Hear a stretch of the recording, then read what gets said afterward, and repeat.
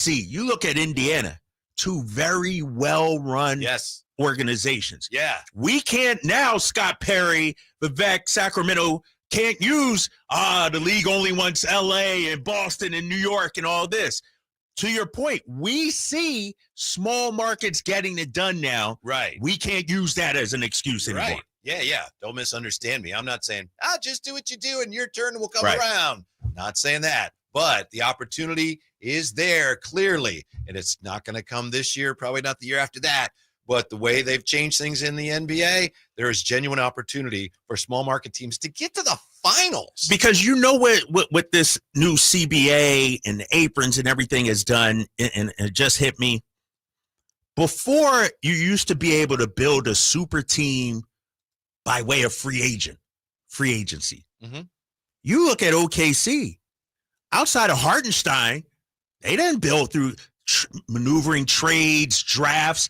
That's how you build it. It's not everybody's going to go to L.A. or everybody's going to go to New York. You look at the Pacers, Pascal Siakam trade, Obi Toppin a trade, Neesmith. And so if I'm a small market team, it's not about how much I spend anymore. It's about you got to be shrewd with the moves you actually make. Yeah. And it's not just a matter of luck and good fortune. We know the Kings had that great team in 2002, and they almost got there. But this isn't just, these two teams, right place, right time. The NBA governors and the league, they're tilting the playing field back in the favor more than it has been of small market teams. So the opportunities there. You're right. Doesn't guarantee anything. But the opportunity is there for all small market teams. I applaud the NBA. Yay. Let me ask you this, though. I'm going to play devil's advocate just a little bit because the first 3 minutes and 50 seconds, it's been all sunshine and lollipops and rainbows. Let's get back to who we are, the Drive guys here. We're doubters. But let me ask you, is it Pacers, OKC because the Celtics fumbled the bag? Tatum got hurt. Cleveland fumbled the bag.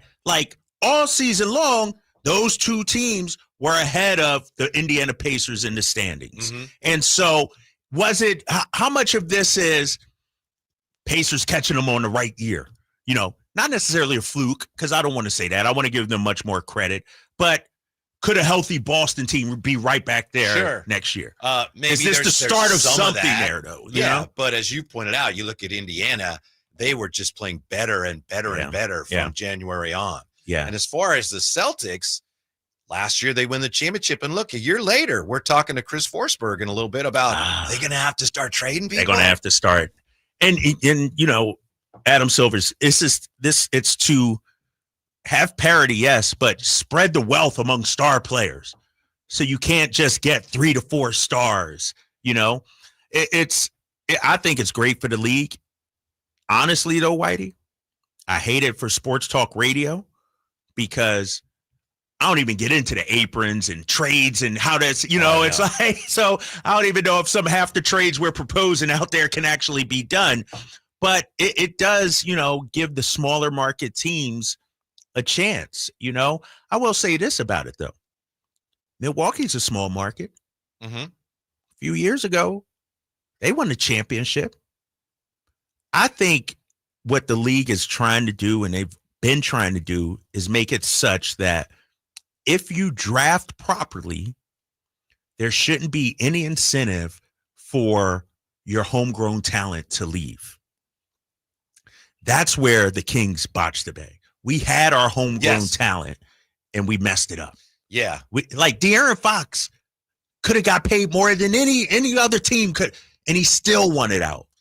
I think a lot of this, too, the decisions to go this way with the new CBA, it was driven by the fact that the Warriors, even though the Warriors drafted well, teams got sick of them winning every year, and they did add Durant, I know, but they've made it so you can't even if you draft well after a few years, this applies to Boston, too. Yeah. You can't keep all your own guys. Can't keep them all. OKC is going to find that out in a few years. Yes. You're right. It's and I can't wait to talk to Chris Forsberg of NBC Sports Boston because you got Jaylen Brown, a $300 million man now, would it make sense for the Celtics to maybe move off of him, especially if Tatum's going to miss this upcoming season? Perhaps maybe you do like a little soft rebuild, if you will. And so we'll talk to Forsberg coming up in a minute. But no, you're right.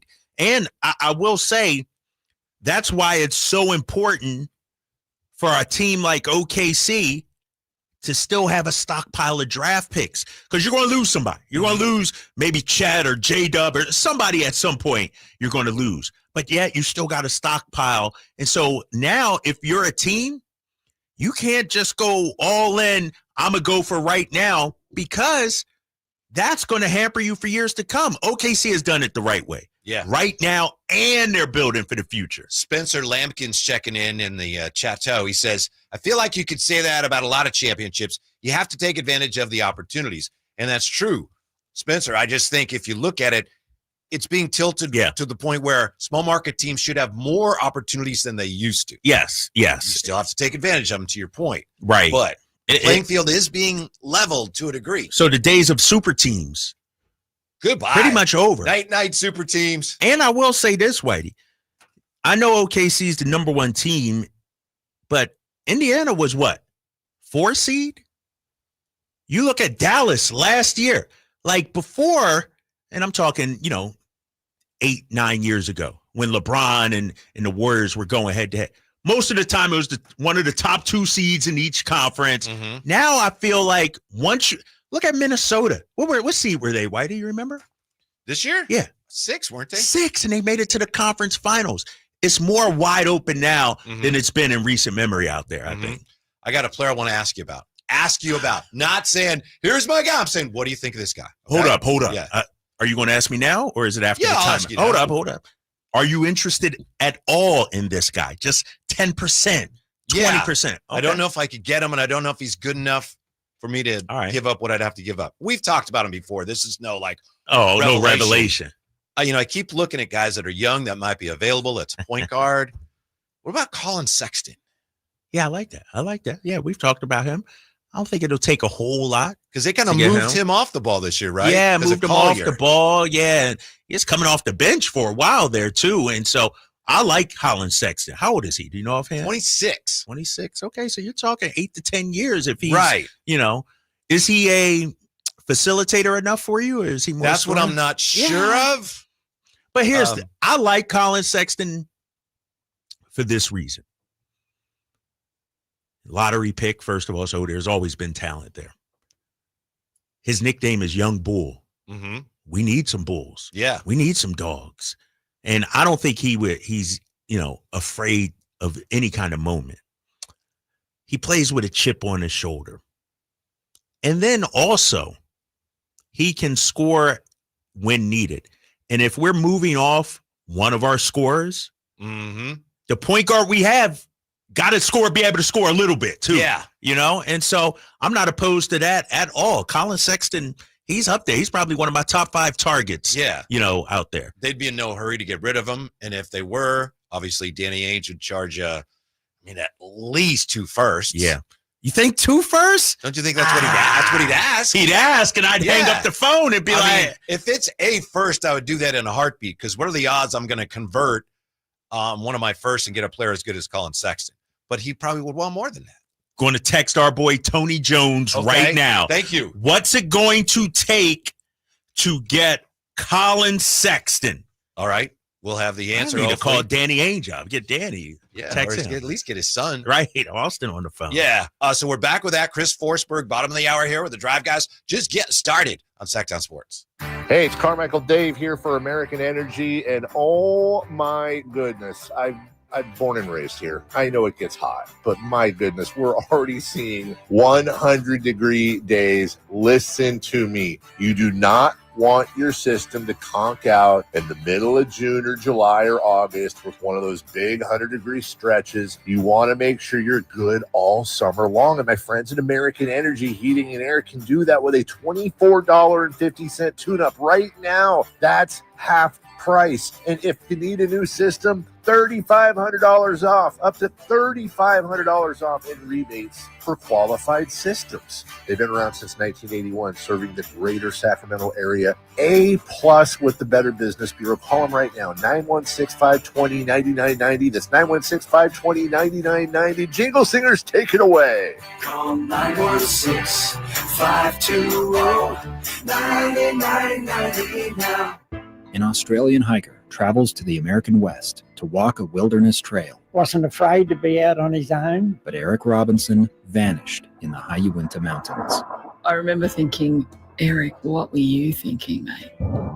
I'm Dave Cawley. Join me on my podcast, Uinta Triangle, where I travel the world to answer the question, what happened to Eric Robinson?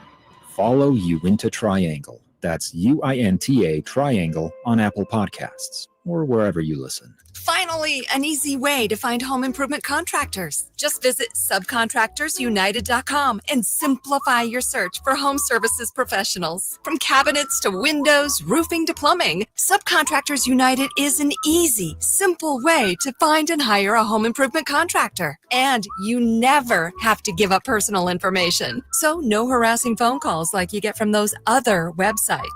SubcontractorsUnited.com is sponsored by D&D Cabinets and Savage Design.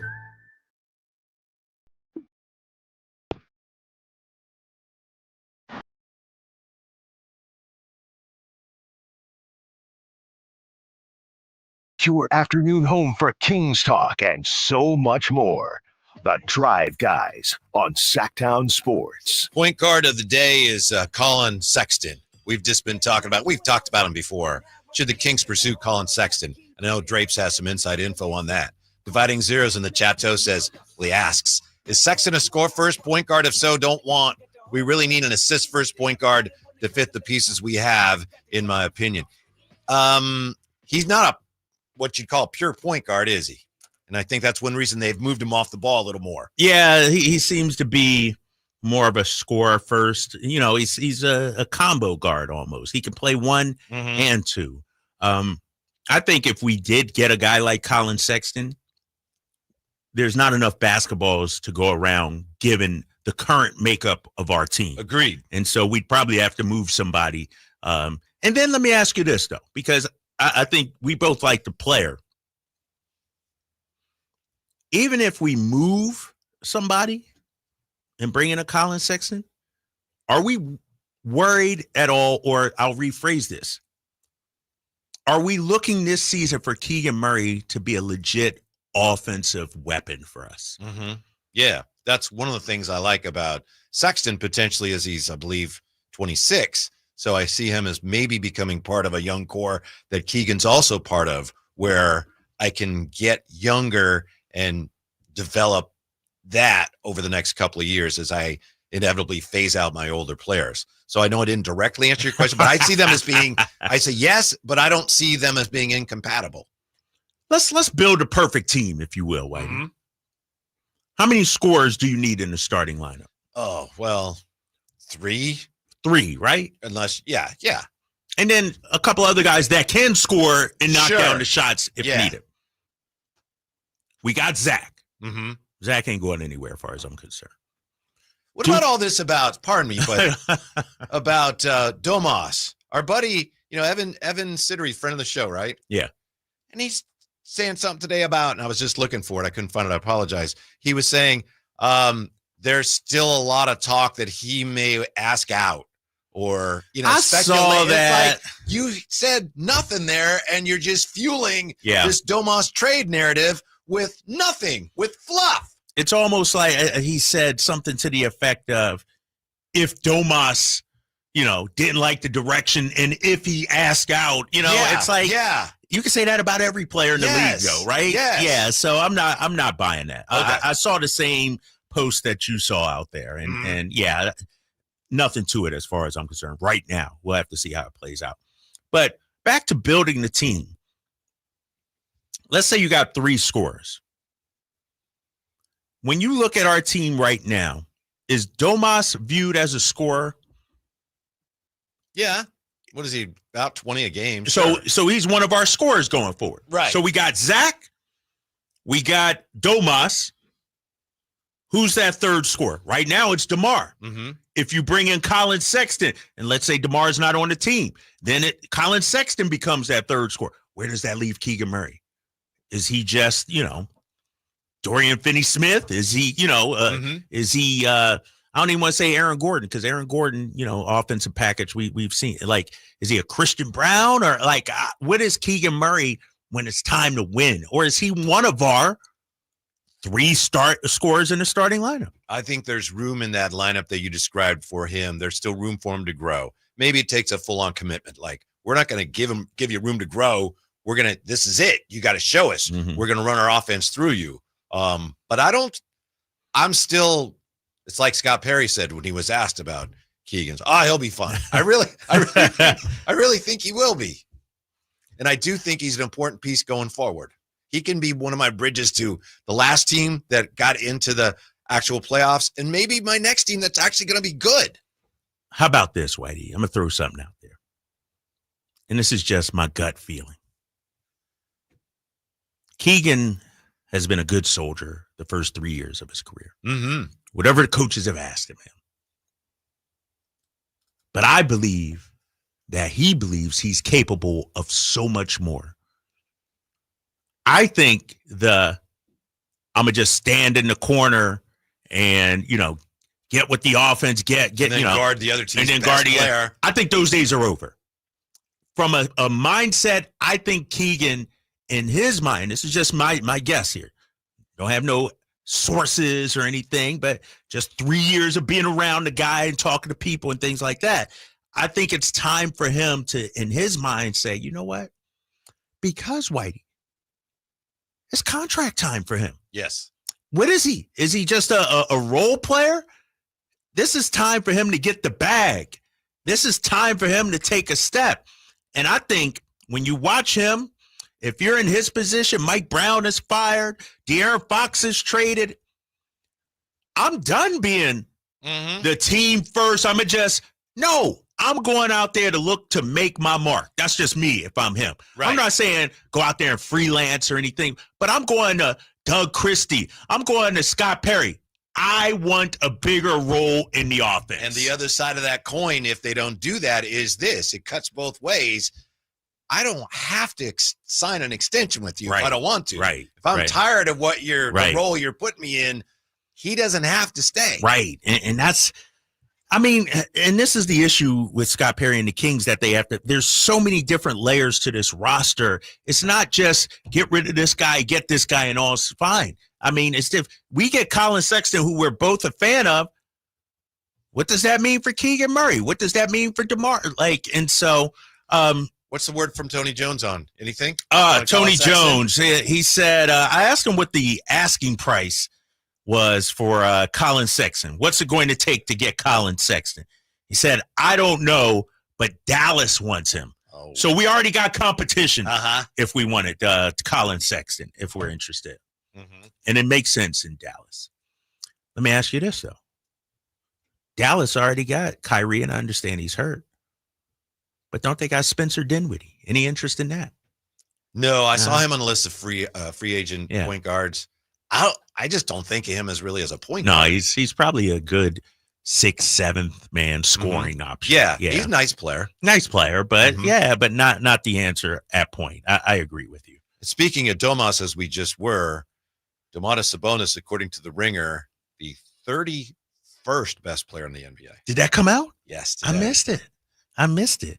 So he dropped. The 31st best player in the NBA.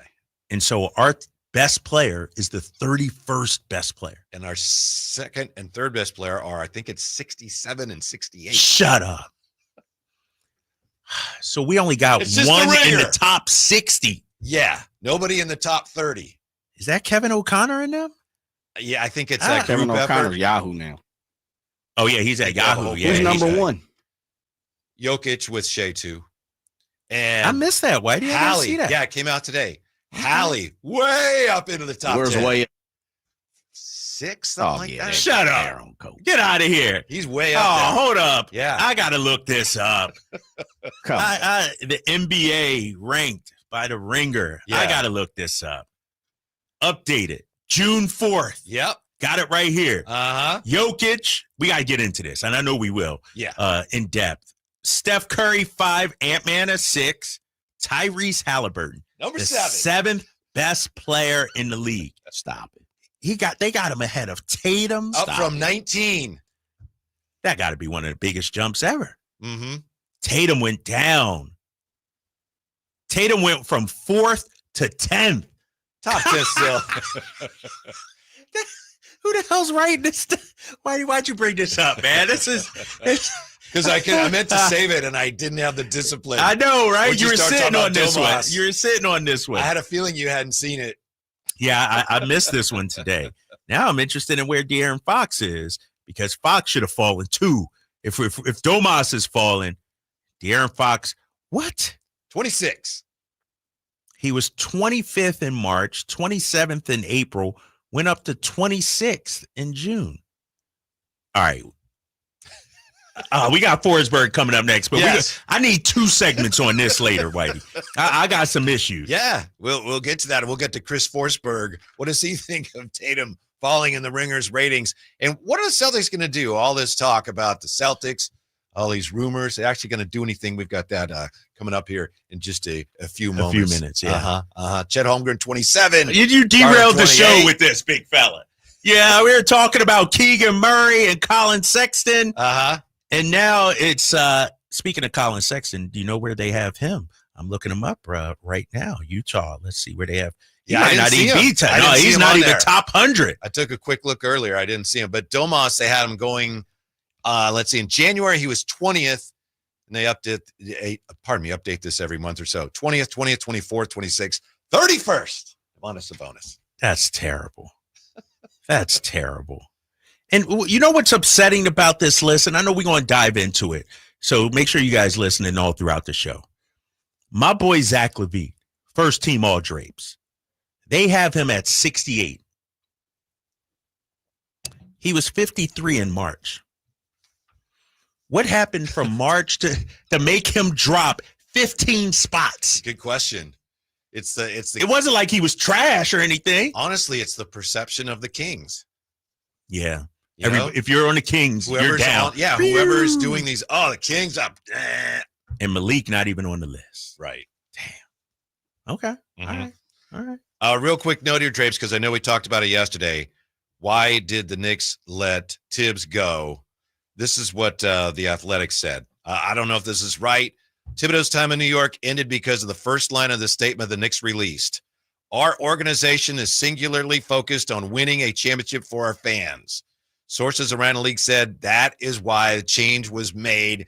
The Knicks decided a new voice was needed to lift this franchise to the next level, despite Thibodeau leading the Knicks to their best stretch of play in this century. So, again, I'm not saying that's true, but that's what the Knicks would have us believe. Damn. I get it. I mean, here's the thing. If the owner or front office thinks there's better options out there, maybe you've maximized what you could do with this franchise, they have every right to do that. I just feel from a personal standpoint, you had 1 year of Brunson and Karl Anthony Towns. Give some time for that to develop with Thibs and everything like that. You know, there are some reports out there that their mind was already made up.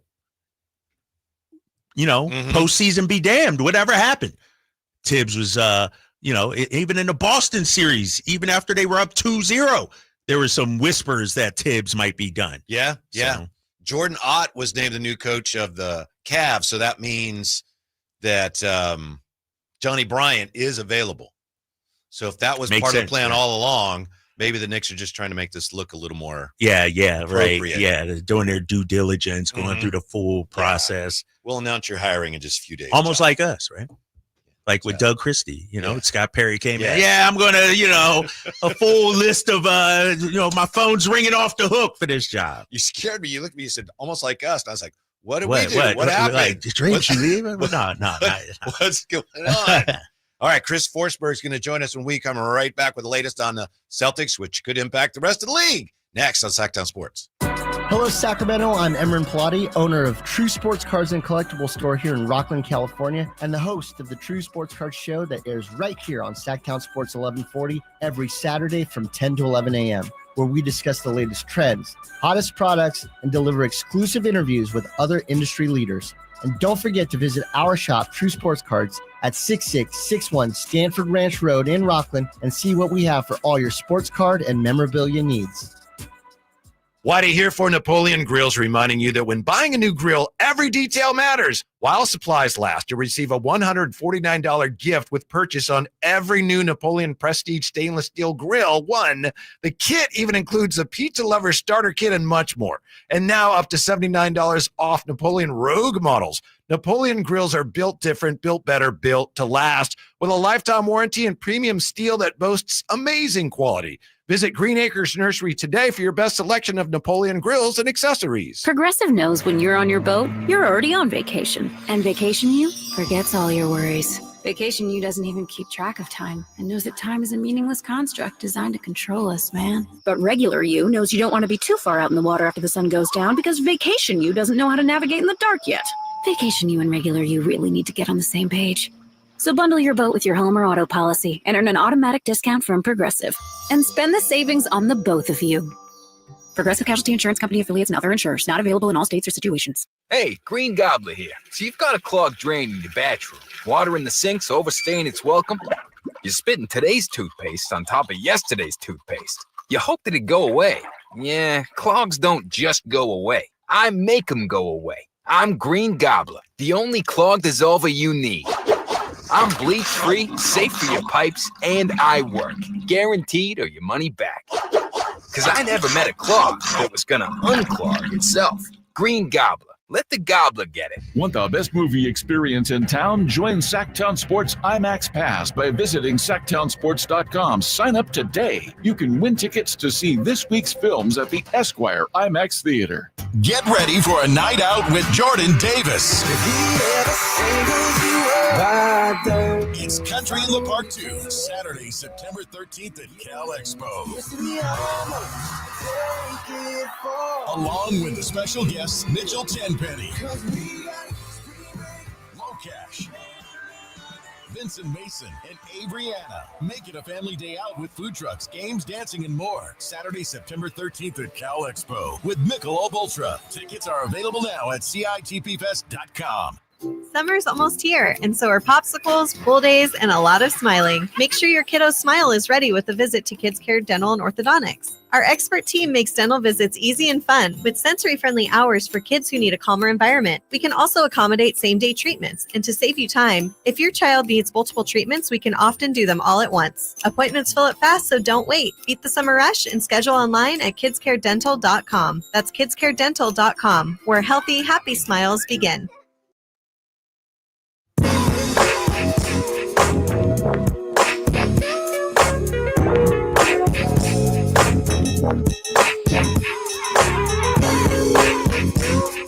The Drive Guys powering your afternoons Monday through Friday on Sacktown Sports. What in the world is going on around the NBA this offseason? Some are saying it's going to be the craziest offseason ever.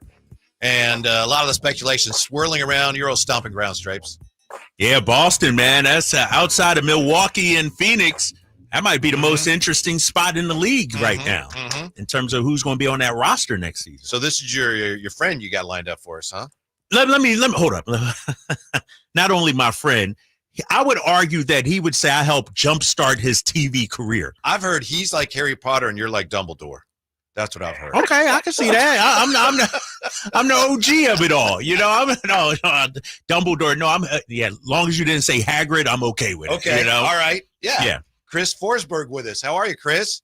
What's going on? Like, look, I owe everything to Draper. That's why when, even though we haven't had good weather in Boston in like 2 years. The team keeps winning, so I haven't been on a golf course. But as soon as Draper said we needed to talk some hoops, made myself available. Very exactly, nice. My guy Chris Forsberg. And let me tell you about Forsberg. You know, he had come from a writing background. He's a scribe.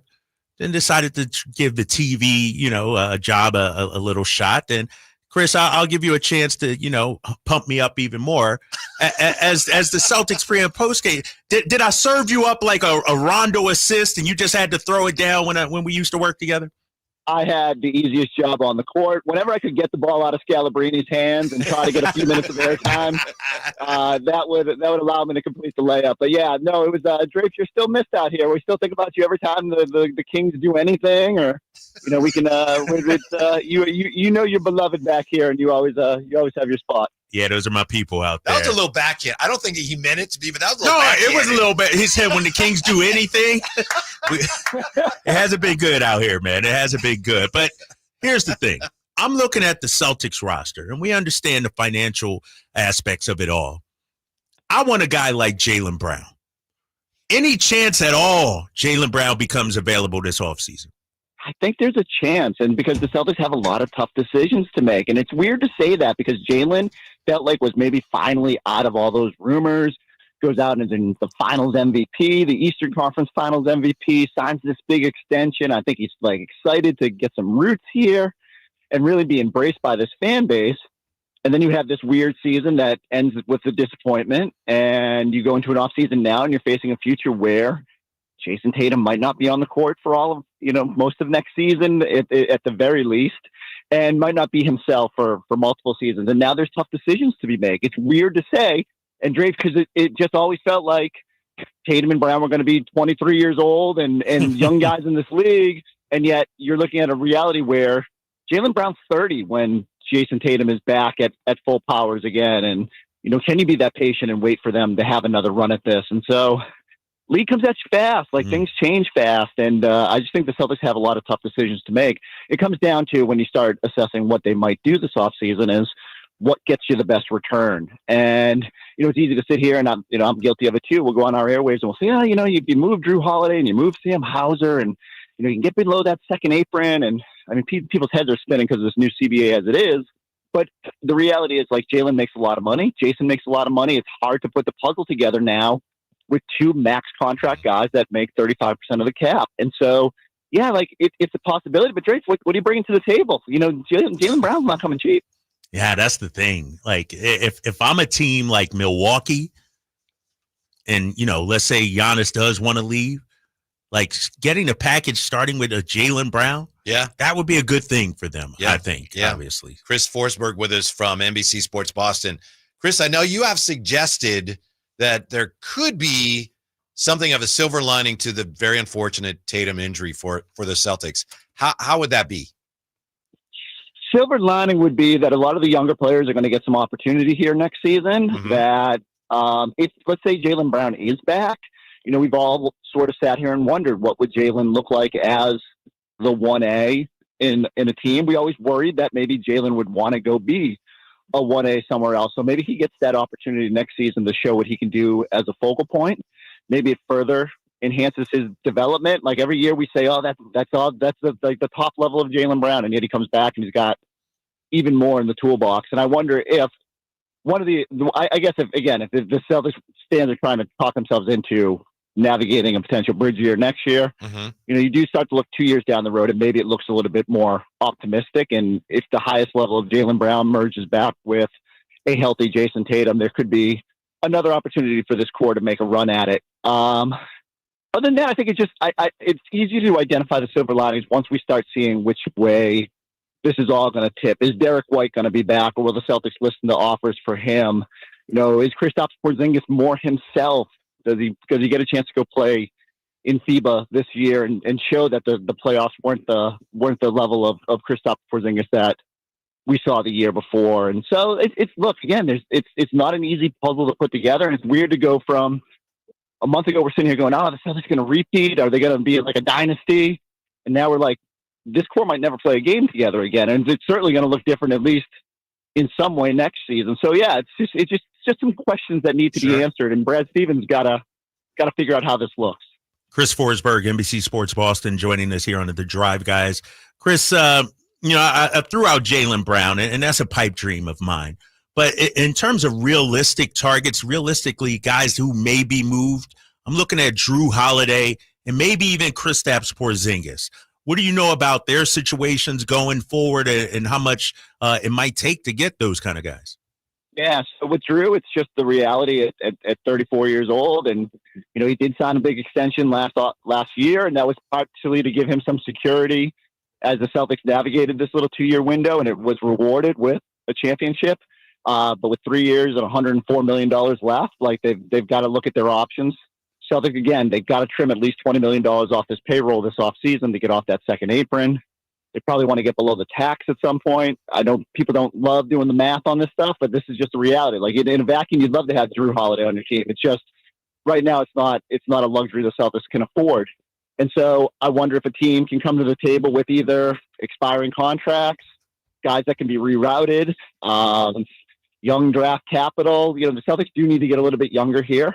They need a little bit more athleticism, and maybe that's just an overreaction to the way as we prepare for Oklahoma City Indies final and the way that looks like that teams are going to start trying to kind of build rosters like that. But I think that's the sort of package. Like I can see Dallas getting in there, obviously, even though they're going to draft Cooper Flagg, but with the veterans they've got now and the opportunity to kind of go for it, I wonder if they'll look into a Drew Holiday, and could the Celtics get back a Gafford or, other parts that whether they stick on the roster or get moved.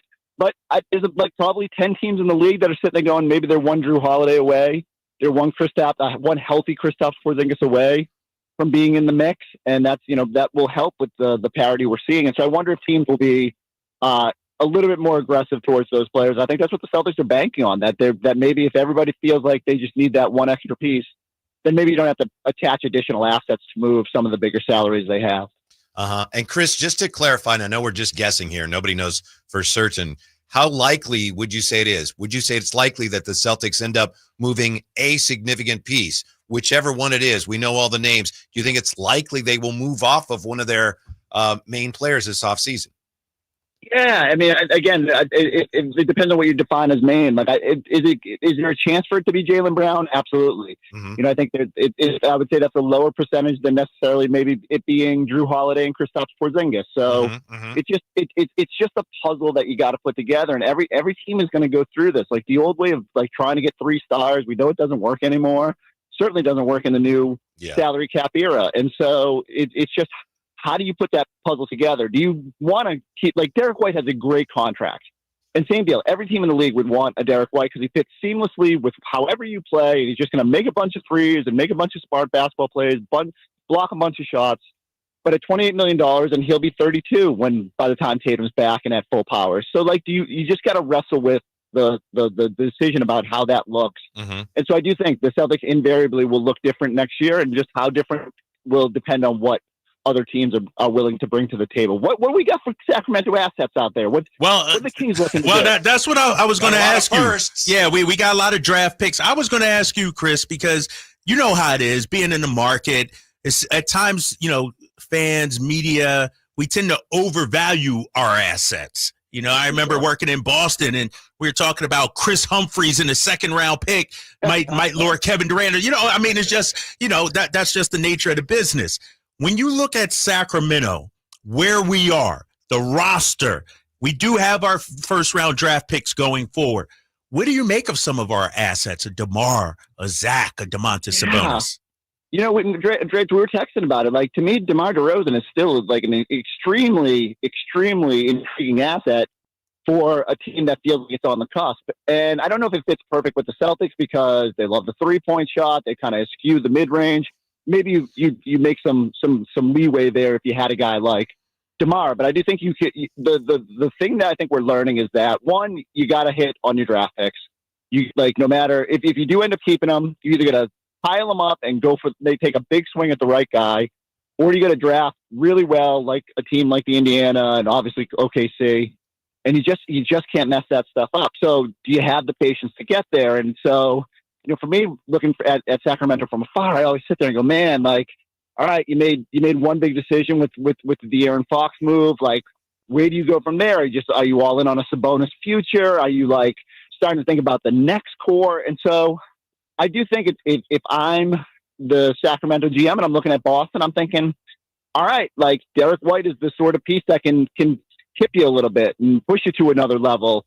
Is it worth pushing all in on some of those draft picks, and maybe it's less cumbersome if you think you're going to be in the mix. I guess the other half of it is just the West is brutal. Mm-hmm. I don't envy any team out there that's got to look at it and think, wait, San Antonio's going to get Wemby back, and they're going to be able to, like, if they want, make a trade for Giannis or Kevin Durant or Jaylen Brown or anybody that they want to get. It almost feels unfair of like how difficult the West is. And you know what? To bring the conversation full circle, you want one silver lining? The Celtics are still in the East, and the East stinks, and so you got a chance.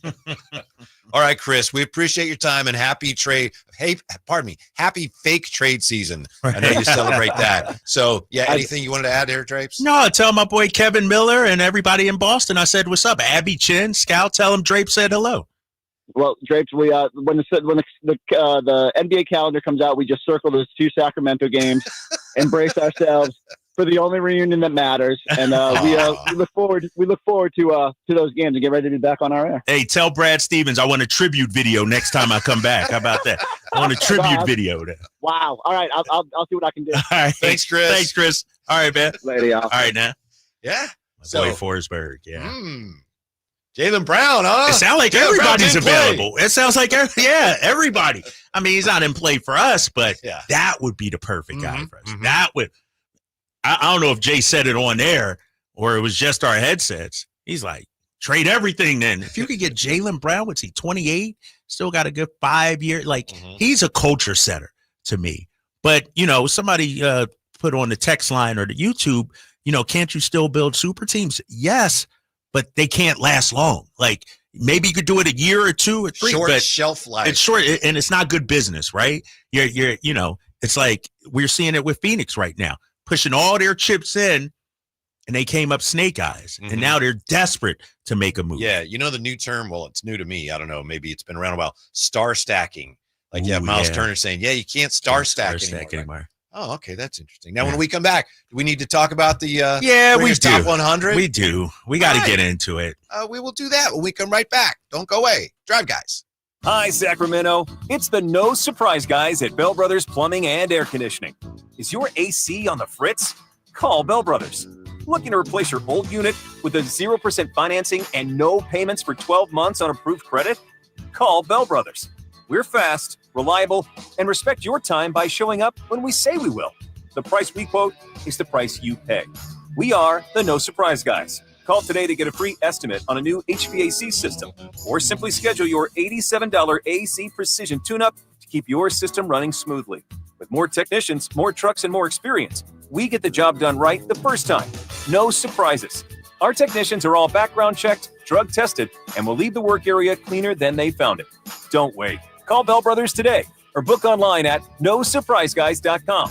That's nosurpriseguys.com. Attention! If you owe money to the IRS, this is an urgent message. The IRS is cracking down by sending out collection letters, garnishing paychecks, seizing bank accounts, and putting liens on homes and businesses. They call it enforced compliance, and you better watch out because penalties and interest on unpaid taxes compound daily, making it even harder to get out of debt. Don't let tax debt destroy your life. You need to call Optima Tax Relief, America's #1 tax resolution firm. They're experts in taxpayer assistance programs that can save you thousands if you qualify. A+ rated by the Better Business Bureau, Optima's resolved over $1 billion of tax debt for their clients. Let them fight on your behalf, helping to put your tax problems to rest. Call the tax professionals at Optima now for a free consultation. Call 800-343-6460. 800-343-6460. 800-343-6460. Optima Tax Relief. Some restrictions apply. For complete details, please visit OptimaTaxRelief.com. With 25 award-winning years in Northern California, Ashton & Price is your local injury law firm. Pro attorney tip: if a firm presents it's local, but they're in LA, red flag. If your first consultation is not with a lawyer, big red flag. At Ashton & Price, your first consult is with a local attorney, and if serious injury prevents travel, a lawyer will come to you. Still not enough? George Washington's my uncle. At Ashton & Price, no red flags, just red, white, and blue. Remember, For the best advice, don't think twice. Call Ashton and Price. Switch to Comcast Business Mobile and save hundreds a year on your wireless bill. Comcast Business, powering possibilities. Restrictions apply. Comcast Business Internet required. Compares 2 unlimited intro lines and lowest price 5G plans of top 3 carriers. Taxes and fees extra. Reduced speed after 30 gigabytes of usage. Data thresholds may vary. Do you find yourself stuck in a timeshare? Get the real facts about the timeshare industry and your options for cancellation. Chuck McDowell, founder of Wesley Financial Group, has put together a free information guide that reveals the secrets the timeshare industry doesn't want you to know, including the 5 ways to get rid of your timeshare. Call now and get this timeshare cancellation guide absolutely free. Call 800-646-5959. That's 800-646-5959. 800-646-5959. Febreze. As a rideshare driver, I love keeping my car smelling fresh and clean. So when I'm driving, I only trust Febreze car vent clips, featuring 3 distinct intensity settings, because it's that little touch that sets me apart. I can turn the intensity down for subtle freshness, or I can turn it up for when I want lots of scent. So whether it's set to low, medium, or high, with Febreze car, I know my car's going to smell amazing. Which keeps my driver rating right where it belongs. Picking up Oscar! La, la, la, la.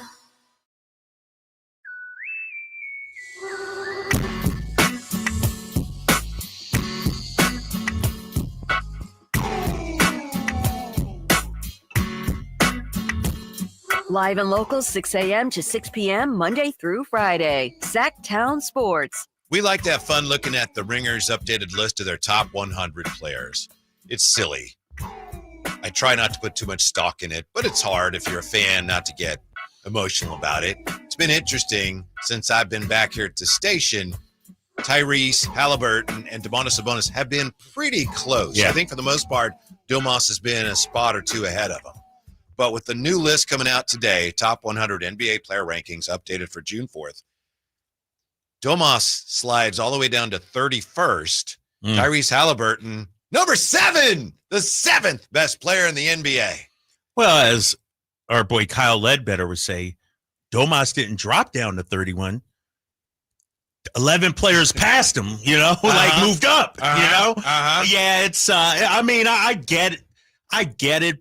The Tyrese thing, he's the hot thing now. Everybody's, jumping on him and everything and trying to saddle up next to him and be his fan and everything like that. But he went from 19 to 7.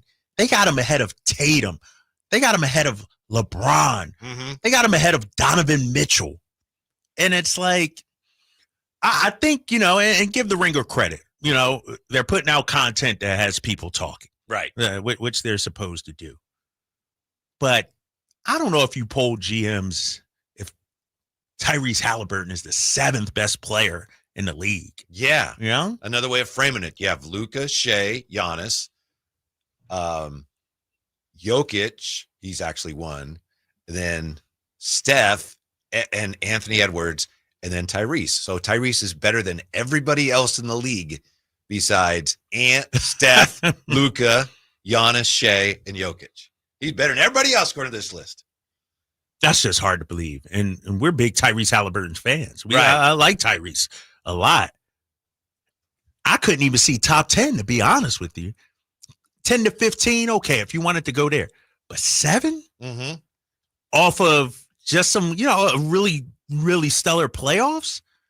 What you got for me? I know you're looking at the write-up about him. I was just going to say, to me, him at 7 is a little high, but I have a harder time with Domas sliding to 31st. Really? Yeah, 31st. I mean, if you look at, I assume the people that did this, they look at analytics. If you look at some of the analytics, Domantas Sabonis, yeah, he wasn't all league this year, but he still had a fine year. He was very impactful. 31st. Wow. Well, you know what they say about all-star voting. Well, tell me who you're taking off. Let's go through the list. Domas is 31. James Harden 30. Should he be ahead of James Harden? Yes. Okay. I'm not here to argue. I'm just throwing this out there. Jamal Murray. Yes. Ooh. And I like Jamal Murray. Darius Garland. Yeah. I think so too. Now it gets interesting. Chet Holmgren. Yes, because he has to do more. Okay. He has a heavier load that he carries. De'Aaron Fox. Yeah. Yeah, Jay, better keep going. Jay said waiting. anything all show. It took 50 minutes. Yeah, we waiting. Jay heard De'Aaron Fox. Yeah, he's better than De'Aaron Fox. Okay, I agree. Jay doesn't take a lot of shots, but he hits the big shot. Right, exactly. He's I was going to say Robert Ory, but that's a sort Yeah, name. Don't say him. Don't say that. I don't even know who that is. Jaren Jackson Jr., Yes. Jimmy Butler. Yeah. Oof. Damn. Yeah. So we have not named anybody that's better than Domantas Sabonis so far, according to you guys. If he was where he was before, I don't think that he should slide behind those guys with the year that he had. That's what I'm saying. It's a separate conversation. He's asked, who's the better player? But based on the rankings, I think he's ranked too low. To drop that far, see, something's wrong. Either you didn't know what you were talking about before, or you don't know what you're talking about now. Well, it's got to be one of those things. And you said it during the break, and maybe even earlier. The anti-Kings bias. Like, right. It's if you're on Sacramento, you got to drop at least 10 to 15 because the season was terrible and things like that. Like, how does Zach LaVine drop 15 spots? DeMar drop. Like, those guys still had really good seasons. To your point about Domas, the actual play was still really good. He faded a little bit in February. Yeah, I think got hurt and the numbers went down. But he's still a very damn good player. And to drop as far as he did, now if you want to move him back 2 spots, 3, all right, that happens. Right. But to move him back, how many spots was it, Whitey? He was at 31, 26 to 31. Yeah, and he's been trending that he was at 20th. Yeah, he's at January, I think. Yeah, January and February. So February 27th. Remember, the numbers started to go down in February. That's true, and that's fair. But this is my point. They started to go down in February. But at the end of February, they still had him at 20th. Mm-hmm. Since February, he's dropped 11 spots. Mm-hmm. I just don't see it. Yeah. I just don't see it. Yeah. Like you said, Tyrese, and we honestly love Tyrese, but he's flavor of the month. It's a delicious flavor, but he's flavor of the month. Yeah. After they get blown out in 4, maybe 5, watch. He might drop next time back they down. do this, yes. Oh, the stain on his postseason resume is one that he'll never overcome. Tyrese Halliburton. Damn. 34th. Right? Can you imagine?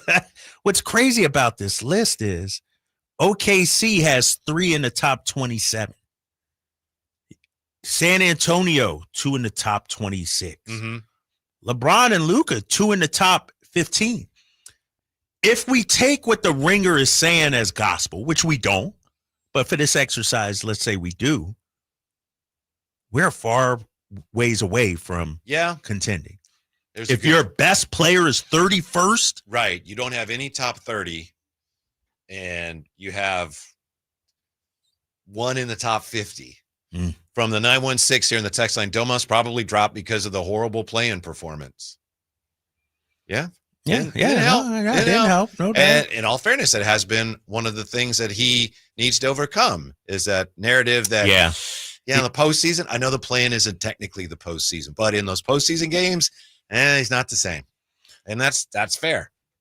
What I see from Domas, and you're 100% right, the postseason, what I see from Domas in the playoffs and in postseason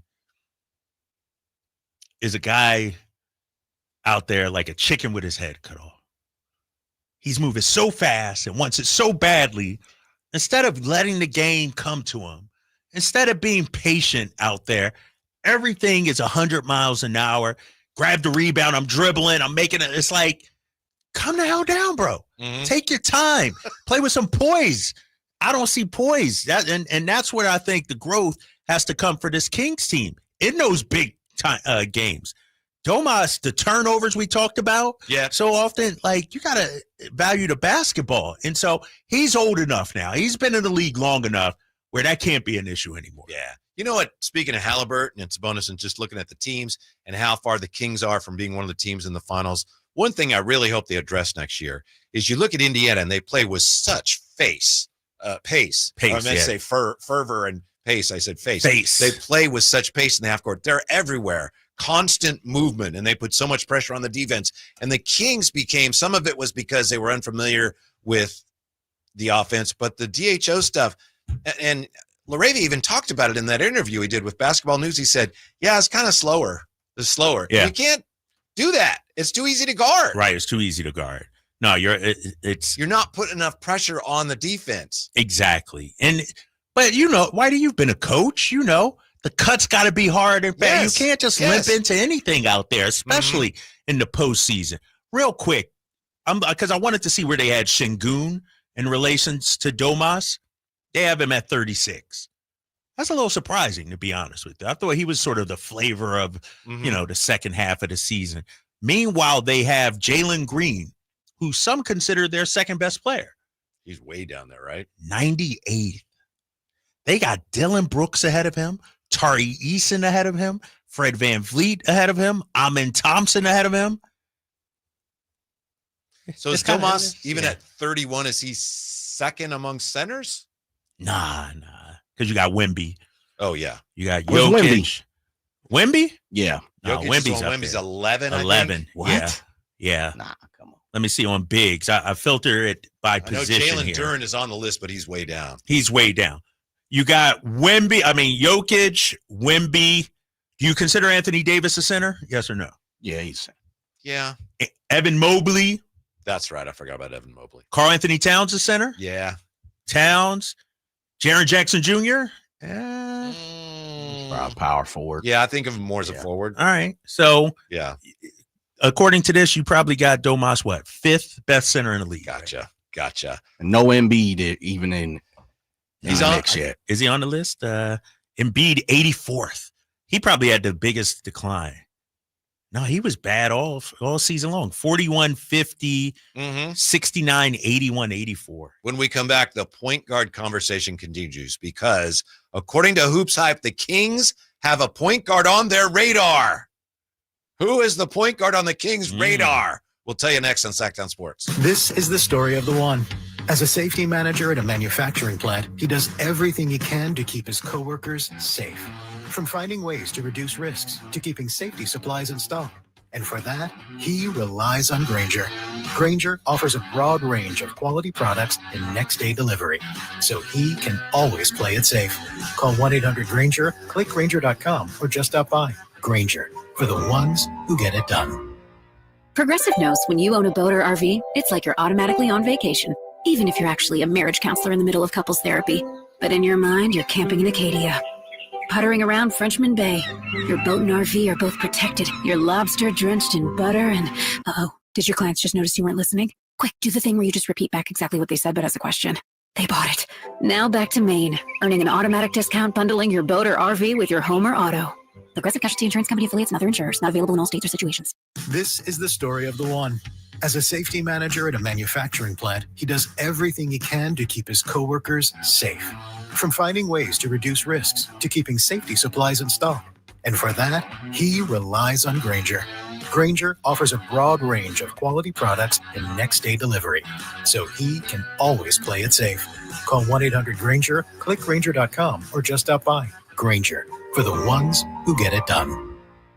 Come check out Capital Casino, Sacramento's #1 poker room with the most variety of table games in the region in a safe and friendly environment. Plenty of well-lit parking available, conveniently located in downtown Sacramento. And remember, Capital Casino has the best food, the best service, and the best action. 411 North 16th Street in downtown Sacramento. For more information, log on to capital-casino.com and please gamble responsibly. 1-800-GAMBLER. Diabetes, high blood pressure, anxiety meds, everyone's on them. If you're a 50-year-old male, maybe a bit porky, and you may even have type 2 diabetes, $1 million of term insurance may only cost you about $200 a month. Call Term Provider. Speak with Big Lou at 800-777-1225. Big Lou will find a term life policy for you even if you have type 2 diabetes, are overweight, or have high blood pressure. Term Provider has helped thousands of people like you who think they can't afford term life insurance.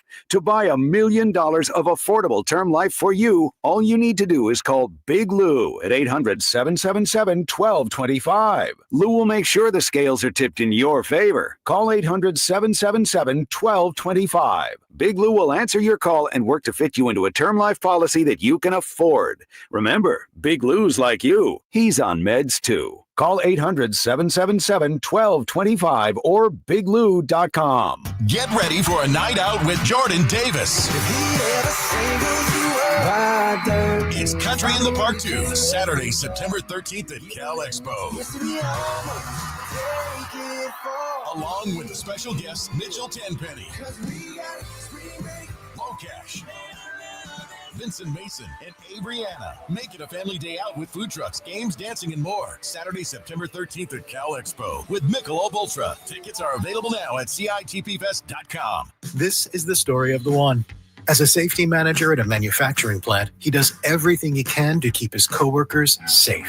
From finding ways to reduce risks to keeping safety supplies in stock. And for that, he relies on Grainger. Grainger offers a broad range of quality products and next-day delivery, so he can always play it safe. Call 1-800-GRAINGER, click Grainger.com, or just stop by. Grainger, for the ones who get it done. KHD1 Sacramento, KYMX HD3 Sacramento. Your home for Kings basketball for over 25 seasons. Hammer time thrown down by the league. From the Power Business Technology Toshiba Studios. Sacktown Sports, 1140. My uncle has a country place no one knows about. Live and local, it's the Drive Guys. Watch the show on youtube.com/Sacktown Sports 1140. Or listen on the Sacktown Sports app. According to a published report, a posted report, the Kings have a point guard on their radar. By the way, Jay, is this Rush? Playing a little Rush?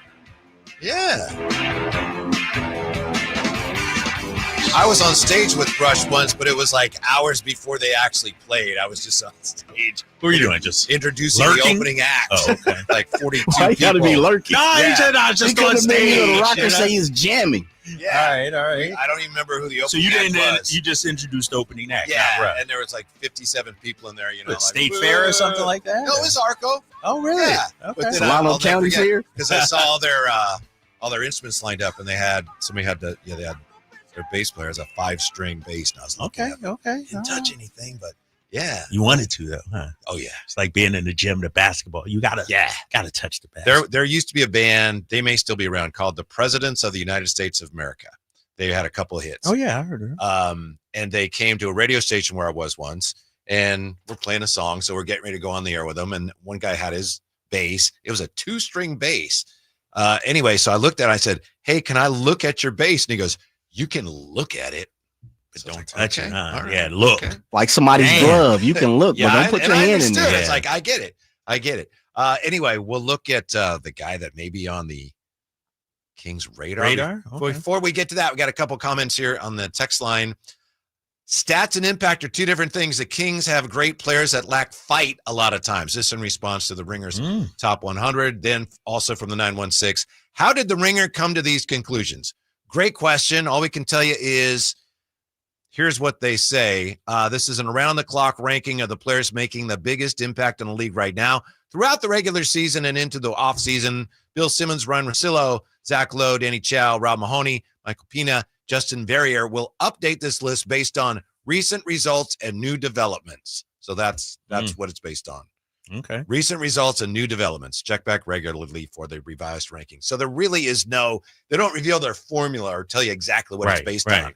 It's more like, well, that's just what I felt like. Yeah, guy's hot right now. Let's move him up to number 7.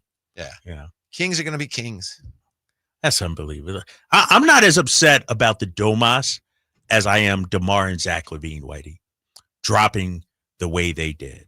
Because here's the thing regarding those guys. Their stats, their numbers were pretty consistent throughout the whole season. How do they drop as much as they did? DeMar is 67. He went from 54 in February to 59, 60, 67. Zach LaVine, look at the numbers. He went from 44 in January to 68. Now, mind you, the numbers were the same. Yeah. He had for him something of a bounce back year. Right. That's what I'm saying. Efficient shooting, shot above 40% from 3-point range. I just don't get it. I don't get how a guy can drop, from 53 to 68. You know what it is? It's because, they fired their coach and we didn't like Right. that. Right. That's Kangs are going to Kangs. Unbelievable. Here's what they say about Zach real quick here. Coming off several years when Levine was best known for his bloated contract, nagging injuries, and counterproductive on-court habits, the first half of the season was something like a reputational cleanse. Mm-hmm. They didn't even get into anything about his play with the Kings at all. There's no new information or anything like that. Michael Pina was the one that wrote it up. But his number 44.6 from 3, that's pretty damn good, White. Yeah, that's pretty damn good. It's very good. According to Hoops Hype, here we go, Drapes. I know you saw this, Michael Scotto. Yeah. The Kings have a point guard on their radar. Quote, among several unrestricted free agent point guards on Sacramento's radar. And before we get any further, that tells you, okay, well, they have several on the radar. Among several unrestricted free agent point guards on Sacramento's radar is unrestricted free agent Tyus Jones. Hoops Hype has learned. So again, this is a little more than, hey, here's a guy to keep an eye on with this team. Michael Scotto saying they have learned that Tyus Jones is on their radar. We talked about him yesterday. I don't know. I'm not going to say much. I might have to cover this guy and call his games coming up. I don't want no old takes exposed and no old tweets or sound bites or anything. Let me put it back to you and Jay. I will tell you this, some good things about him. And again, this is just a guy on their radar. There's a lot of teams right now that have a lot of people on their radar, right? In the offseason. Yeah. He does make sense from the standpoint of they need a point guard. He's a point guard. Over the last 2 years, started, Jay, 124 of 147 games. He shot 46.8% from the field, 41.4% beyond the arc, 6.2 assists, only 1.1 turnovers per game. That assist to turnover ratio, second in the NBA behind Tyrese Halliburton. So there's some good things there. Not a good defender. And by the end of the season, he wasn't even starting in Phoenix. So, right. I mean, he's a solid player, 29 years of age, 6'1". He's routinely, to your point, been among the league leaders in turnovers, which is to really assist. important. That's for a point super guard. important. Can knock down the 3 ball, like Uh-huh. you said. And so I could see a fit there. Not a great defender, I don't think. Nope, you're right. And You here's know? the thing, Drapes. Last year, he signed. Remember, we were saying when the Suns signed him right before the season started, and they didn't get him. They didn't have to pay much. Like, man, what a steal for them. Yeah. And the thinking for him was, I'll go there 1 year, play great, and Get I'm going to get a paid. big deal. Yeah. He's not going to get a big deal anywhere. Right. He's going to get, vet minimum $2 million or whatever it was. But that he got may still last be year. looking for a prove it short-term deal again. So is he a bridge guy for us? He would have to be, right? Guess is that he's on the radar in terms of if we don't get anybody else, hopefully he'll still be there, and he would certainly fill a need, but we'd like to do better. That'd be my guess. He'd provide some stability, though, in terms of ball handling, which we need. I think, as we talk about all these point guards and everything like that, I go back to something you said yesterday, and you've been saying, for a couple of weeks now. Who are the Kings, and who do we want to be offensively? Is the ball in Domas's hands? How much, if so? And is Tyus Jones a good enough offensive player off the ball to fit in? I don't know. Are we putting it in his hands? And one of the things I think he had an issue with last year, and this isn't a knock on him. How do you tell Devin Booker and Kevin Durant no? I don't think he was able to. Mm-hmm. I don't think he had the kind of, backing out there.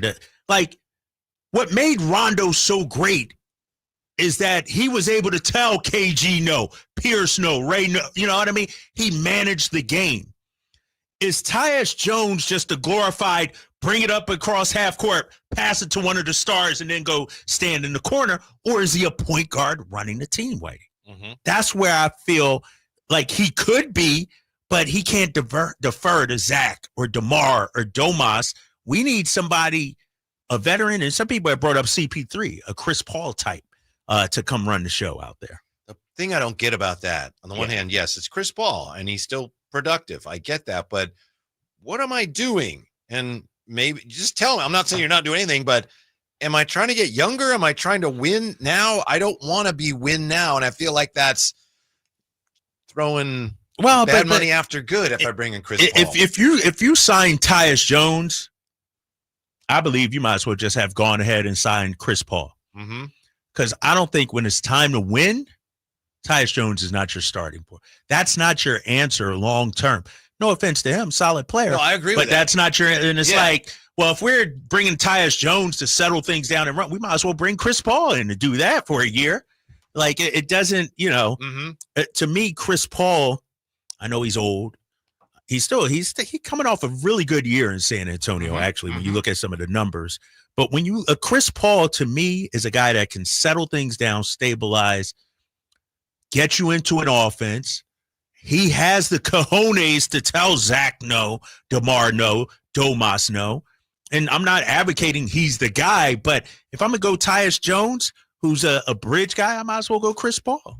So what does that really mean among several unrestricted free agent point guards on Sacramento's radar?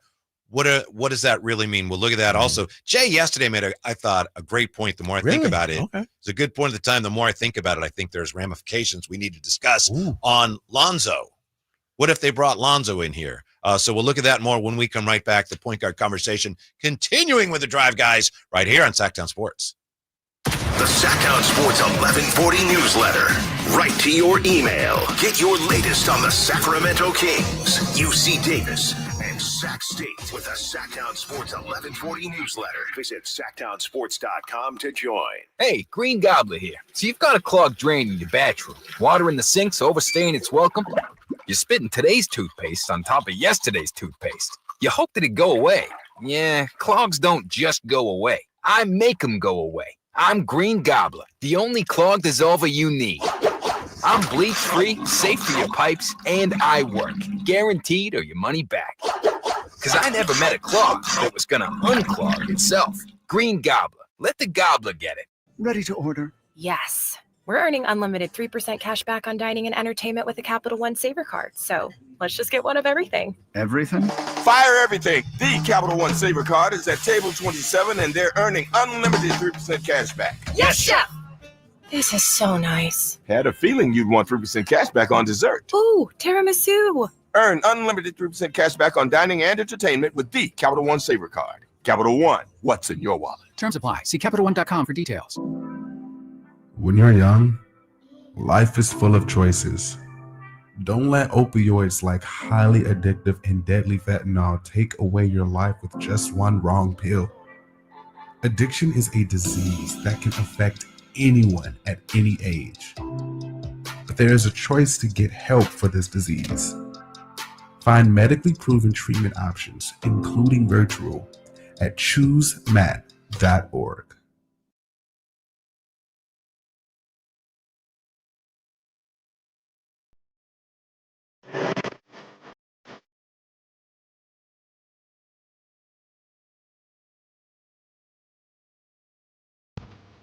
The only station in Sacramento giving you local sports coverage from 6 a.m. to 6 p.m. Monday through Friday. Sacktown Sports. Glad you're with us. Anthony Slater's going to be with us at 4 o'clock. You know, Anthony Slater used to work for the Oklahoman, so he's got a unique perspective on the OKC Thunder. And then Drew Pearson at 3:30. I'm fired up for Drew Pearson. Was a massive Drew Pearson fan as a kid. And so I'm looking at the original number 88 in Dallas before Michael Irvin came out there. So Drew Pearson, I can't wait to have him on. So you're okay with that, even after what he said about Eagles fans in 2017?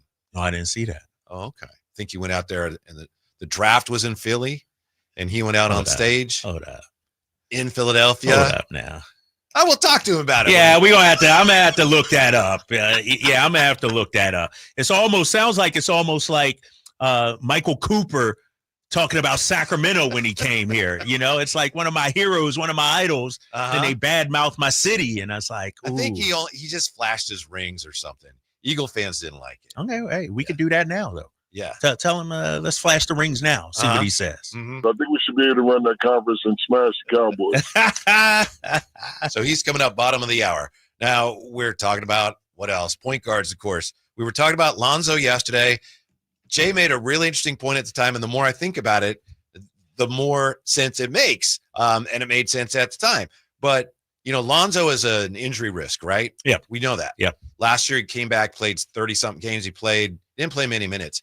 To me, if you brought him in, and I think Jay made this very point yesterday, so I don't mean to be redundant. If you brought in Lonzo, to me, you'd almost have to bring in a backup too, because you don't know how much he's going to be able to play. And as you pointed out when he said that's like, well, you can't really do that.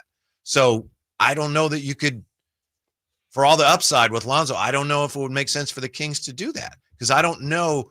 You can't assume that he'd be able to be your full-time point guard. My answer back to that, and what I'm afraid of as we go forward with the Kings, is this upcoming year is a bridge year, is a fact-finding year. It's not a let's go out there and win 50 games year. Because to your point, and I agree with Jay, you don't know how many games Lonzo's. Even if he is healthy, you probably don't want to run him out there 82 games at 35 minutes a night. Right. You got to ramp him up a little bit. And so could he be this year's Markelle Fultz? Mm-hmm. Markelle Fultz, like you bring him in not as your starter, but in the Markelle Fultz role. The problem there is that Markelle Fultz, no one wanted him. That's why they got him as late as they did. And I think Lonzo, if the Bulls are really offering him, there's going to be a lot of teams that'll want him. Good teams that need like backup point guard. Lonzo? Right. Yes. Right. He could help us become championship caliber. Of course, the Kings aren't that far along Right, yet. right. I mean, it's wishful thinking. To me, it's a no-brainer if he can give you 60. I don't even 82 games, Whitey. Give me 60 games.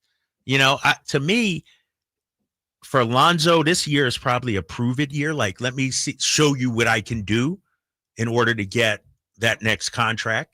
And so basically what we're saying is Kings are in a pickle here. Because to me, if he's healthy, he would be the perfect fit for us. He has the cachet, the gravitas, if you will, to say no to DeMar and Zach LaVine.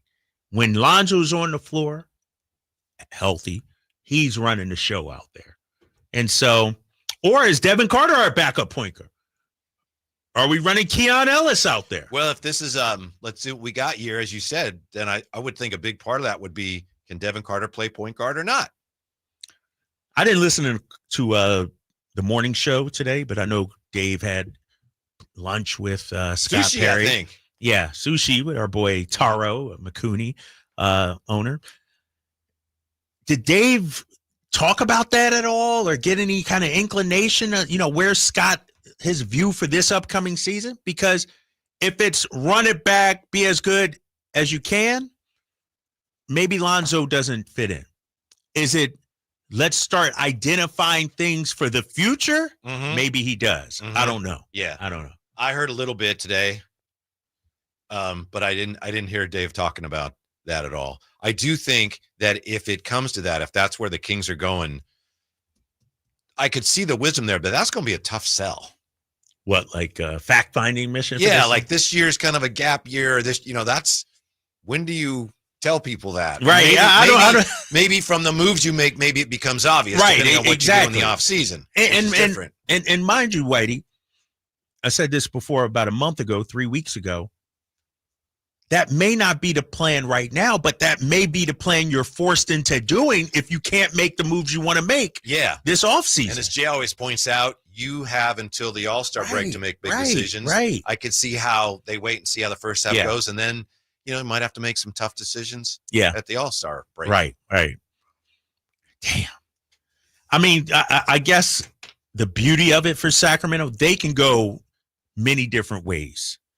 Honestly, none of them seems to be perfect, though. Mm-hmm. You know what I mean? No. If you want to tear it down, trade, it's going to be some heartbreak. If you run it back, then you're probably not a championship contender. If you get a stopgap for a point guard, you challenge again for playing. None of them are ideal, really, if you're Sacramento. In defense of Devin Carter, we're just talking about Devin Carter. Yeah. And yesterday, we kicked around the idea of Devin Carter. How good does he need to be? There's a number of people in the text line, in the chateau, saying, as I remember it, either, hey, a guy you get in the lottery, he has to be a starter or he's got to be one of your top rotational pieces. So I went back. This is very easy to do, obviously, over the last 10 drafts.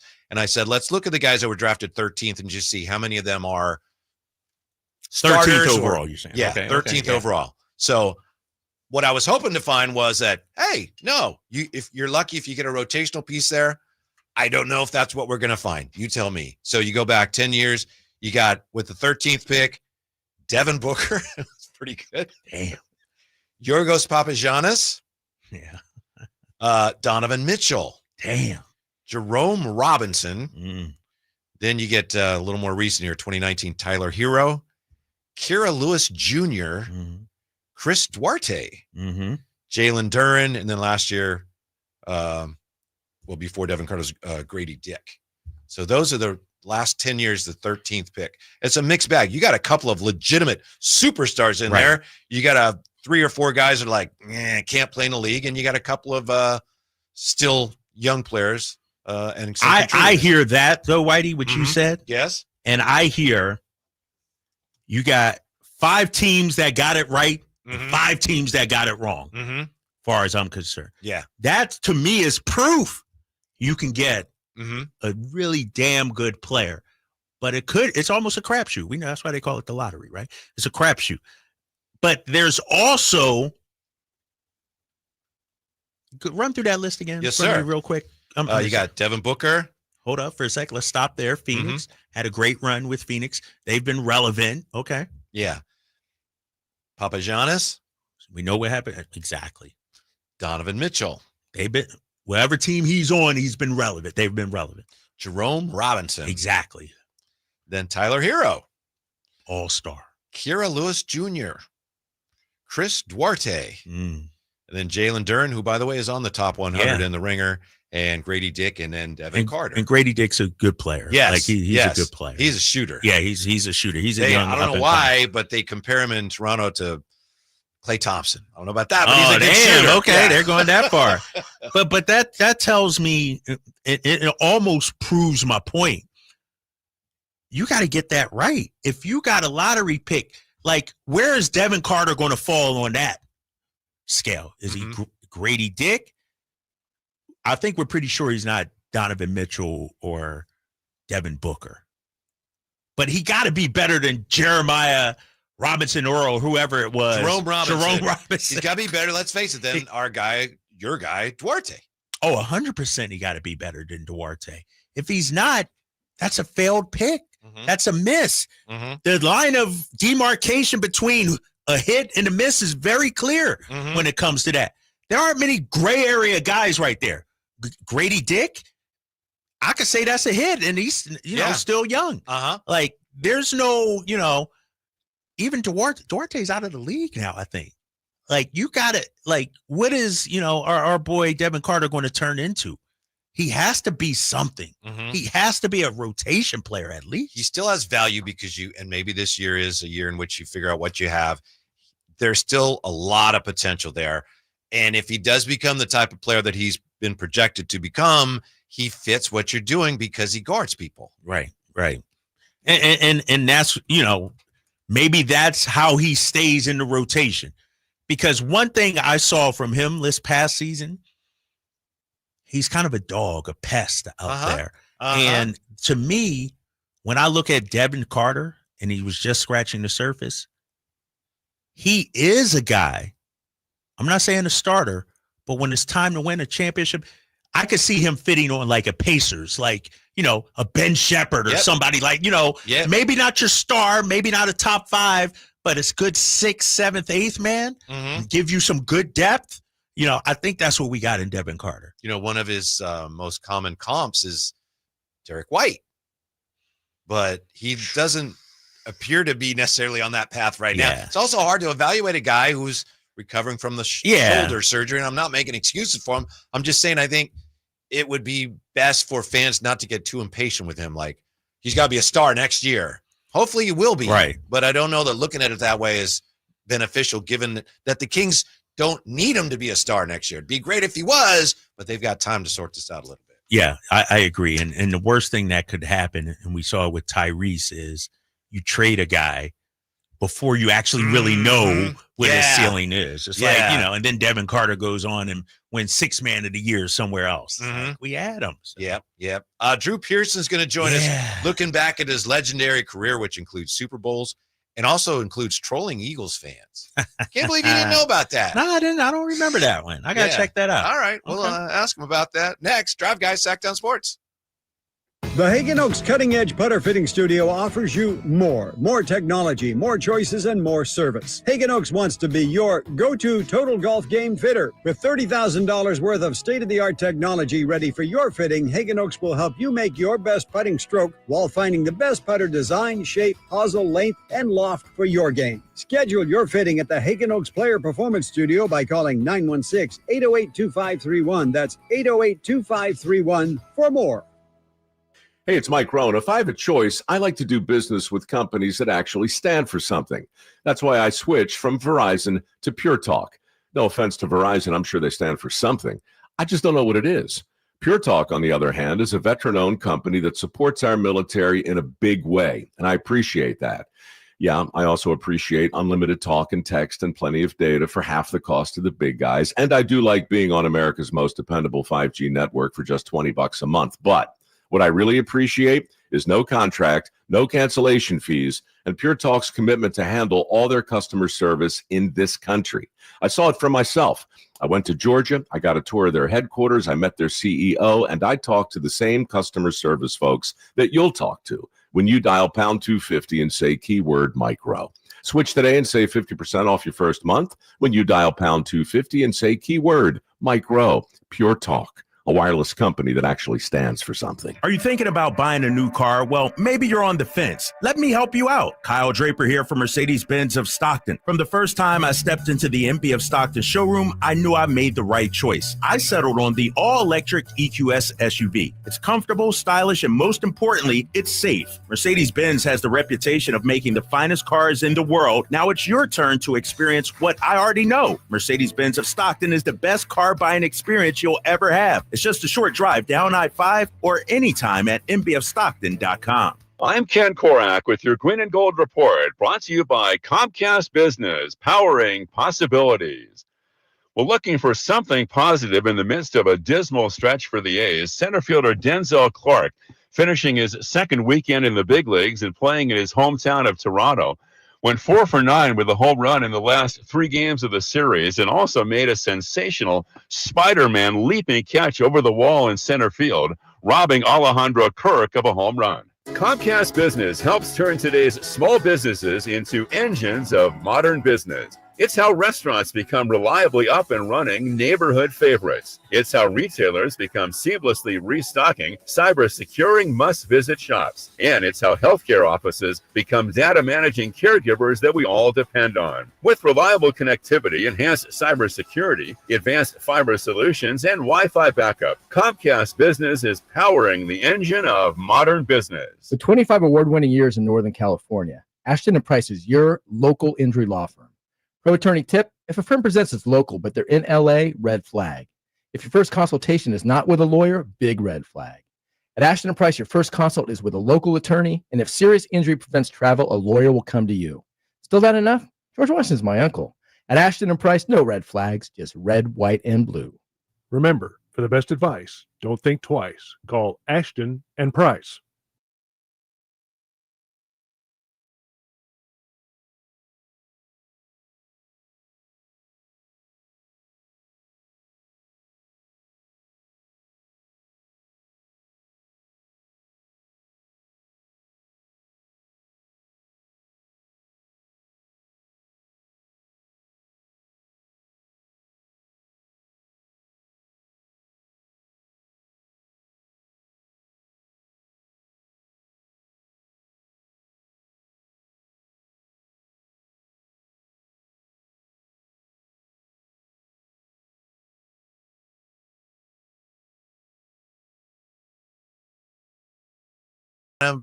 trolling your Eagles a little bit. So is he on yet or no? Go ahead. Whitey, set it up. I know Jay's working. Yeah, Pro Football Hall of Famer, Super Bowl champion with the Cowboys in 1978, member of the NFL All-Decade team from the 70s, Drew Pearson. How are you, Drew?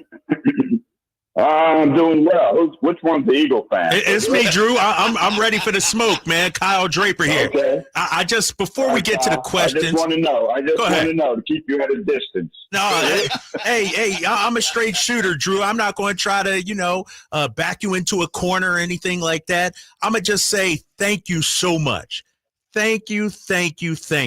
Because ever since you did that at the 2017 NFL Draft, flashed your rings, all we've done is won a couple of Super Bowls, been to another one. I mean, it's like the curse of Babe Ruth or something like that. You flashing those rings, that's helped us out. That's turned our franchise around. So thank you, Drew.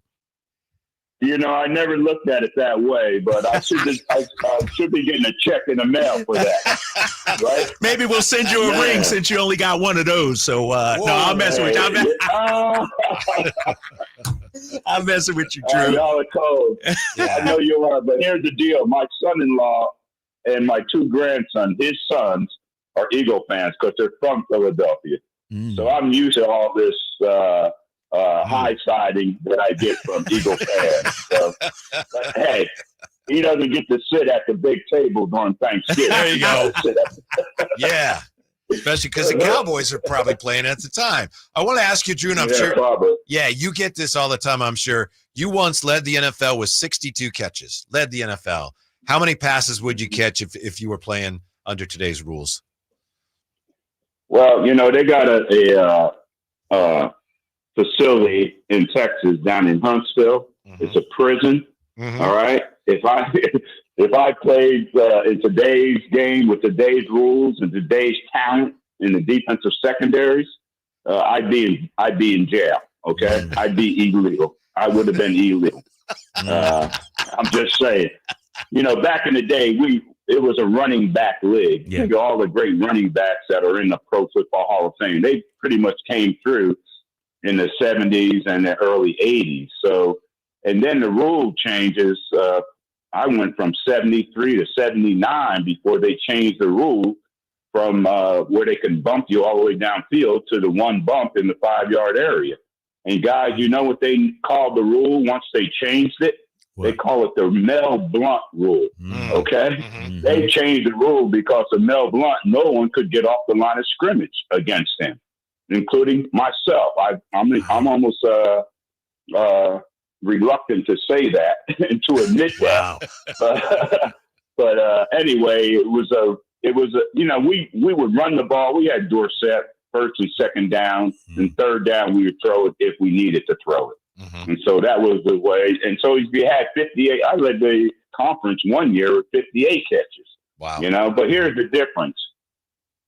For my career of the 489 catches I had in my regular season career, I averaged 16 yards a catch. All right. Tony Hill had 490, I think, in his career, and he averaged 16.8 yards per catch. All right. So that was our thing. Even though we weren't getting as many opportunities, when we did get the opportunities, we're turning them into big plays or at least first downs. Doing some damage. Yeah, Drew Pearson, Hall of Famer, 3-time Pro Bowler, Super Bowl champ, joining us. Drew, you brought up, the running back position during your playing days. It seemed like, over the last couple of decades, the league turned into a pass-happy league. But now we're starting to see maybe the reemergence of the running back. What's the perfect balance, I guess, between, placing values on running backs and also on wide receivers? I think you need both. I think you need that balance. If you are just a passing team, sooner or later, defenses are going to figure that out and find ways to stop you and take away your best weapons and force you to do things that, you might not want to do with that offense. But, just take Dallas, for example. I think we're a much better football team when we have a running game. Dak Prescott is a much better quarterback when we have a running game. Dak Prescott is a good play action type quarterback. And we don't have any, if we don't have that running game, that takes away of that balance in the offense. And now we're trying to force it downfield to CD and some of the other guys that we have. And it hasn't been successful. Let me put it like that. So you have to have that balance in the offense. As much as I wanted that football when I played, I wanted it every down. You know, Tony Hill over there begging, he wanted the football, you know. But we knew the value and to have success was to have everybody involved in that offense. We knew Dorsett was going to carry it 23 to 25 to maybe 28 times a game. And you're going to get on the outside maybe 3 or 4 or 5 opportunities to make plays within a football game. But we wanted that balance because that made us more successful. And I think any team, look at Philadelphia, look at the Eagles. I mean, they have a running game, they have a passing game, they have a receiver, they have a good tight end, they have a good offensive line. You know, they have that balance on offense.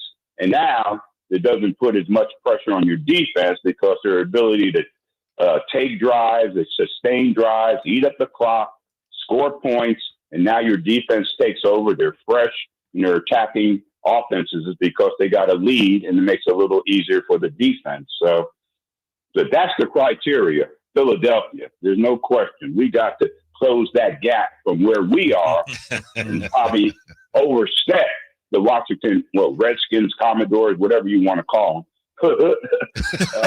Overstep that, but the gap is between us and the Philadelphia Eagles, so that's what we got to close. And I think the best way for us to do that is with a running game. We got one of your guys, Miles Sanders. Sanders, yeah. Yeah, so maybe he can give us some advice on how to stop that Eagle offense. That's a great Drew Pearson, Hall of Famer. And Drew, you know, you played with some great quarterbacks. I was going to ask you about Dak. Can he be one of those great Dallas quarterbacks? But something I think very few people know about you is that, you know, in high school, you replaced Joe Theismann as quarterback. And in your career, you threw 7 passes, completing 5 of them for 3 touchdowns. You are the most underrated great quarterback in Dallas Cowboy history. Well, I tell that to Roger Staubach every time I see him. So I have a higher quarterback rating than him. But no, I was a high school quarterback. I never wanted to play quarterback, but after Joey left, when Joey was there as a senior, I was a sophomore, and I played split end and safety on defense, and we were undefeated. We only played 9 games then. We were undefeated, 9-0, and guys, we were unscored upon for 6 games. For 6 games, we were pretty good. But Joey didn't play no defense. No, Joey didn't play no defense.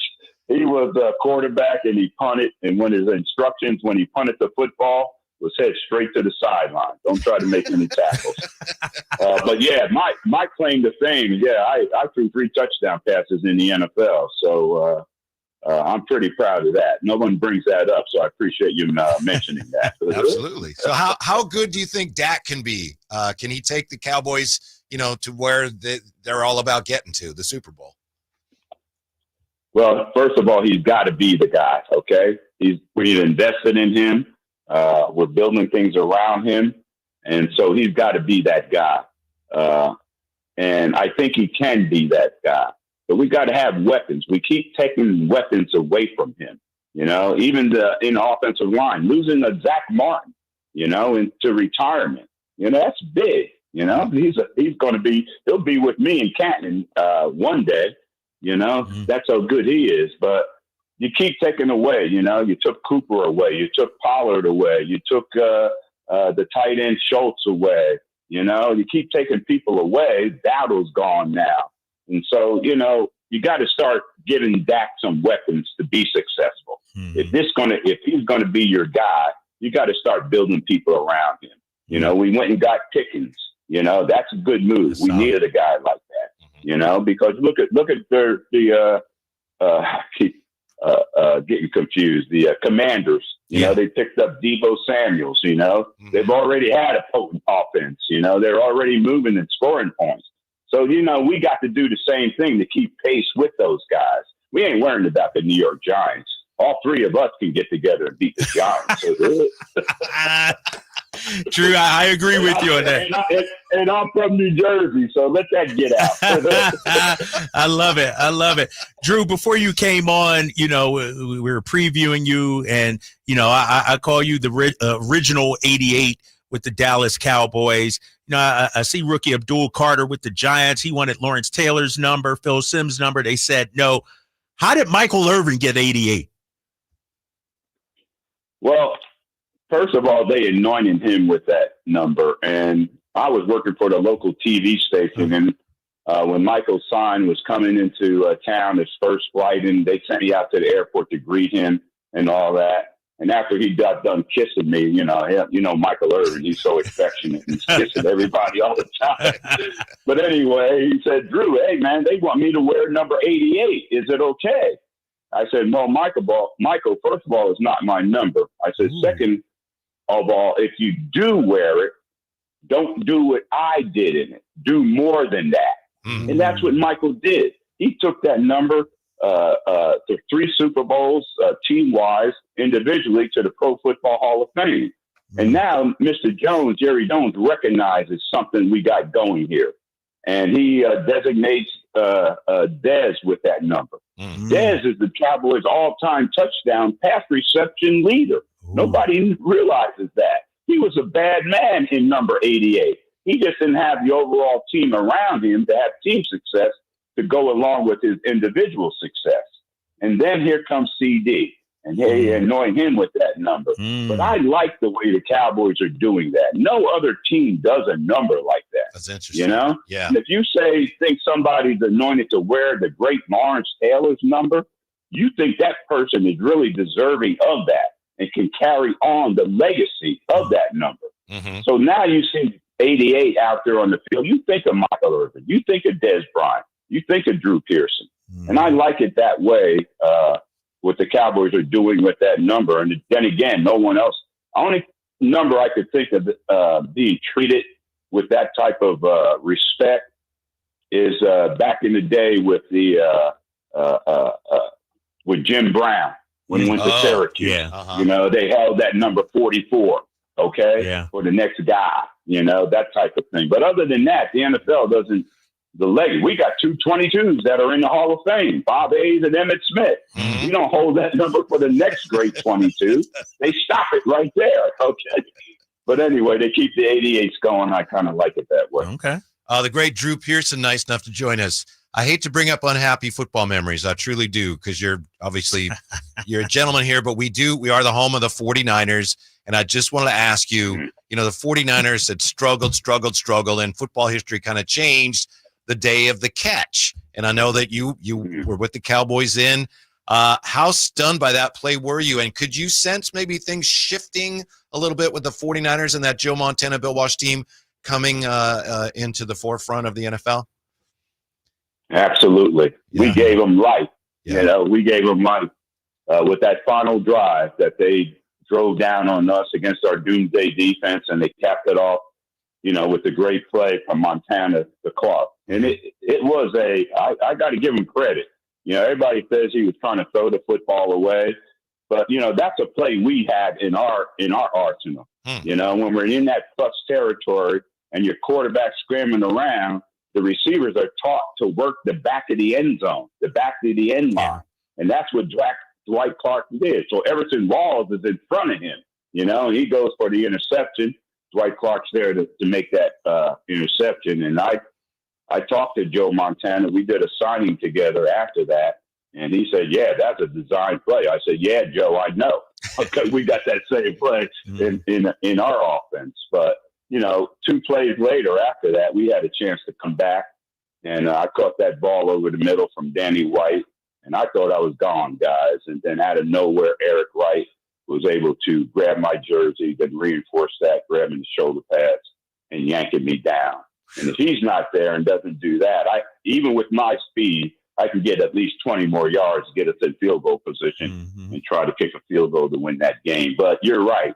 Ever since that game, the Cowboys kind of took a nosedive, but the San Francisco 49ers, that got them started. And then their run for greatness with Bill Walsh started after that. Yeah, the great Drew Pearson joining us. Drew, up here in Sacramento, we're home of the Sacramento Kings of the NBA. Our owner, Vivek Ranadive, some say, he has his hands a little too deep in the cookie jar. The same could be said about Jerry Jones there in Dallas. Just what's your take on, owners and having some say when it comes to personnel? And, Jerry has been a great owner, won 3 Super Bowls, but it's been a minute. What's your take on that? Yeah, he's such a smart man, and there's no doubt in my mind everything he does every day, waking up, going to bed, Cowboys are on his mind. And it's all about winning, not just being there, being the number one sports franchise, value-wise, or none of that. All that comes with it. But he knows it's all predicated on success with that football team. And so there's no doubt in my mind that's what he wants to do. Now, the way he does it, maybe we question that, the way things have been going the last, 30 years or so. So we question that, but that's all we can do, guys. He's not going anywhere. And if he does go anywhere, the Jones name is not going anywhere because Steven will take over. And I go to events and he got grandkids involved in the business and everything. It's going to always be the Jones family unless one of them decides to sell it, which I don't think they would ever do that. But anyway, it's just, we had they invited us to a Legends Day where they invited all the former Cowboys to come in and mingle and associate and be part of the OTAs with the current team. And that was one of the best things that they've done in years because, guys, we are a resource.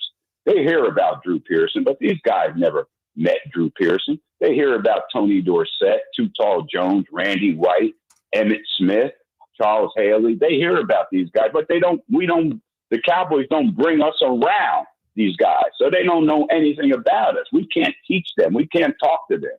But in the OTAs with the new coach, Schottenheimer, he came in and he brought us all in to be part of it. And we were able to talk to the guys. What I talked to them about was entitlement. I said, everybody looks at you as Dallas Cowboys now, and they say, you guys are entitled. You haven't done anything, but you're riding the success of the history of the organization and that type of thing. I said, what we got to do this season is eliminate that title, okay? Eliminate entitlement. And that means that you're having success out there in football field and you're creating your own legacy, not based on what we did, but what you're doing, okay? And other guys got up and talked. Randy White got up and talked to the team, and Charles Haley got up and talked to the team. And that's what these guys needed to hear from us that had been there, had done it, and what the Cowboys mean to us. And because we had success on the field, now we're having success in our life after football, So that's what I tried to talk to the guys, and I'm glad the new coach, he was fired up. He cussing in the meeting and everything. Oh, man, this is what we really need with the Dallas Cowboys. Everything was too status quo with the football team, But we needed to have a little shakeup. We needed somebody to come in there with some light and to motivate the guys in a positive way. And I think with the new coach, I think Mr. Jones made a good selection. Drew Pearson is with us. And Drew, you mentioned, you used the word legacy. And I know there's probably some people listening that didn't get to see you play. And, I'm noticing here, I remember all these plays, but in 1994, the NFL came up with a top 75 plays in NFL history. And 3 of your catches were on that list. And also the Tony Dorsett 99-yard run was on the list. And you blocked for him on that play. So it took you far too long, or it took the voters far too long to recognize that you were a Hall of Famer. You didn't get into the Hall of Fame until 2021, and you certainly belong there. What was it like when you finally got the notification that you were going to Canton? It was the completion of what I wanted very badly. It's a complete, guys, when you're going through your career, you don't think about being a Hall of Famer. You just want to have success. My goal really, when I came down that tunnel to step on the field at Texas Stadium each and every game, I'd look to the right and I'd see those names in the Dallas Cowboys Ring of Honor. And that's what I wanted to be one day, to have my performance that day be another stepping stone to one day being that Dallas Cowboy Ring of Honor. Then if you get that kind of recognition, then maybe you can start thinking about the Pro Football Hall of Fame. But, I had to wait a while. It looked like I wasn't going to get in, but I'm in. But it's a tough process. And because it's so difficult to get in, that makes it more prestigious when you finally do get in. And that's why you got to wait your turn. You got to be patient. You can't come out and criticize the hall, because sooner or later, maybe if God is good to you, you're going to be in there. And when the best part of the Hall of Fame weekend, they ask me every year if I'm going to go, if I'm going to show up. I said, I got a condo in Canton. You can't get me out of Canton. Okay? All right, you can't get me out of it. You don't have to ask me every year if I'm going to go. Okay, I'm going to be there. And but the best part of that weekend is the Hall of Fame luncheon, where it's just Hall of Famers in there. No media, no press, it's just us. And man, it's so special to be around the guys, and the camaraderie you show despite the battles you might have had with these guys, over the years. But now you're on the same team, and it's a great feeling. So I'm glad I was able to, I have been able to experience that. And now I'm trying to talk up some other guys like Harvey Martin, Too Tall Jones, Everson Walls. These guys deserve that recognition. And hopefully one day they'll be able to experience that as well. Drew, final question here. It's Kyle, the Eagles fan. I want to do full disclosure, though, because my co-host and producer, they've gotten on me over the years. I actually grew up a Cowboys fan. I was a big Drew. I know. You can't believe it. Drew Pierce. So this is an honor for me. Tony Dorsett is my favorite player of all time. Ed Too Tall Jones, Tony Hill, you name it. Like that. That's how far. Danny White. I was a huge Danny White fan. Things changed for me when Tony Romo came on and they sort of handed him the keys and anointed him the next one. I just want to ask you, has your opinion of Eagles fans and of me changed during this interview, especially knowing that I idolized you growing up, Drew? That 88, oh my gosh, I used to watch you guys all the time. Yeah, I'm going to give you a break. Good thing you said that, because I'm about to run an out and up on you. I'm about to get you to start a step and go. Okay? Yeah. But see, I don't know what happened. I was about to say, what happened to you? How could you change like that after all those years of being a Cowboy fan and knowing the history and being a Drew Pearson fan? I had to have the socks perfect, the wristbands, the little hair coming out the back of the helmet and all that kind of stuff. You're emulating all that, and then all of a sudden you become an Eagle fan? Well, once I got older, moved away from Philly, and Tony Romo just rubbed me the wrong way. I'm sorry. It was just they were start calling him the greatest quarterback in Cowboys. I'm a Danny White guy. I'm a Troy Aikman guy, Staubach. And I just thought they sort of anointed Romo a little too quickly, and that turned me off, man. Yeah, I can understand that, between you and me. I felt the same way. But, I grew up a Giant and Jet fan, and I couldn't stand the Cowboys growing up, I became a Cowboy fan when I got that first check. Right. I said, I'm going to be a Cowboy fan. I hope I can be a Cowboy fan for a while. Great stuff, Drew. Yeah. Great stuff. The great Drew Pearson. Thank you so much for being so generous with your time. We appreciate it very much. Have a great rest of your week. We hope to talk to you again soon, Drew. Thank you very much for coming on with us. Anytime. Kyle and Kevin, my man. For anytime. Appreciate you. All right. Thank you. All right, Drew. Appreciate it. Oh, man. Dude, that made my day right there. That made Drew Pearson. Come on. That was Used great. To watch him all the time. Yeah. All and the he time. did. He gave you he appreciated that, but you could hear in his voice the pain, the confusion. What happened to you? He said he was going to give me the out and up there for a minute, but he said, I'll take it easy on you. You were a Cowboy fan? What happened to you? Anthony Slater's going to join us coming up. Anthony Slater used to work at Oklahoma. He's written some really interesting pieces this week on the Thunder. So we'll catch up with Slates, get his finals preview when we come back to Sackdown Sports. Sacramento weather is brought to you by Fidium Fiber. I'm Dirk Verdorn in the KCRA3 Weather Center. Expect clear skies overnight tonight with a nice delta breeze to bring temperatures down into the mid to upper 50s by Thursday morning. And they'll have plenty of sunshine with daytime highs in the upper 80s to lower 90s. Get the latest forecasts on the KCRA3 News and the KCRA3 app. It's about time they fix that pothole. Invented better windshield wipers. Made an internet that just works. Fidium Fiber Internet, starting at only $30 a month. It feels like Fidium. Offer available to residential customers only. Terms and conditions apply. See Fidium.com for details. The high-pitched panic guy who says, "Are you serious right now? This is ridiculous!" is nothing new. That's why Big O is replacing car worries with great deals during our Big O Worry Less-a-thon. Now through June 22nd, buy 3, get 1 free on 4 select in-stock Big O branded tires with installation purchase. Plus, you'll get our ProTech Plus warranty for free to put future maintenance worries to rest. It's the Worry Less-a-thon, now at Big O, the team you trust. Installation required. Disposal fees and shop fees extra where permissible. See store for pricing. Eligibility may vary. Not valid with other offers. Louis C.K. in an all-new show, Ridiculous 2025 Tour. When I was younger, you had to go in the bank.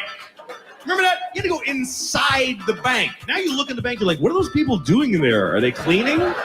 The money's out here. Friday and Saturday, June 13th and 14th, 8 p.m., the venue at Thunder Valley. For tickets, visit thundervalleyresort.com.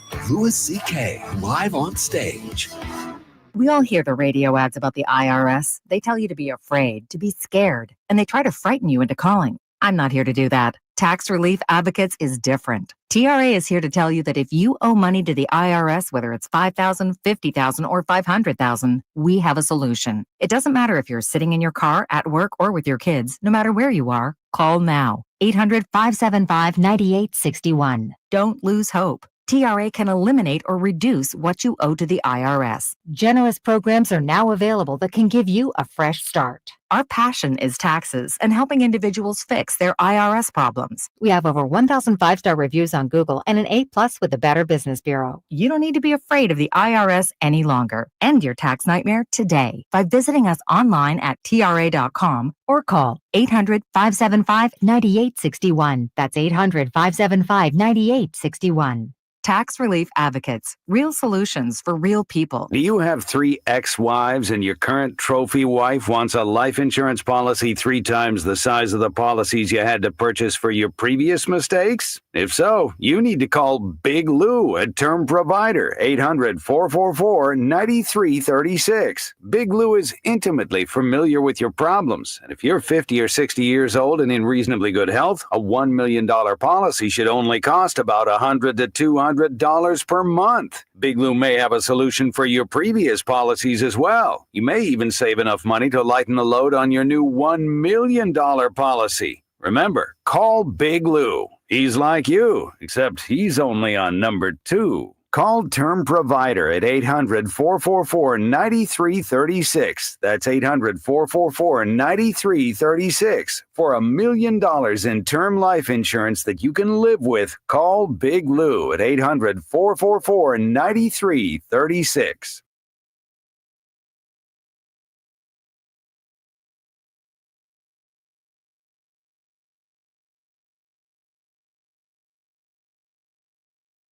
This is the story of the one. As a safety manager at a manufacturing plant, he does everything he can to keep his coworkers safe. From finding ways to reduce risks to keeping safety supplies in stock. And for that, he relies on Grainger. Grainger offers a broad range of quality products in next-day delivery, so he can always play it safe. Call 1-800-GRAINGER, click Grainger.com, or just stop by. Grainger, for the ones who get it done. This is the story of the one.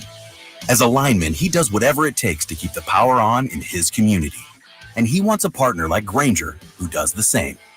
Grainger offers the professional-grade products he needs, from voltage detectors to harnesses to hard hats, plus fast, dependable delivery, so he can rise to every challenge. Call 1-800-GRAINGER, click Grainger.com, or just stop by. Grainger, for the ones who get it done.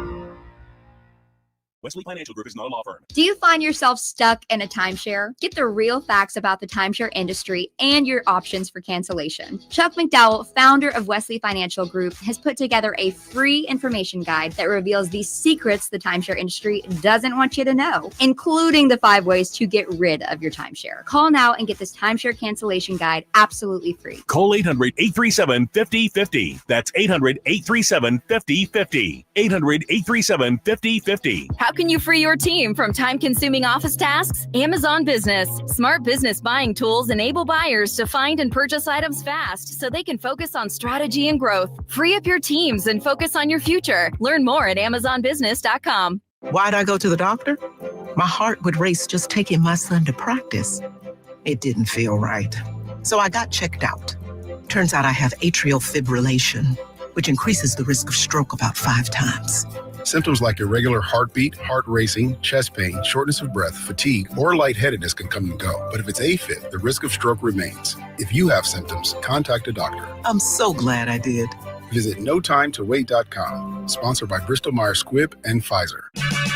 Check engine or ABS light on? Take the guesswork out of your warning lights with O'Reilly Veriscan. It's free. Ask for O'Reilly Veriscan. O'Reilly Auto Parts. This is the story of the one. As a lineman, he does whatever it takes to keep the power on in his community. And he wants a partner like Grainger who does the same. Grainger offers the professional-grade products he needs, from voltage detectors to harnesses to hard hats, plus fast, dependable delivery, so he can rise to every challenge. Call 1-800-GRAINGER, click Grainger.com, or just stop by. Grainger, for the ones who get it done.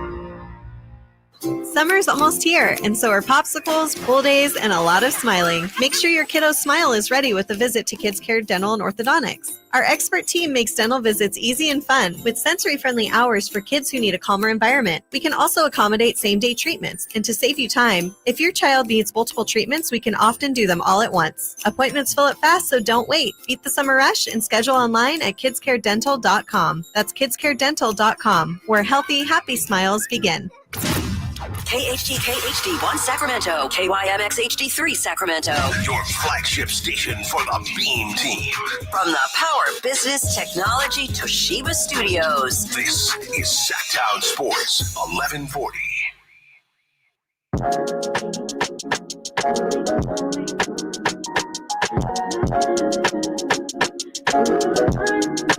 You've been trying to calm my bluff, like I ain't the one that you fell in. Live and local, it's the Drive Guys. Watch the show on youtube.com/Sacktown Sports 1140. Or listen on the Sacktown Sports app. Oh, Drapes, finally the wait is over tomorrow. We finally get basketball again. Seems like it's been forever since we had playoff basketball to enjoy. Game 1 tomorrow night. Looking forward to it. Can't wait. Hear what happened to the Pacers' flight into OKC? I did hear. Had to be diverted, to Tulsa? Because of a hurricane. Tornado? Mm-hmm. Little hijinks already being played out there in OKC. I see how you don't think that was legit? I don't know, man. We put it past the Thunder to pull something like that. Anthony Slater joining us with The Athletic, of course. He used to cover the Oklahoma City Thunder for the Oklahoman, and he joins us from Oklahoma City. Slates, how are you? How is it? What's it like to be covering the Thunder again as they're back in the finals? Feels like 2012. I was an intern at the Oklahoman covering the finals when it was Heat Thunder, LeBron's first title with the Heat, actually. Mm-hmm. Really, really enjoying your coverage this week. And the piece you had a couple days ago about how Steve Kerr started this whole thing when he was with the Suns by making a trade with Sam Presti and the Sonics in 2007. That's an incredible story, Slates. But that, in a way, that's where the acquisition of Shea actually started for them, right? Yeah, it's very interesting. It is a Rashard Lewis sign-in trade to Orlando, if y'all remember Rashard Lewis. And Sam Presti's a 30-year-old GM at the time in Seattle. And Steve Kerr is the Phoenix GM. They're both first-time GM summer 2007. Same summer that the Sonics draft Kevin Durant. But that trade exception he got, $9 million, he then uses to absorb Kurt Thomas into a trade exception, and Steve Kerr's forced to trade Kurt Thomas because he's trying to salary dump in Phoenix. And long story short, he gets a pick in that trade. That pick is used on Serge Ibaka. Serge Ibaka later traded for Victor Oladipo and Domantas Sabonis, a guy you know well. Sabonis and Oladipo flipped to Indiana for Paul George, and then Paul George flipped, obviously, later for Shea in that whole package. Wow. That's how you do it. That's Trace. how you do it, right? Yeah. I was going to ask you, Slates, because, Sam Presti is viewed as the gold standard among GMs out there. Is there anything that he's done that can be replicated in Sacramento? Like, we're trying to build something in the Kings. Everybody say, well, just tank like OKC did. Well, they didn't actually tank. Like, Shea sort of, he was already there. He was already there. And you had to have a Paul George to be able to trade away. Is there anything that other teams, specifically Sacramento, can learn from what OKC did? Patience, probably. Drafting well. I mean, I don't want to go too deep into it, but it's a very hands-off owner in Oklahoma City he empowered. Clay Bennett was the Sonics owner at the time. He interviewed Sam Presti, who was the Spurs, executive 30-year-old, was so impressed by him. He gave him full control and has allowed him to do two real, deep, comprehensive rebuilds. And then the other thing, Sam Presti's really detailed scouter of, not only just the type of players, but the type of people he wants to bring in the organization. Obviously, he's built two dynasties by just drafting so well. I mean, we could name 12, all-stars basically that he's drafted.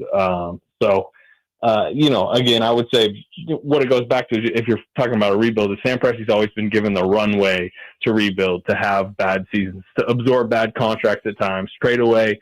He traded Westbrook at a time that was maybe not that popular, stuff like that. Mm-hmm. Anthony Slater with us from The Athletic. Of course, you just posted a story about the OKC defense. I think you talked to Wallace and Caruso and Lou Dort. Is OKC's defense going to be the deciding factor in this series? And what stood out with you as you talked to those three?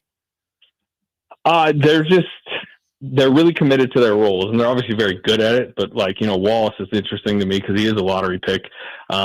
He can score more. He was a good scoring guard at Kentucky, but he just accepted at the age of 21 that this is going to be his role at this time, which is just defensive menace off the bench.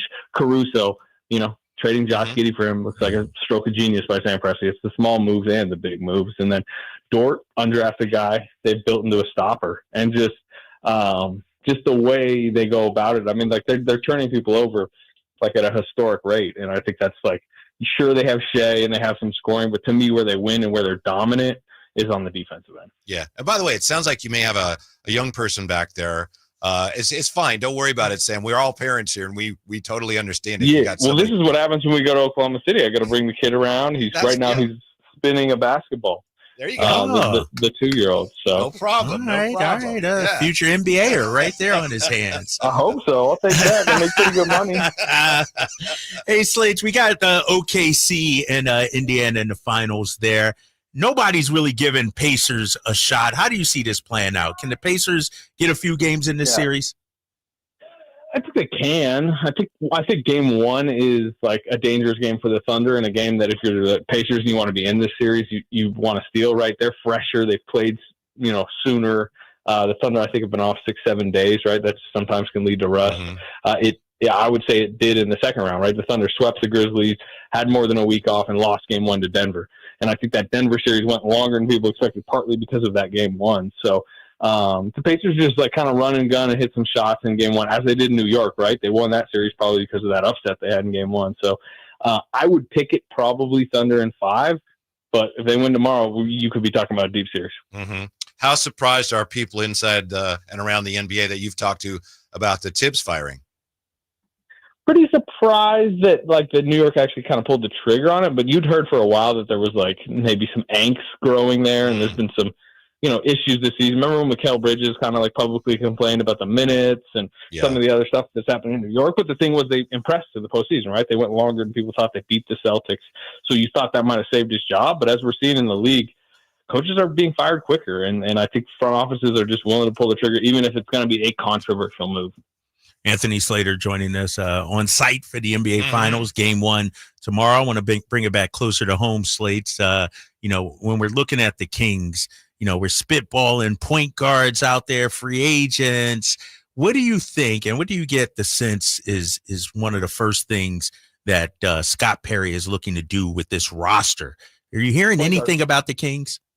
Point guard, right? Mm-hmm. You know, I mean, you kind of mentioned it, and it's been in a rare way, I think, publicly mentioned by Sabonis, by Doug Christie, by like people who, like, you know, you wouldn't expect them to be so blunt and transparent that, like, hey, point guard was such an issue for this roster late in the season. But the fact that they're saying that tells me that is, you know, agenda item number one.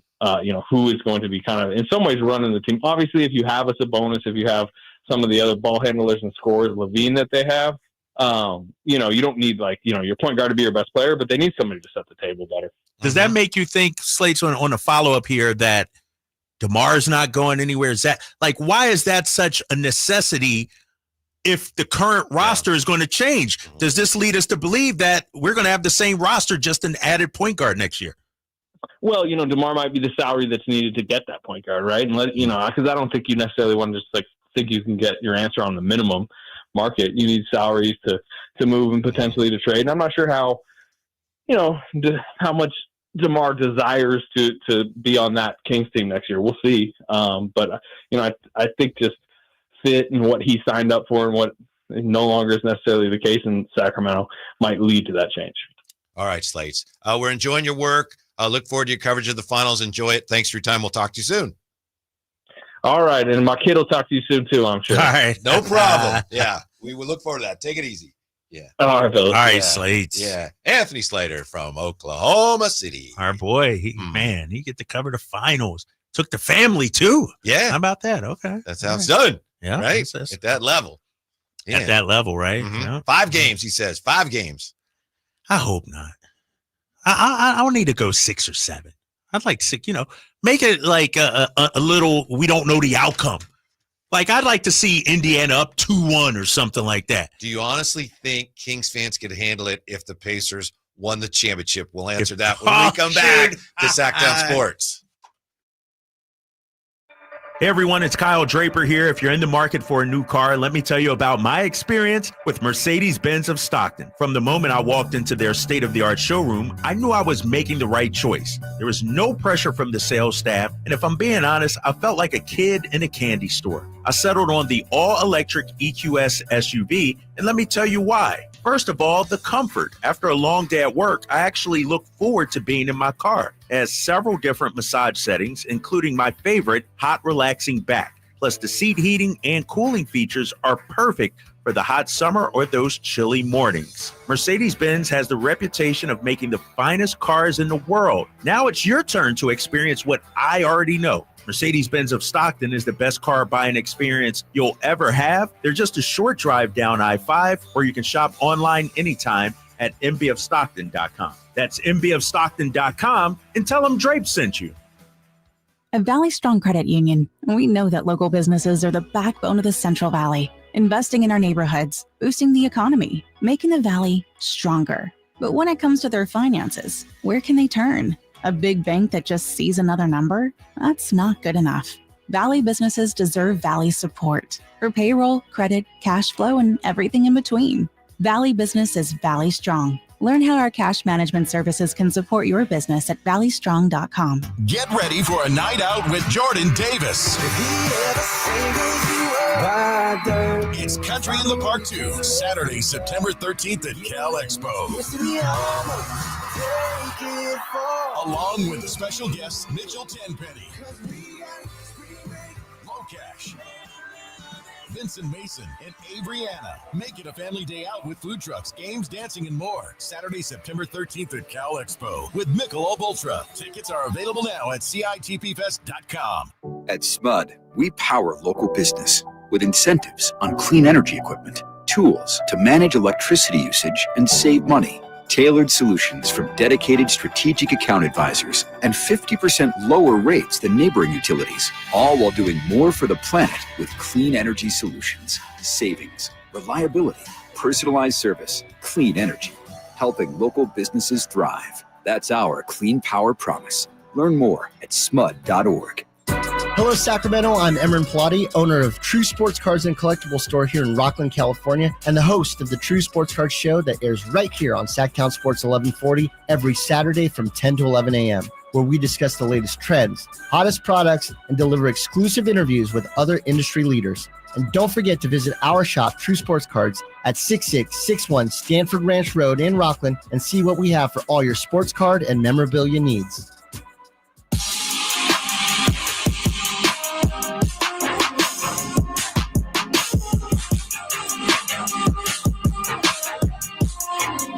Only station in Sacramento giving you local sports coverage from 6 a.m. to 6 p.m. Monday through Friday. Sacktown Sports. Yeah, got a second to catch our breath here after we talked to Drew Pearson. Then we talked to Anthony Slater.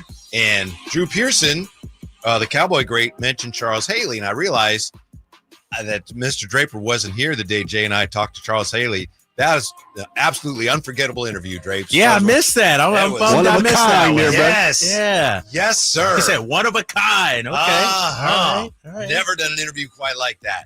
It was great. I'm going to have to go. It's in the archive somewhere, right? I'll send it to you. There. Yeah, send it to me. I'd love to hear. It really, you'd appreciate really? it. Really? Oh, man. It was like, okay. What? What? He brought it. He brought it. You want your guests to bring it. He brought it. Okay. And Anthony Slater bringing it from Oklahoma City. And so we just asked a question before we went to break, of course. Could Kings fans handle it if Tyrese Halliburton and the Pacers won the championship? Oh, we have from Aaron Burgers. I'm rooting for Tyrese to win it all. So some could. Really? I think there would be some angst, some gnashing of teeth and pulling of the hair drapes around here. Yeah, I think like that's the dichotomy when it comes to Tyrese. You want him to do well, good kid. But as the better he does, the worse we look about the trade. And it's not, part of it is how we feel about ourselves. But the other part is if they win, how many pieces are going to be written on how they got Tyrese Halliburton? The thing about it, not oftentimes do you trade a young player and they go on and win a championship. We've seen trades before, but teams don't, go out. Actually, if the Pacers actually win, they can look back at that trade and say, that's where it all started. Mm-hmm. Yeah. It could go down as, I got to look at the history of Sacramento Kings trades. It could go down as one of the worst, depending on what happens going forward. If Tyrese wins 2 or 3, Kings don't win any more playoff series? That's fascinating to me because, let's face it, the Kings got a really good player back. So, typically the worst trades, and Kings fans know all too well what a really bad trade looks like. Typically, you trade away somebody, and they're really good, and you get somebody who's terrible. And that's not close to what happened. But, yeah, you're right. And who knows what's going to happen, and Indiana may not win. But if they do, people are going to look at that. Oh, what a bad trade. It's like, wait a minute. The Kings got an all-league player. Well, that's the thing. You look at the Clippers with Paul George. When they traded and acquired Paul George, there were some doubters at the time, but nobody. Now look at the way people speak of it. Right. Oh, look what happened. And so that's how it could be for Tyrese Halliburton. And if he goes on to win a championship, maybe 2 or 3, and all we got is a 48-win season out of it, that looks bad. That looks bad. Yeah. You asked Slate something that I had down to ask him as well, which was what can other teams learn from Sam Presti? What can the Kings? I think you asked him, what can the Kings learn and how can you emulate that? Everyone's going to try. And he did a lot of things right, and there's a lot there to chew on.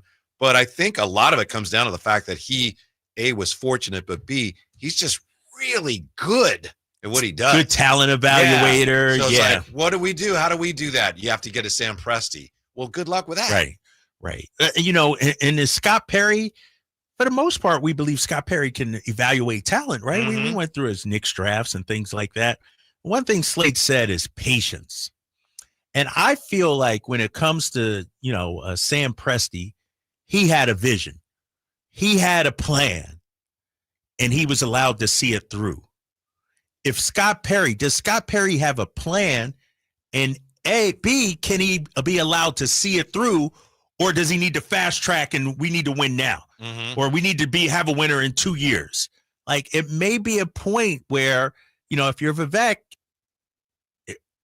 let's say we own a business, Whitey, or if we're interviewing, walk in to a new business, I'm saying, here's what your 1 looks like, 2, 3, 4, 5. I'm pretty sure Scott Perry got a short-term goal, middle-term goal, and long-term goal.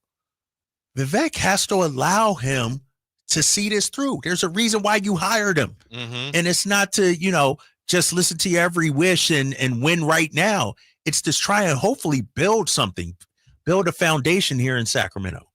Why haven't the Kings been able to do what OKC's done? The obvious answer is they haven't drafted well, and that's true, but it goes deeper than that because it comes down to drafts, trades, signings. It's about talent evaluation, and the Kings have done historically not a good job of that. And one thing I think Sam Presti, has been able to do, he's been able to avoid some of the traps that you fall into when you're making these evaluations of players. It's not, this guy's really popular, or I really like, the way fans react to him, or I saw him on TV one time and he's really good in the Final Four. It's just a cold, calculated evaluation of what does this guy do for our team? How does he fit what we're doing? And he's been spot on with it. Yeah, exactly. He's had some misses, but for the most part, what does Slater say? He's drafted how many All-Stars? 12 or 13 or something like that? When he has made a mistake, they have the presence of mind to recognize and go, all right, we got to move quickly off that. Pivot off that. Exactly. Rather, that's another thing. Well, we drafted that guy high. We gotta stick with it. See it through. Yeah. Somebody from the 916 said trading Boogie for Buddy will always be my personal worst Kings trade. How was that trade viewed at the time? Was it when it was made? Was it like, oh, this is horrible, we should have got more back? I think that was the consensus. Was that, wow, that's all they got for DeMarcus Cousins? And then Vlade said something unfortunate that I think was kind of taken out of context. He was speaking and he said something like, we could have gotten more a couple of days ago. And I'm not sure what he meant or why he said that, but people thought, oh my goodness, the GM is admitting, and I don't think that's quite what he meant to say. But yes, there was a lot of that, like, wait a minute, this is DeMarcus Cousins. Right. As an organization, you prop guys up, and he's an all-star, and he's our guy. And then when you have to pivot off of that, you become a victim of your own efforts to tell everybody how good a guy is. Wow, I'm looking at the ESPN story from that trade. Mm-hmm. And again, the way they did it, not to dredge all this up again, but the way they did it at the All-Star game was just like classic. Oh yeah, that was pretty bad. Vivek thinks Buddy has Steph Curry potential. You said that, I didn't. I'm just reading what the ESPN article said. Exactly. And so, when we asked, you talked to Slater, what can, we glean from what OKC did? He talked about Clay Bennett letting Sam Presti do his job. I'm hoping Scott Perry, great basketball mind, can do his job. Mm-hmm. We'll see. Yeah. And as Slate's pointed out, Sam Presti has done it now. Well, but they've had 3 really good teams, 2 that went to the finals. And then, they had some pretty good teams in there, even with Paul George and Carmelo and Westbrook years. Yeah, they were solid. Yeah, exactly. They didn't bottom out. All those different teams together. Just think of all the stars they've had come through there. Mm-hmm. Like they've had some names come through, and now it's finally paying off for them. Mm-hmm. So might not be a very long series, Strapes. The defense is going to be the difference. Damn. Tyrese hasn't faced anybody like the defenders he's going to face in this series. Here we go, Whitey, 916. Every game, my husband and son yell at the TV, we could have had Halliburton. I say enough already. Also from the 916, the Kings just keep trying to hit the fast forward button since they traded for Harrison Barnes. Just trying to quick play it instead of letting it play out. All right. It becomes a cumulative thing if you're a fan and there's a trade that, it didn't work out so well. So it's not just, if we're being honest, it's not just the Halliburton trade. It's that brings back memories of the other trades they made that didn't go well. Right. And, when you look at it, it seems like we got a history here in the last 15 years of making trades, but not getting proper value back. You could argue the De'Aaron Fox trade we didn't get. So who's to think if we move off as somebody on the current roster, we'll get a good haul back, proper value back. That's what I'm afraid of too. All that speaks to a lack of faith in the front office, and it speaks to what a difficult job Scott Perry has in front of him. because there's a lot of fans right now in the area that they don't trust the Kings front office, because of history. So he's, among other things, he's got to convince fans, and it's not something he's going to do probably in one off season. Maybe if he's fortunate, he can, if he makes some super move, but it's going to take time to get people to believe in what the organization is doing again. No, yeah, and that's why the frustration is what it is right now. And, anytime you bring up the Kings in the future, how many times do we hear people take shots at the owner, and it's because of years of frustration. To change that narrative, it's going to take years. And I thought we were well on our way with the Mike Brown hiring, the stability there, 48 wins. And then it just, I'll be honest with you, Whitey. People, when I got here, talked to me about the turnover, the coaching changes, front office. And I'm like, that's overblown. That's in the past. We got Mike Brown now. We got Monty. That's the old way. And it happened again. That's what fans are tired of. They're like, we had it, and we just did what we always do. Hopefully now we learned our lesson. 339-1140, 1-800-920-1140. If you want to participate, we'll get to the phones when we come back. Also, Tom Thibodeau belonging on a list that includes some names Kings fans are very familiar with. We'll look at that when we come back to Sacktown Sports. Alan Stiles here with your Sacktown Sports injury update, brought to you by Downtown LA Law Group. Jose Leclerc, right-handed pitcher out with that right lat strain, recently began playing catch, though the A's expect a long recovery process before he returns to action. Gio Urshela had an MRI which confirmed a left hamstring strain. He is sidelined from baseball activity for the time being with no timeline for a return yet. That was your Sacktown Sports injury update, brought to you by Downtown LA Law Group. Hey, I'm Alan Stiles. Have an injury? Call Downtown. Downtown LA Law Group, an injury law firm, has many happy clients in Sacramento and the surrounding areas who have called Downtown. Get paid for your injuries from slip and falls or auto accidents. One of their most recent settlements was $1.5 million for a motorcycle accident. Have you had an auto accident? Call Downtown. Text injury help to 40222. That's injury help to 40222 and visit them at calldowntown.com. Hey, Green Gobbler here. So you've got a clogged drain in your bathroom. Water in the sink's overstaying its welcome. You're spitting today's toothpaste on top of yesterday's toothpaste. You hope that it go away. Yeah, clogs don't just go away. I make them go away. I'm Green Gobbler, the only clog dissolver you need. I'm bleach-free, safe for your pipes, and I work. Guaranteed or your money back. Because I never met a clog that was going to unclog itself. Green Gobbler. Let the gobbler get it. Gain a global perspective and specialized skills that many of today's top employers are seeking with an MBA from University of Maryland Global Campus. Study online and complete your degree in just 16 months for about $21K. Choose from MBA specializations in global business, marketing, HR, finance, and more. Classes start June 11th. Learn more at umgc.edu. That's umgc.edu. Certified to operate in Virginia by Chev. Whitey here for Napoleon Grills, reminding you that when buying a new grill, every detail matters. While supplies last, you'll receive a $149 gift with purchase on every new Napoleon Prestige stainless steel grill. The kit even includes the Pizza Lover Starter Kit and much more. And now up to $79 off Napoleon Rogue models. Napoleon grills are built different, built better, built to last, with a lifetime warranty and premium steel that boasts amazing quality. Visit Green Acres Nursery today for your best selection of Napoleon grills and accessories. Get ready for a night out with Jordan Davis. It's Country in the Park 2, Saturday, September 13th at Cal Expo. Along with the special guests, Mitchell Tenpenny,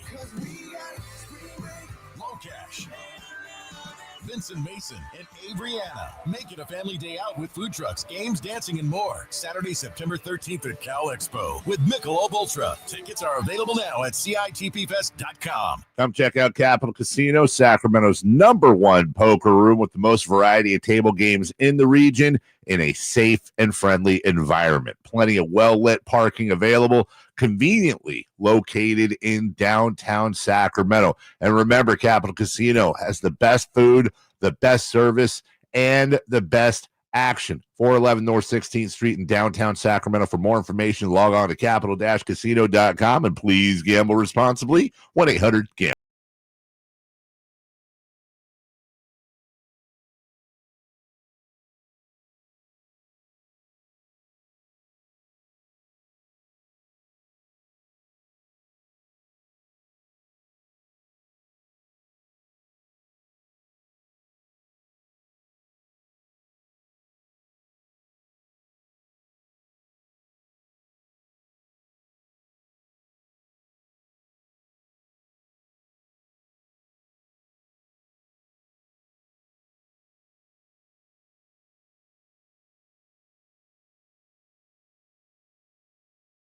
Were the hits that Peaches and Lump? Yeah. Oh, wow. Those two songs. Okay. Yeah. Lump Okay. was their big hit. That's awesome. Thanks, Jay. All right. Yeah. Hung out with them. I remember they had to do some trivia question to give away tickets. They're like, we need a trivia question to give away our tickets to our show. And I said, how about the only president who is neither elected to president or vice president? And he was both. I'm like, what? It's Gerald Ford. And they're like, that's great. We'll do that. Okay. That was gave away tickets. United States, presidents of the United States of America. Yeah. Thank you, Jay. Is that the song someone requested? Boll Weevil? No, man. Okay. You know, we don't do it like that. We do our own versions of things. That was called Kick Out the Jams. Oh, okay. All Yeah. right. Bass with 2 strings on it. 339-1140, 1-800-920-1140. TC has been hanging on. Check it. Yeah. It's time for Check It with TC. What's up, TC? Mike check. What's up with my guys, man? Whitey, Drake, what's up? It's been too long, TC. How are you? Hey, listen, it's been too long. Hey, but I've been in the cut, man, just cooking up stuff and kind of thinking about the team. Ran into my boy Jay the other weekend, man. It was all good, man. What do you got for us? What do you got for us today, TC? You know what I got? I got Domas, bro. I got Domas. Scott Perry gonna make moves, but listen, Kings fans, we gotta stop acting like, and even the media, not saying that Drake, Whitey, not none of Jay, you know what I mean? But we gotta quit acting like Domas is like done it.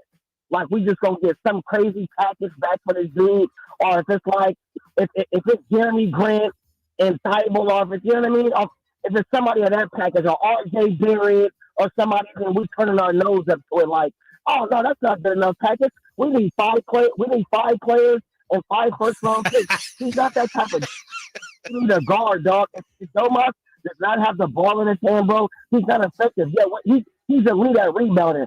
What else is he elite at, bro? Especially when he doesn't have the ball in his hand. Seriously, that's what we ran into last year and the year before that. That's why he's talking about clarity. He don't have the ball in his hand, bro, so he's not effective. That's all we need to worry about, a guard. And if we can move Domas, bro, for some pieces, then we're going to do that, bro. But we got a team fan. We got to stop acting like this dude is Giannis or LeBron, bro. That's all I got, man. Hold up, TC. Yeah. You still there? You still on? So you open to moving Domas. I been told you that. I moved Domas for RJ. I moved Domas for RJ Barrett and a couple picks, bro. If it was me, everybody wants these trades to line up. They not gonna line up, bro. Just like DeMar. We're not gonna get a LeBron back from DeMar, bro. We might get somebody like Jerry Jones Jr. You're right. And like a Rome. We gotta be fine with that, bro. We keep anything with these dudes, bro, and they're not them type of dudes, man. That's all I got. All right, TC. Appreciate you, He's baby. 100% right on that. I don't know if you want to trade Domas. That we can debate. But as far as, they're not going to get a ton. See, I actually think that might be part of the problem with people saying it's time to tank and get rid of everything. And again, I understand that logic. But you tank because you want to get future assets, right? Right. Maybe I'm underestimating the value of some of the Kings, but I could see how if you want to get rid of some of those guys, you might actually have to include a sweetener to get somebody to take on their contract. Right. A sweetener would be future assets. Why am I giving away picks so that I can get picks? Yeah. Yeah. And we had Chris Forsberg on, and that's the thing. It's like, and to TC's point, are we overvaluing our assets? Yeah. And like the problem the Kings have, to your point, you just said it, Domas and Zach, those aren't desirable contracts. No, sir. Those are contracts teams are trying to stay away from. Right. If you will. Mm-hmm. And so we're in a bind right here. Yeah. And the Kings obviously are never going to come out and say that. Like I said, we can't move these guys, but it might be the reality once they've talked to a few teams. And it's also possible they don't want to trade everybody. They may not want to trade these guys, but I think TC's right. You're not going to get like 5 first-round picks for any of those guys. Yeah, I agree. And, he said, Domas for RJ Barrett and a couple of picks. And, Chris Forsberg we had on. Who did we have on last week, too? And we talked about DeMar's value. And he said, you're probably not going to get the better player in that deal. And so I forget who it was. I forget who we had. Scotto or somebody. I forget. Keith Smith, maybe. I don't know. Somebody. Yeah. And so the best path, Whitey, might be just slow playing this, having the patience, because you can trade the guys if that's what you want to do, Scott Perry. But are you trading them when their value is at its lowest? Mm-hmm. I need to build some value up too. Right. Campy's probably on our. If we had a hall of great listeners, I mean, he's probably first ballot. Right. Yeah, he's all right. He's first ballot nominee. He's on the ballot. He's on the ballot. Yeah. He's loyal. I give him that. He's always here. Yeah, he is. Yeah. I think he'd get in first ballot, maybe unanimously, but very high percentage. Anyway, Campy says Jeremiah Thibs is the point guard the Kings need. How in the world? Right. I saw that. I'm glad you pointed that out. I'm like, we also need Steve Nash, Luka Doncic. Like, we don't have a first-round pick. Jeremiah Thibs is a lot of top 10 pick. A lot of people are saying. I can hear Campy going, well, they've talked to him, right? Which is we think true. Come on, but man. Still, come on. I mean, to get into the top 10 to get him, you know how much you would have to give up. You got to give up one of your stars, probably, or young assets, like 2 first round. Like, teams aren't just giving out that. Mm-hmm. So I hear you, Campy. I'd love to have him be a nice player for us. Highly unlikely. Yeah. You could get into the top 10 and you still might not get him. Still might not even get him. You're right. Mm-hmm. I looked at one mock draft and they had him, I think, at 5. Wow. I was like, wow. Yeah. Yeah.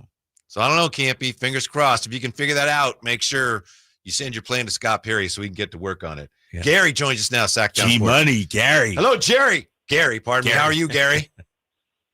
I'm good. Hey, I've been listening to a lot of this bashing of Domas in favor of Halliburton. And honestly, I think it was a great trade by the Kings. I think Domas gets so disrespected. He's an all-star power forward when they trade for him. They turn him into a center.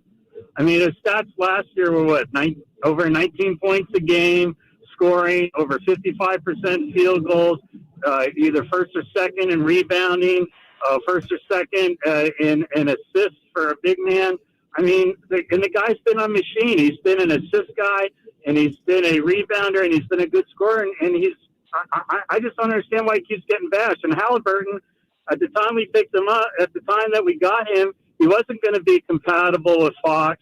And if you look at Fox, when Fox injured his hand this year, he was averaging 27 points a game. He had over 5 rebounds, 5 assists a game, with a center who also had 5 assists, and he had 2 blocks a game. All right, Gary. I just don't understand why you guys are bashing him so much. No, hey, nobody's bashing. Ain't nobody who's bashing him, Gary. First of all, ain't nobody bashing him here. Second of all, everything you're saying is 100% true. But the problem is 27 points for Sacramento does not and no wins, mind you. That's not winning basketball. Domas had a hell of a season, but there's this narrative around the league that Domas, Zach, DeMar, they get the numbers, but they aren't producing winning basketball. What we need is these guys to have 2 or 3 years sustained playoff success to change that narrative. Mm-hmm. Gary's right. The numbers say De'Aaron Fox 27, Domas 19, 12, and 7 or whatever it is. But there's this thought around the league that they're kind of empty numbers. They aren't winning basketball plays being made out there. Mm-hmm. Yeah, maybe Gary thinks it's bashing Domas to say that, they're not going to get like 4 firsts for him. That's just the truth. Right. Right. That's just where it is. It's us looking at the landscape of the league, hearing from people that know. Had a guest on last week, drawing a blank. Sorry. And I asked Chris Forsberg this because even in my time in Boston, we would always overvalue our current players. And then we do the same exercise. Well, would you trade for that? Oh, I don't want that guy. Well, guess what? Fan bases are doing the same thing with our guys right now. Mm-hmm. They're doing the same thing. And so if you're Scott Perry and you do run it back, we need some success. We need playoff to change the narrative surrounding our guys. The big thing about Domas, and you pointed it out, is that as far as what affects his trade value is that contract. Yeah. And he earned that, and he got it, by playing really well. But if you were trying to move off of him, which we don't know whether they are or not, it makes it difficult to move him. Makes it difficult to move. And the thing about Domas, and we discovered this and we know this, if he's going to play the 4, or if he's playing the 5, you got to have the right person next to him, the right fit. And not a lot of teams have that. Mm-hmm. To me, how about this? I'm going to throw out a quick name, Kristaps Porzingis. I think would actually fit with Domas. I don't know about this stage now and the injury history, we need a big man that can shoot and block shots to play alongside Domas. When we come back, only 8 coaches in NBA history have over 500 career regular season wins, a winning percentage over 550, and I've never won an NBA Finals. Thibs is on that list. Kings fans are familiar with a couple other names on the list, and we will look at that next when we come back to Stackdown Sports. Go from daydreamer to industry leader with Amazon Business. From office supplies to IT essentials, Amazon Business provides tools that help you save costs and make insight-based decisions. Learn how to bring your visions to life at AmazonBusiness.com. Right now, get a $15 gift card after rebate with the purchase of select AC Pro refrigerant products at O'Reilly Auto Parts. O'Reilly Auto Parts. Here at the Almond Joy Factory, where tropical vibes abound, we use soft, fresh-tasting coconut. The crunchiest almonds and delicious chocolate candy. But do you know what our most important ingredient is? Sometimes you feel like a nut. Sometimes you don't. Almond Joy's got nuts and something even way better than that. Yes, Almond Joy is made with almonds and joy. Hey, Green Gobbler here. So you've got a clogged drain in your bathroom. Water in the sink's overstaying its welcome. You're spitting today's toothpaste on top of yesterday's toothpaste. You hope that it go away. Yeah, clogs don't just go away. I make them go away. I'm Green Gobbler, the only clog dissolver you need. I'm bleach-free, safe for your pipes, and I work. Guaranteed or your money back. Because I never met a clog that was going to unclog itself. Green Gobbler. Let the gobbler get it. Still getting around to that fix on your car? You got this. On eBay, you'll find millions of parts guaranteed to fit. Doesn't matter if it's a major engine repair or your first time swapping your windshield wipers. eBay has that part you need, ready to click perfectly into place for changes big and small. Loud or quiet. Find all the parts you need at prices you'll love. Guaranteed to fit every time. But you already know that. eBay. Things, people, love. Eligible items only. Exclusions apply. Finally, an easy way to find home improvement contractors. Just visit subcontractorsunited.com and simplify your search for home services professionals. From cabinets to windows, roofing to plumbing, Subcontractors United is an easy, simple way to find and hire a home improvement contractor. And you never have to give up personal information. So no harassing phone calls like you get from those other websites. Subcontractorsunited.com is sponsored by D&D Cabinets and Savage Design. Hi, Sacramento. It's the No Surprise guys at Bell Brothers Plumbing and Air Conditioning. Need a new water heater? Call Bell Brothers. Need drain or sewer work? Call Bell Brothers. Need a free plumbing estimate? Call Bell Brothers. We don't guess at plumbing and drain problems. We use advanced camera inspections and diagnostics to identify the issues. We're fast, reliable, and respect your time by showing up when we say we will. Our technicians are all background checked, drug tested, and will leave the work area cleaner than they found it. The price we quote is the price you pay. We are the No Surprise guys. With more technicians, more trucks, and more experience. We get the job done right the first time. No surprises. Don't wait. Call Bell Brothers today for a free plumbing estimate or book online at nosurpriseguys.com. That's nosurpriseguys.com. The No Surprise Guys, Bell Brothers. With This is merciless. This is musical massacre. Mammoth the man, my motive made no working us. The Drive Guys powering your afternoons Monday through Friday on Sacktown Sports. Shout out Vallejo right here. The Giants Giants have really been struggling. I think it's 16 games now without scoring more than 4 runs in a game. Last 2 nights they've lost in extra innings. They've scored 2 runs in the last 20 innings. So Buster decided to do something about it today.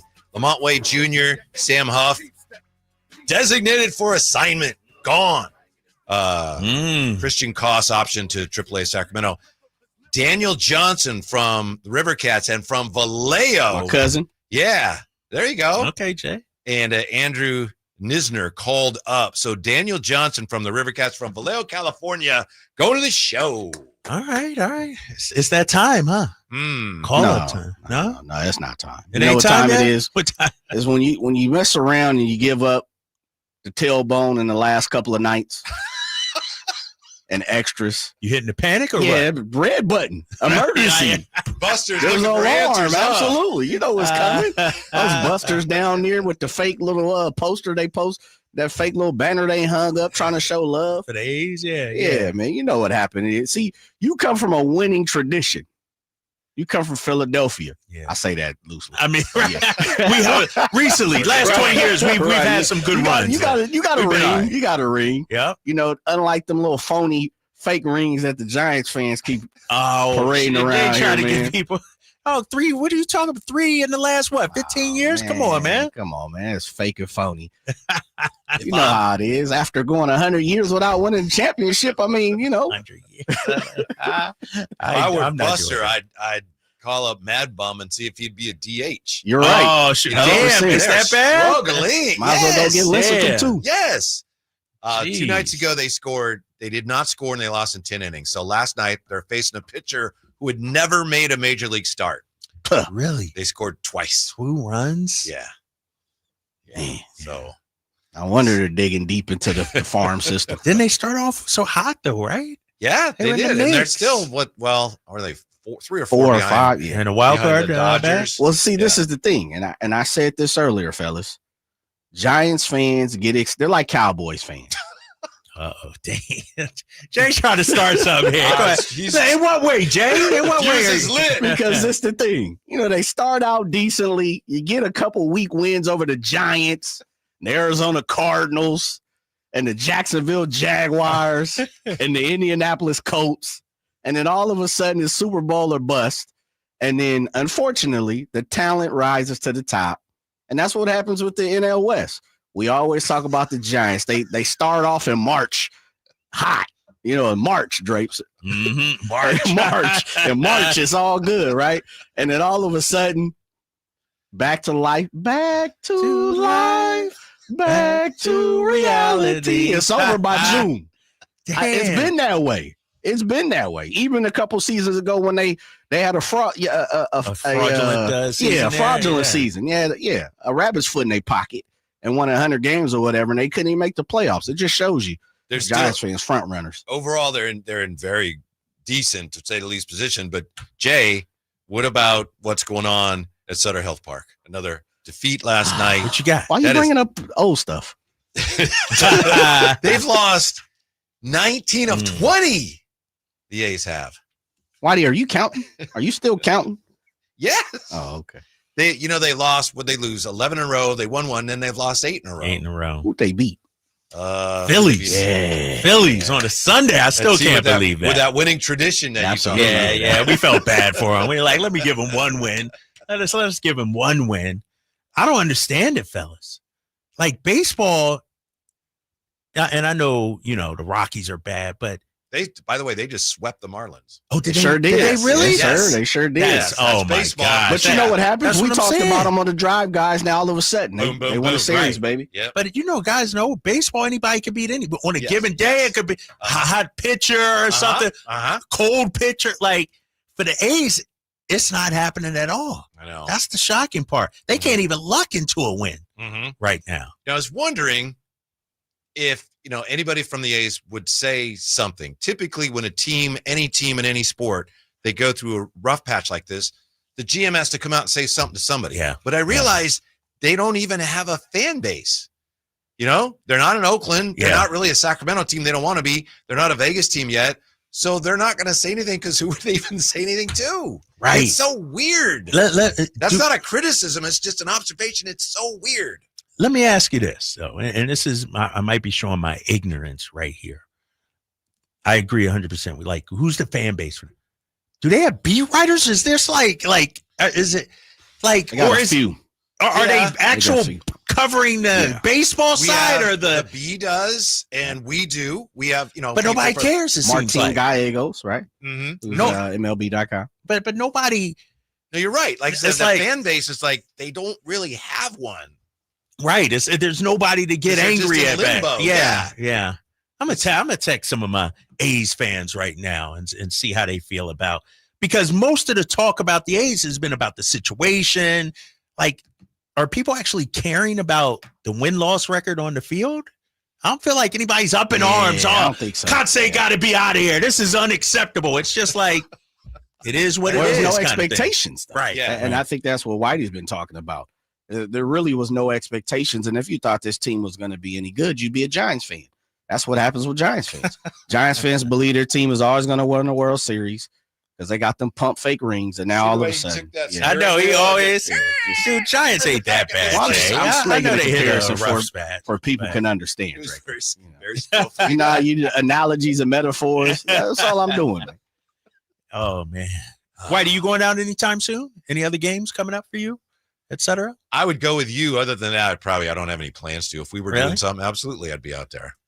You know what Drake, you bothers still haven't me? been out there, right? I haven't been. Okay, yet. so we're still like one of the last few. So they said the attendance was 8,000 and change last night. Sorry, but I don't. What did Drew Pearson say? I don't like that stat even being put out anymore. Because let's say 8,000, lowest attendance of the season. We can point to a number of different ballparks on any given day that had fewer. So why is it that when the A's have it, it becomes a big social media deal? You know, it's 8,000. That's not a lot. We understand that, but what was it out in Miami? 500 or whatever it was the other night? Like, probably not even 200. Seriously. Nobody's, baseball's not like, it just seems like people are, when the A's attendance is low, people are like, see, it doesn't work. And there's other ballparks where the attendance is low. Mm-hmm. It was low in Oakland when they were there last year. And so I don't think I go back to, we've had this discussion 1,000 times, but the attendance is not a reflection of whether it works or not, in my opinion, in Sacramento or West Sac. To me, it just speaks to how Sacramento fans are not jumping on the bandwagon like I think a lot of people with the A's assume they would, So. Yeah, I guess. I mean, it has to do, I feel bad for the players because it has to do with the ownership. We thought they would be better than this, though, right? The team?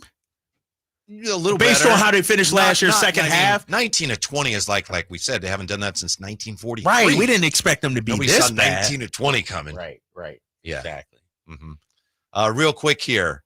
What you got? Tom Thibodeau. Do you have anything you want to add to No. that? Please.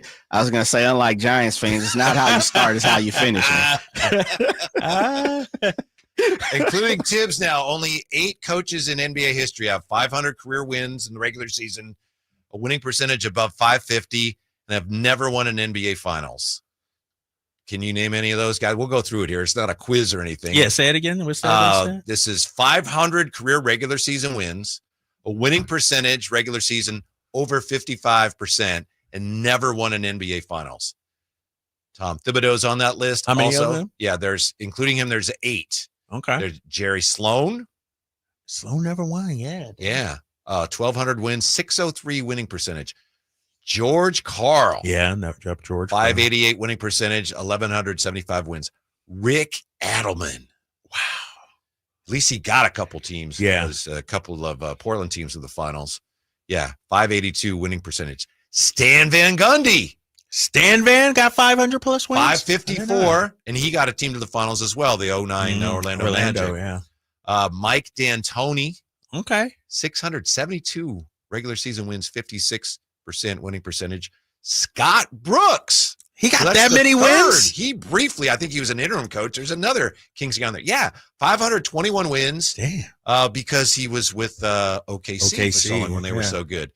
And then this guy is one of the best coaches, period. Yeah. In addition to being probably the best coach in terms of his accomplishments on this list, Don Nelson. Never won. Nope. Always had good teams and always had them in the mix.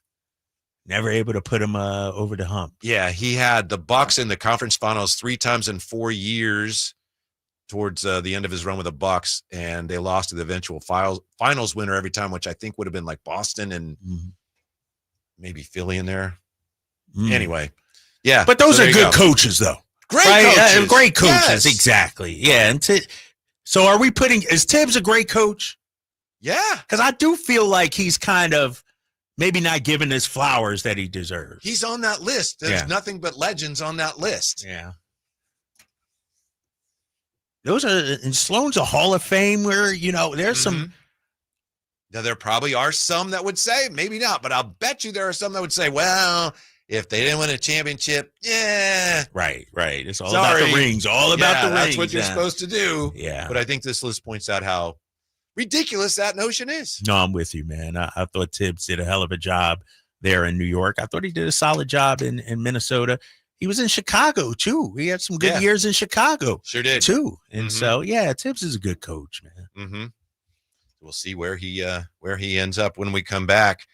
Yes, back to it, Drapes. The Kings no longer have a top 30 player in the NBA, according to your friends at The Ringer. Back with that next on Sacktown Sports. This is the story of the one. As a safety manager at a manufacturing plant, he does everything he can to keep his coworkers safe. From finding ways to reduce risks to keeping safety supplies in stock. And for that, he relies on Grainger. Grainger offers a broad range of quality products and next-day delivery, so he can always play it safe. Call 1-800-GRAINGER, click Grainger.com, or just stop by. Grainger, for the ones who get it done. I'm Ken Korak with your Green and Gold Report, brought to you by Comcast Business, powering possibilities. Well, looking for something positive in the midst of a dismal stretch for the A's, center fielder Denzel Clark, finishing his second weekend in the big leagues and playing in his hometown of Toronto, went 4 for 9 with a home run in the last 3 games of the series and also made a sensational Spider-Man leaping catch over the wall in center field, robbing Alejandro Kirk of a home run. Comcast Business helps turn today's small businesses into engines of modern business. It's how restaurants become reliably up and running neighborhood favorites. It's how retailers become seamlessly restocking, cyber-securing must-visit shops. And it's how healthcare offices become data-managing caregivers that we all depend on. With reliable connectivity, enhanced cybersecurity, advanced fiber solutions, and Wi-Fi backup, Comcast Business is powering the engine of modern business. Alan Stiles here with your Sacktown Sports Injury Update, brought to you by Downtown LA Law Group. Jose Leclerc, right-handed pitcher out with that right lat strain, recently began playing catch, though the A's expect a long recovery process before he returns to action. Gio Urshela had an MRI which confirmed a left hamstring strain. He is sidelined from baseball activity for the time being with no timeline for a return yet. That was your Sacktown Sports Injury Update, brought to you by Downtown LA Law Group. Hey, I'm Alan Stiles. Have an injury? Call Downtown. Downtown LA Law Group, an injury law firm, has many happy clients in Sacramento and the surrounding areas who have called Downtown. Get paid for your injuries from slip and falls or auto accidents. One of their most recent settlements was $1.5 million for a motorcycle accident. Have you had an auto accident? Call Downtown. Text injury help to 40222. That's injury help to 40222 and visit them at calldowntown.com. I'm Ed Evans, CEO of Consumer Cellular. No, we're not one of the big guys. Truth is, we don't want to be. If you're over 50, Big Wireless probably has you paying for more data than you might need. You could be throwing away thousands over a lifetime. We're not here to be the biggest. We're here to bring you something we believe is better. Our plans start at just $20. You'll get the same fast nationwide coverage without the big wireless bill. Call 1-888-FREEDOM or visit consumercellular.com/facts. Plans include $5 credit for auto pay and e-billing. See site for additional facts. I gotta get business cards printed for my entire staff, but where do I even? That was easy. Oh, okay, Staples. But can I have bigger stuff printed too, like huge signs and banners? That was easy. Nice. And what if I had to ship a package? That was easy. Have my passport photo taken? That was easy. Coffee and snacks? That was easy. What about the latest laptops? That was Earbuds easy. and headphones? That was Office easy. chairs? That was easy. I think I also need to get some Staples. Seriously? I had to ask. For everything your business needs to get the job done. Staples. That was easy. Hey, Joy. Oh, you are glowing. Oh, hey, more like Mira joyed that Miralax helped me go. I was so backed up. Tried mega coffees, prune juice, everything. Then Miralax. And hello, gentle relief without the harsh side effects. Ooh, how does it work? It works naturally with the water in your body for constipation relief. Find Miralax today at your local retailer. Use as directed for occasional constipation. This is the story of the one. As a lineman, he does whatever it takes to keep the power on in his community. And he wants a partner like Grainger who does the same. Grainger offers the professional-grade products he needs, from voltage detectors to harnesses to hard hats, plus fast, dependable delivery, so he can rise to every challenge. Call 1-800-GRAINGER, click Grainger.com, or just stop by. Grainger, for the ones who get it done. KHD1 Sacramento, KYMX HD3 Sacramento. From the Power Business Technology Toshiba Studios. This is Sacktown Sports 1140.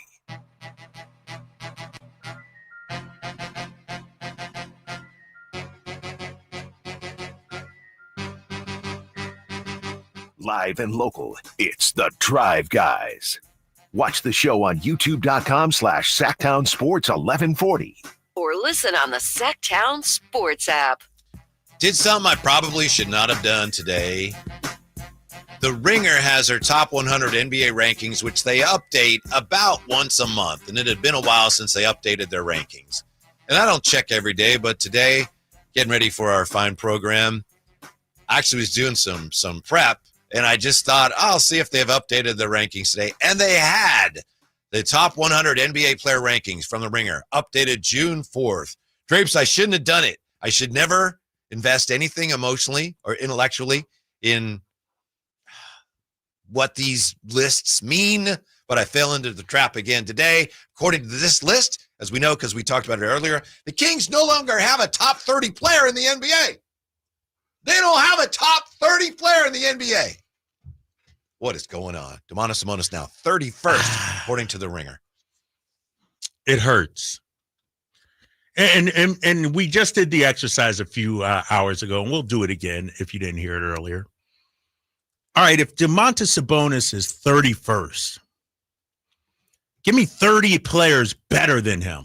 Here they are, according to the Ringer. All right, what you got? In order: Nikola Jokic, Shai Gilgeous-Alexander, Giannis Antetokounmpo, Luka Doncic, Steph Curry, your top 5.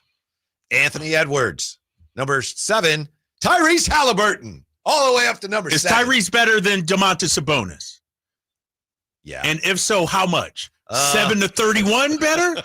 Or is it, all right, Tyrese? It may look like it right now, but probably not. It seems like a wide gulf between, Domas ain't even in the category of Tyrese. Historically, with these lists, that's something we always talk about. Where are they? Usually, in the last few lists, it's been close, but Domas has been ahead of Halliburton by a spot or two. But the three of them, Halliburton, De'Aaron Fox, and Domantas Sabonis, have been in roughly the same area.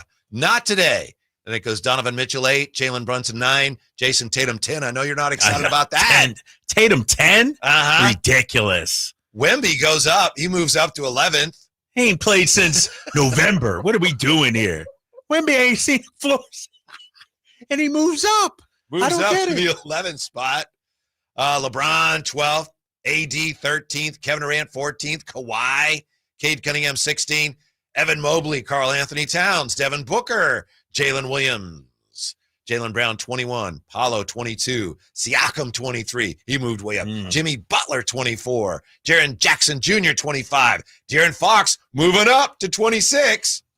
Then it goes Holmgren 27, Darius Garland, Jamal Murray 29, James Harden 30, Domantas Sabonis 31 from 26th to 31st, according to the Ringer. Let me give you some stats here, if you will, Whitey. I'm looking at Domas' splits this season, because I'm trying to see what the Ringer has seen to make him fall that far down to 31. And the numbers did drop off precipitously. In January, Domas averaged 21 points, 16 rebounds, 7.6 assists. February, 15.9 points, 13.8 rebounds, 5.1 assists. March, Whitey, 13 points, 11 rebounds. What seems to be happening to me regarding Domas is, obviously, it's the Kings' bias.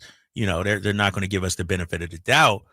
But they're looking at these numbers and saying, see, but then in April, 20 points, 13 rebounds, 6 assists. So I understand he had a rough patch. He hit, the injuries, adapting to new teammates. His numbers went down. No doubt about it. But he finished strong, 20 points, 13 rebounds, 6 assists. What I don't like about what the Ringer is doing here,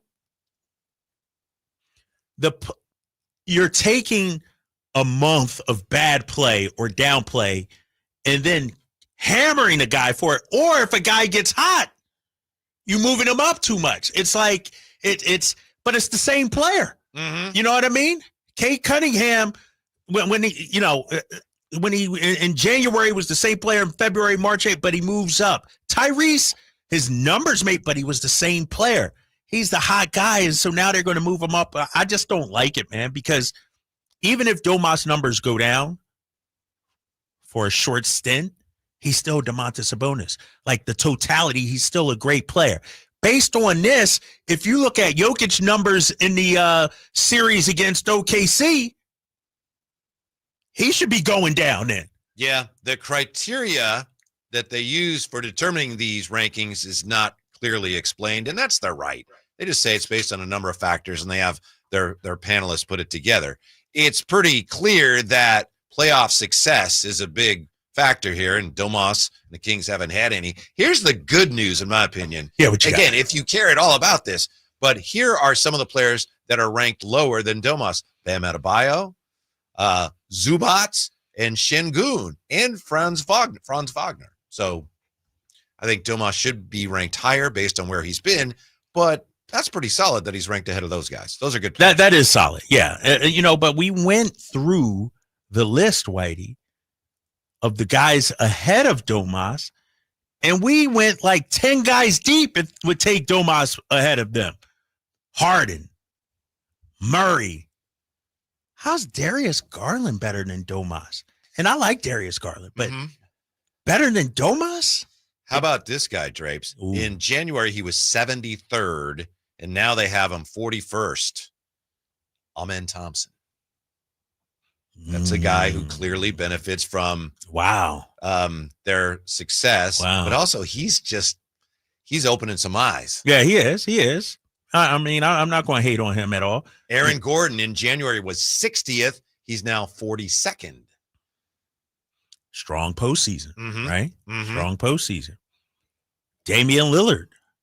I'm surprised Lillard's still as high as he is. I am too. At 43. Yeah. That was 33 the last couple of months, March and April. Kyrie has gone down. How about Zion?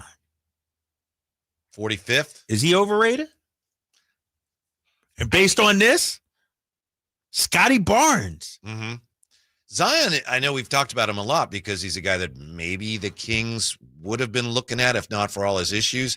They don't play him, right? They sat him down so much. So it's hard to evaluate him one way or the other. Who he is, when he plays, he puts up good numbers, but so often he just doesn't play. Yeah. And it's not because he's hurt this year. It's because they sit him down. Yeah. Load management. So how good is he? I have no idea. Right. When he plays, he doesn't play. Yeah. How about Tyler Hero? 45 to 51. Julius Randle went up from 74 to 52. Randle was a no-show in that OKC series, especially the last few games. Let's see if I can get his goat a little bit here. Oh, what you got? 54. Austin Reeves, Jay. Yeah. 54? Yeah, top 54 player in the league. In January, he was 86th. Who's 50, 51, 52, and 53? 53, Larry Markkinen. Okay. Julius Randle, 52. Tyler Hero, 51. Draymond Green, 50. Yeah, he's not better than none of them guys. I didn't notice that one, Traves. Draymond Yeah, Green. how's Draymond 50? 50? First team all defense. And he didn't move at all. he was 50 in April. Mm-hmm. Game-wrecking defender and fiery competitor in a constant battle to harness his edge for good. This doesn't necessarily mean any of this is right, but it is interesting to see how some national members of the media view the Kings. So you have Domas at 31. You don't have any more Kings until 67 to Rosen, down, and 68, Zach LaVine. So the members of this panel, and that includes Bill Simmons, I think, and Russillo, Michael Pina, they don't look too kindly on the Kings roster right now. No, they don't. They don't. And, it's up to us to shut them up, right? I mean, because here's the problem. You look at DeMar's numbers, Zach's numbers, they pretty much mirror what they've been. Last year before they came in the Kings uniform. And so why is it such a drop-off? Like, for instance, if I look up Zach LaVine's splits for the each month this season, I'm going to go through it. And I don't know what I'm going to see here, Whitey, but I would surmise he is actually pretty good. October, here you go. Zach LaVine, October, 23 points. Small sample size, 5 games. November, 21.6. December, 22. January, 27.9. February, 22.9. Those are on efficient shooting. Exactly. Those aren't just empty numbers. March, 19.9, but the efficiency was still there. He just didn't take as many shots, attempts per game. Mm-hmm. April, 27.4 points. So my point is, he's producing the same pretty much, but yet he drops 15 spots. Make it make sense to me. Yeah, I can't. In January, they had him 44th, and he's been 68th the last 2 rankings. And DeMar DeRozan was 58th in January, and now he's at 67. Let's just hope that anybody the Kings may want to talk trade to doesn't view these guys in the same light. We'll look at more of this when we come back. Also, tell you why, Kings fans, we should all be doing cartwheels over this year's finals. Next on Sacktown Sports. Visit SacktownSports.com and join the Sacktown Sports 1140 newsletter. Good evening, everyone, and welcome to the NBA Finals. In the NBA Finals, any moment can become unforgettable. Oh, blocked by James! Now is your chance to watch the next moment you'll remember forever. Jordan, open! Chicago with the lead! Unforgettable awaits. Anything's possible! The 2025 NBA Finals presented by YouTube TV begin June 5th on ABC. Whitey here for Napoleon Grills, reminding you that when buying a new grill, every detail matters. While supplies last, you'll receive a $149 gift with purchase on every new Napoleon Prestige stainless steel grill. The kit even includes a pizza lover starter kit and much more. And now up to $79 off Napoleon Rogue models. Napoleon grills are built different, built better, built to last, with a lifetime warranty and premium steel that boasts amazing quality. Visit Green Acres Nursery today for your best selection of Napoleon grills and accessories. At Valley Strong Credit Union, we know that local businesses are the backbone of the Central Valley, investing in our neighborhoods, boosting the economy, making the Valley stronger. But when it comes to their finances, where can they turn? A big bank that just sees another number? That's not good enough. Valley businesses deserve Valley support for payroll, credit, cash flow, and everything in between. Valley Business is Valley Strong. Learn how our cash management services can support your business at valleystrong.com.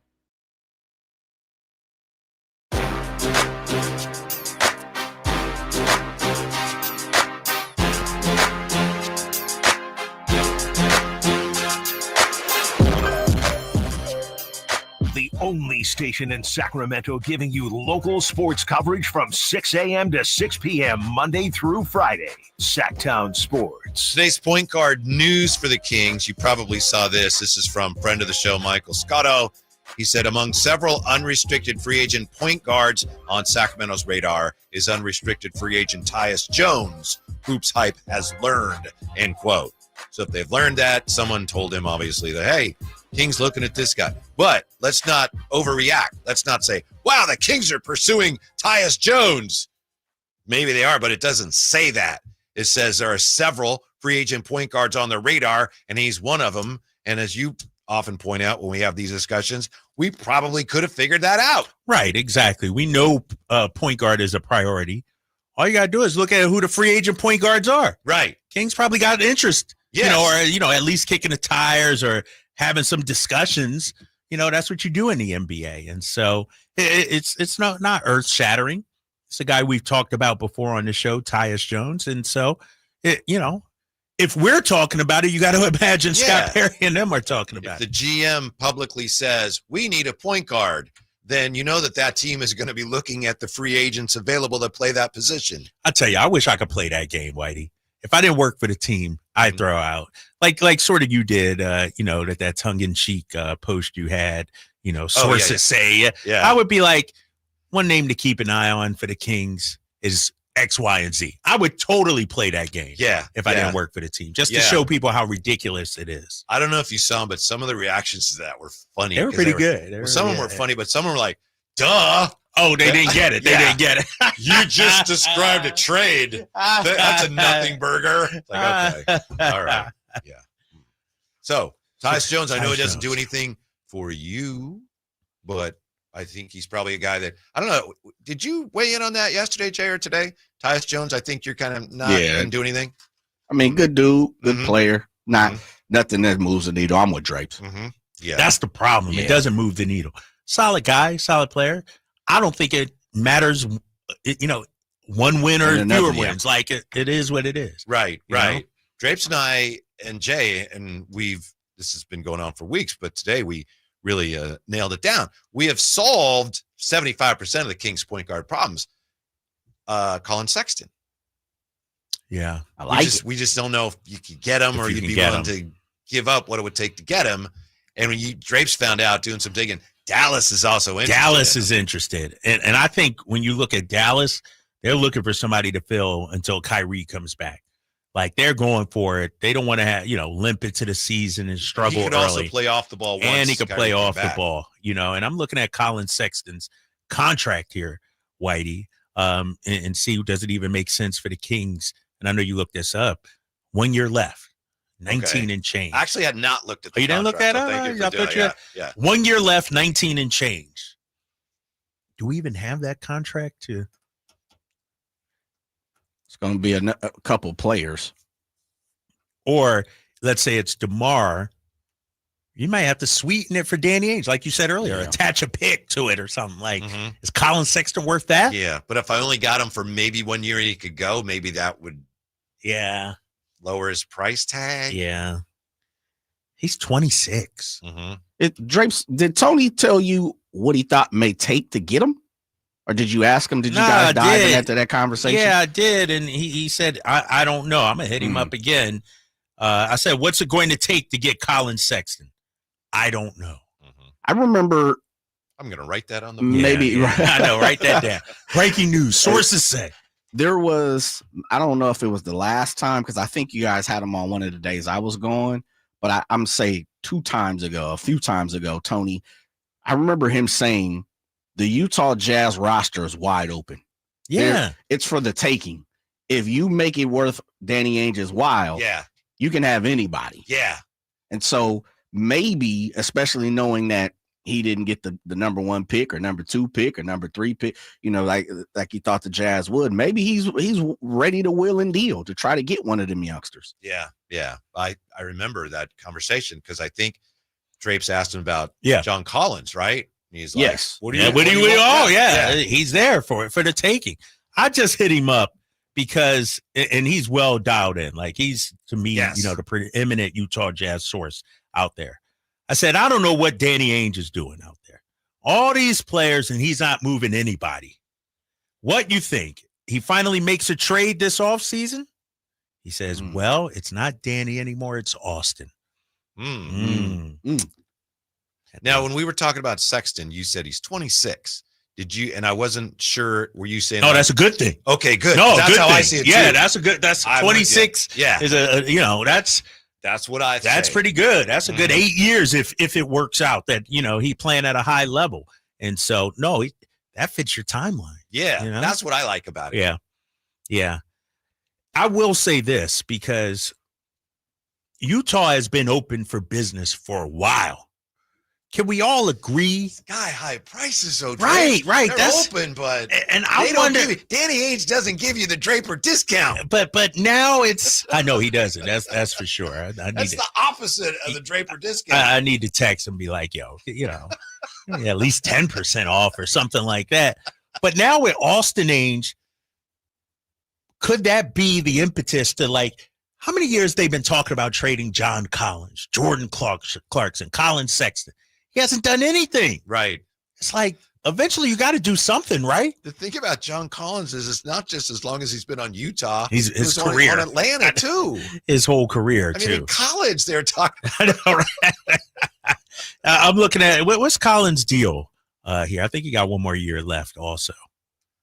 Player option for 26.5. Chump change. What do you think? The thing that always surprises me about him when we have this conversation is that he's as young as he is. Because I always think of him as being older. Yeah, 27 years old he's right now. Pretty young player. Yeah, 27. John had a great year last year. Had a great year. I would have definitely traded for him. Mm-hmm. I would have given up a protected first for John Collins. What would you give up if you could get Sexton and John Collins? And obviously you'd have to, one of your big contracts would have to be part of that. Whitey, all you want to do is have the Utah Jazz here. We already got 2 Chicago Bulls. Now you want 2 Utah. Then your answer is I wouldn't. That's fine. Yeah. I just asked the question. No, I would. In terms of picks? Yeah. I mean, it would cost you at least 3. I wouldn't do 3 first rounders. Nah. Don't you think that's probably at least what it would cost you? Yeah, probably. But it would have to be heavily protected, in my opinion.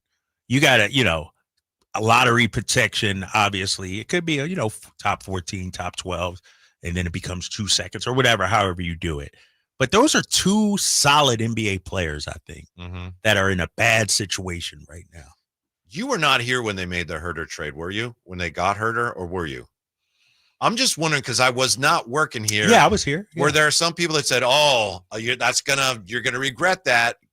Giving up a number 1. I don't remember that. Okay. I don't hear any of that. I don't remember that at all. I didn't hear any of that. And it was a different time too, COVID and all that and everything. But no, I don't remember that at all.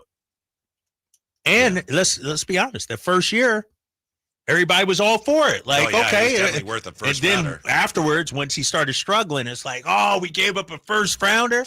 And so it's at the time, I don't think anybody was upset about that. That's what really is frustrating about those trades, the Beam Team trades. Like the Herter traded first was like, this is great. Right. And now we're going, first round. The same with Domas, right? Yep. This is great. And now it's like, Halliburton. Yeah. It's like delayed reaction. Yeah, and it can still go the other way, too. Sure. If you're a Sabonis, you make all NBA, you lead us to the Western Conference Finals, then it's like, all right, the trade was worth it. Mm-hmm. I do think, as we touched on earlier, it's really encouraging for fans in all small markets, especially here in Sacramento, that you've got 2 small market teams in the finals now. And it's not just a matter of luck. It's the way the NBA is trying to shape the CBA, and they're trying to encourage it going forward. So if you've been here a long time, you know that for years, especially when the Kings would lose to, say, the Lakers, we would talk about it's just so hard to win as a small market team. I'm not saying it's easy, but they're tilting the game towards the small market teams a little bit. That's great news for the Kings. It's great news if you're a Kings fan.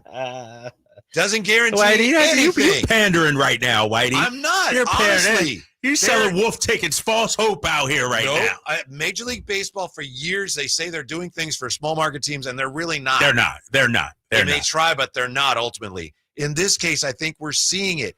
It's just the environment for small market teams to actually compete. It's more favorable than it's ever been. So it gives you a chance. Doesn't guarantee nothing. Right.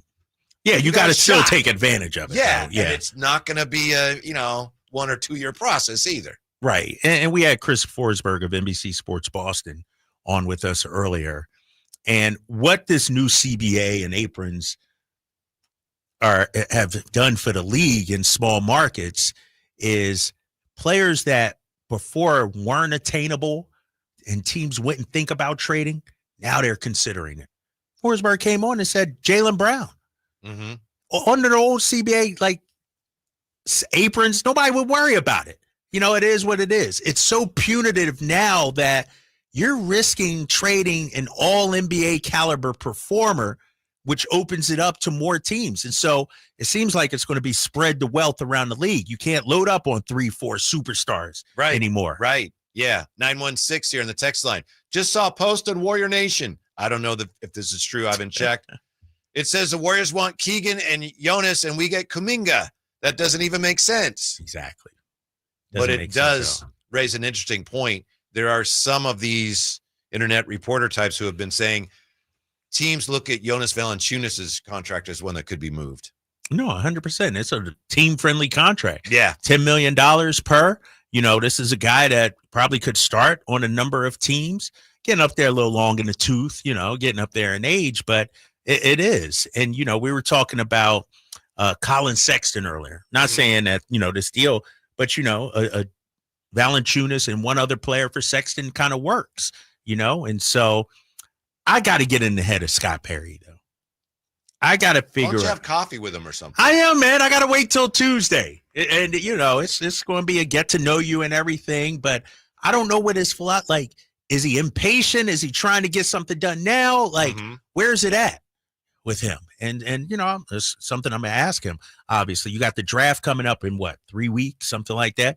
The Durant trade reportedly will be done before the draft. Phoenix wants to get draft capital in this year's draft. And so hopefully some of these dominoes start to fall soon. Who's going to be taking more notes? You of what he says or him of what you say? I wonder. Hopefully it's 50-50 because I got some words of wisdom for him too that he needs to write down. Yeah. Now, Tyrese Halliburton was named the most overrated player in the league. We know he's not, right? So if Tyrese is not the most overrated player in the league, who is? We're back with that next, Sacktown Sports. If you're 55 and up, T-Mobile has plans built just for you. 2 lines of unlimited for just $30 a line.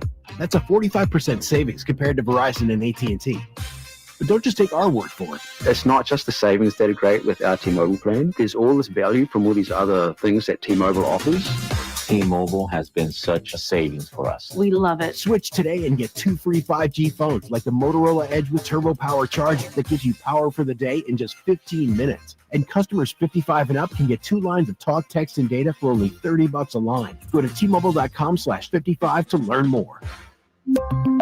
With 24 monthly bill credits and 2 new lines with autopay for well-qualified customers plus taxes, fees, and $35 per line connection charge. Credits end and balance due if you pay off early or cancel. Contact us plus $5 per line without autopay. Debit or bank account required. 45% off 2 lines versus AT&T Starter and Verizon Welcome. Plan benefits vary. See details at T-Mobile.com. Motorola Edge requires 68-watt charger. Charger sold separately. Actual performance will vary based on usage and configuration. Trey Songz, live. All the hits, all in one night. Trey Songz. Friday, June 20th, the venue at Thunder Valley.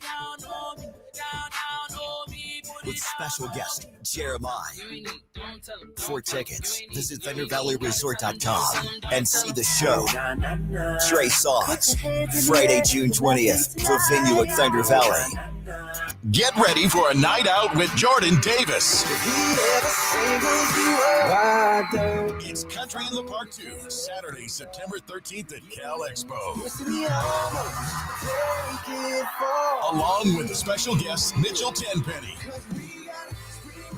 Low Cash, Vincent Mason, and Abriana. Make it a family day out with food trucks, games, dancing, and more. Saturday, September 13th at Cal Expo with Michelob Ultra. Tickets are available now at CITPFest.com. Golf to Go is brought to you by the Hagen Oaks Golf Super Shop. Here's Frank LaRosa. According to Bogey Jones in the Daily Divot, golf is the best sport ever, and they provide a few reasons why. Some include no 2 courses are the same, so you'll never get bored.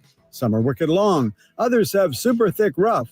And others have fast greens. Enjoy the variety. You can make the game competitive with anyone. With other sports, bigger, stronger, younger opponents may have an edge. In golf, different tees and a formal handicap system makes it competitive, even if you're a 30 handicap. Golf can't be conquered. One day you can't miss a shot, the next day you want to throw all your clubs into the lake. The unpredictability is fascinating, and age is just a number. You can play when you're 70 years old. In fact, some don't take up the game until later in life, but don't wait that long. And you'll meet amazing people, celebrities, athletes, successful CEOs. You never know who you'll meet on a golf course. And oh yeah, it's a game. So have some fun. That's your Golf to Go. I'm Frank LaRosa.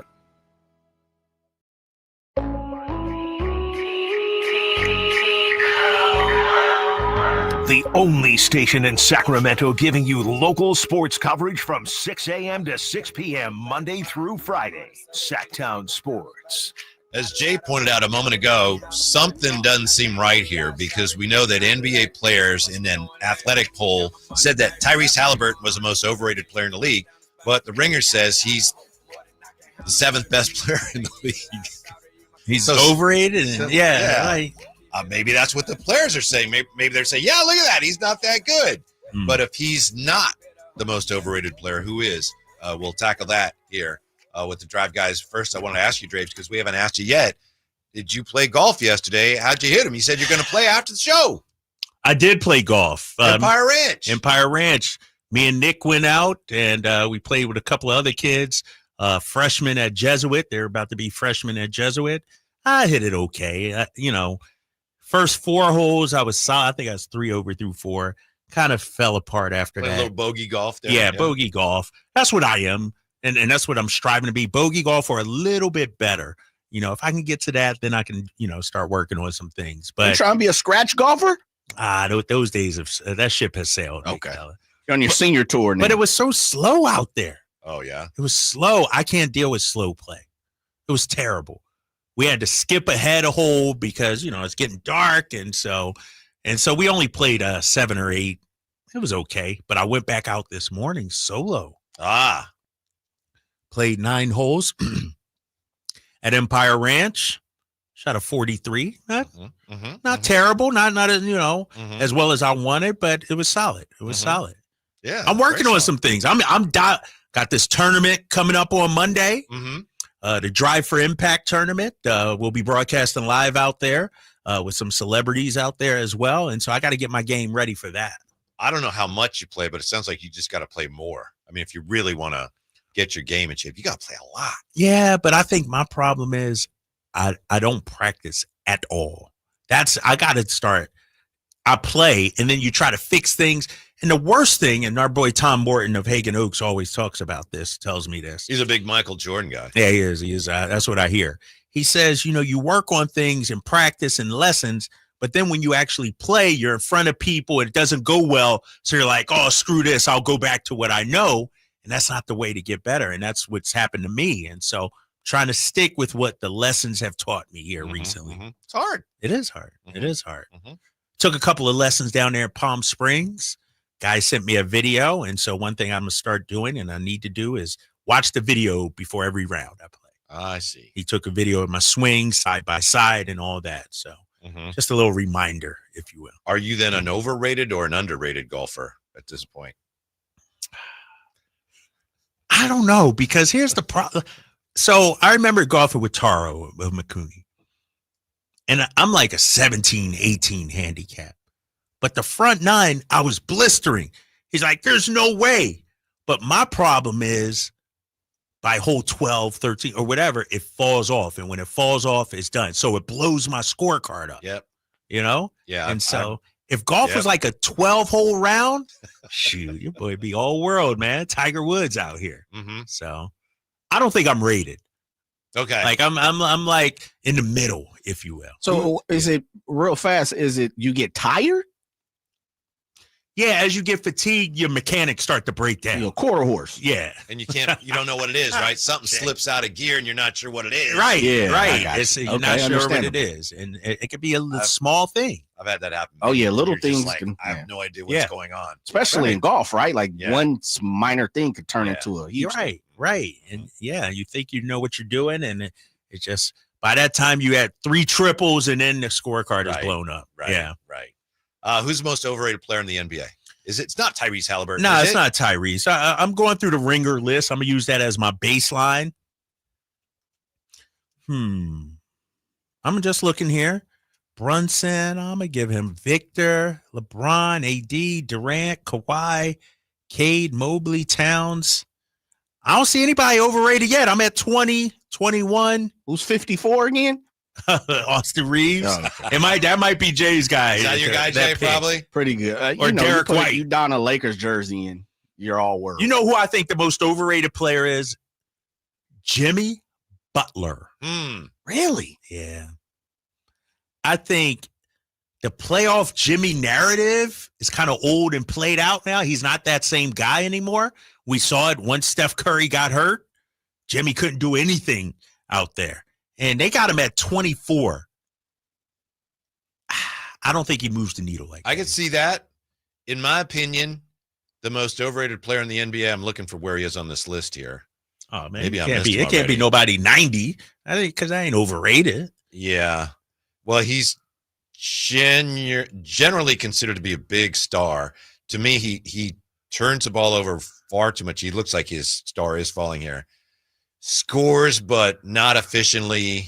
Doesn't defend. Trae Young. You're going Trae Young. Yeah. Oh, you going Trae Young? Yeah, and he's You can see where 33rd. His rating here it's down from 29th in January. But to me, Trae Young is the most overrated player because I think that people just tend to treat him and think of him as like a perennial all-star. He's a superstar. And to me, I don't think he helps you as much as a lot of people think he does. So he'd be my pick. I'm not. So Jimmy Butler, Jimmy Butler. Trae Young, and Jay. Is it Austin Reeves? Or are you still figuring it out? No, it might be Derek White. Let me see what they have Derek White at. Did you guys look that up at all? He's on there. Where's he at? 38. Yeah, 38. 38. He's up. Jay's like, hell yeah, he's overrated. It's Austin Reeves for me. Okay. Yeah. As much as I always say Derek White is a guy that plays better because he has people around him. We can say that about a lot of people.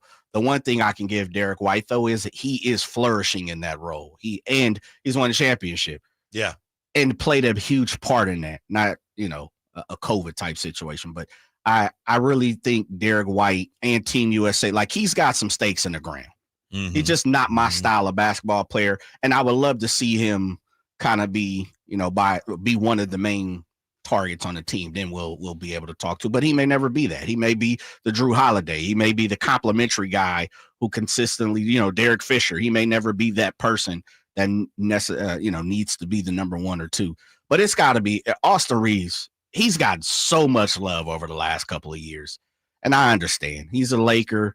54 though, Jay? That's not. Yeah, but I think it's nationally, he's considered a 3-and-D guy type person. Right. Yeah, it's like, we're heaping a lot of praise on Austin Reeves that I'm not sure he's really living up to, especially Laker fans. And maybe just because I'm surrounded by a lot of Lakers fans too. Jay, he averaged 20 points per game last season. I understand.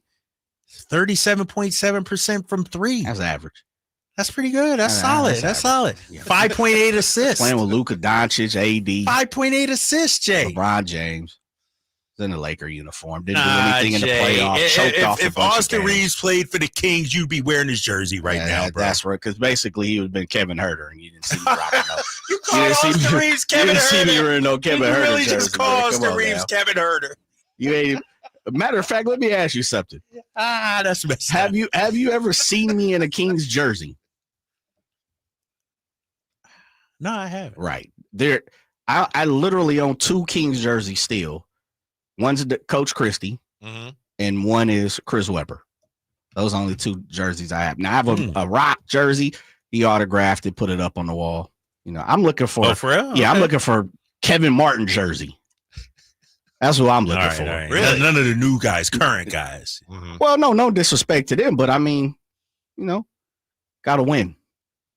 Here you go, right here. This is the telltale for Austin Reeves. Oh, here we go. Austin Reeves, according to his 2K rating, because this is what these kids are all about. 87 overall. Yeah, you know better than that, Drapes. That's pretty damn good. That's high. That's pretty good. That's pretty high. Whereas your boy LaMelo Ball, let me look it up, He Jay. should be 89, 90, 91, 92 if that's LaMelo Ball 2K rating is, drum roll please, 90. 88. So Wow. LaMelo and Austin Reeves are about the same. That's just because the injury's holding him back.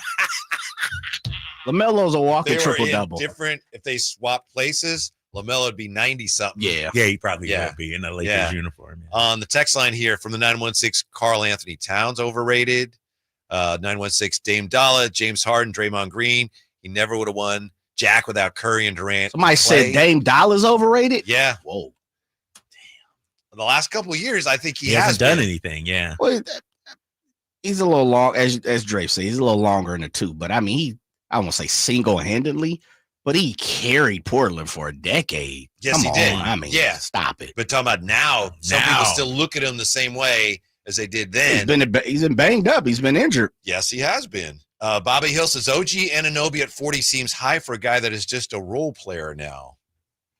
I thought OG was pretty good in the playoffs. Cal Bridges is the one to me. It's like, he might be a little overrated. I don't know if he's as good as he's certainly not as good as 5 first-round picks. Picks good, yeah. Can I give you guys one?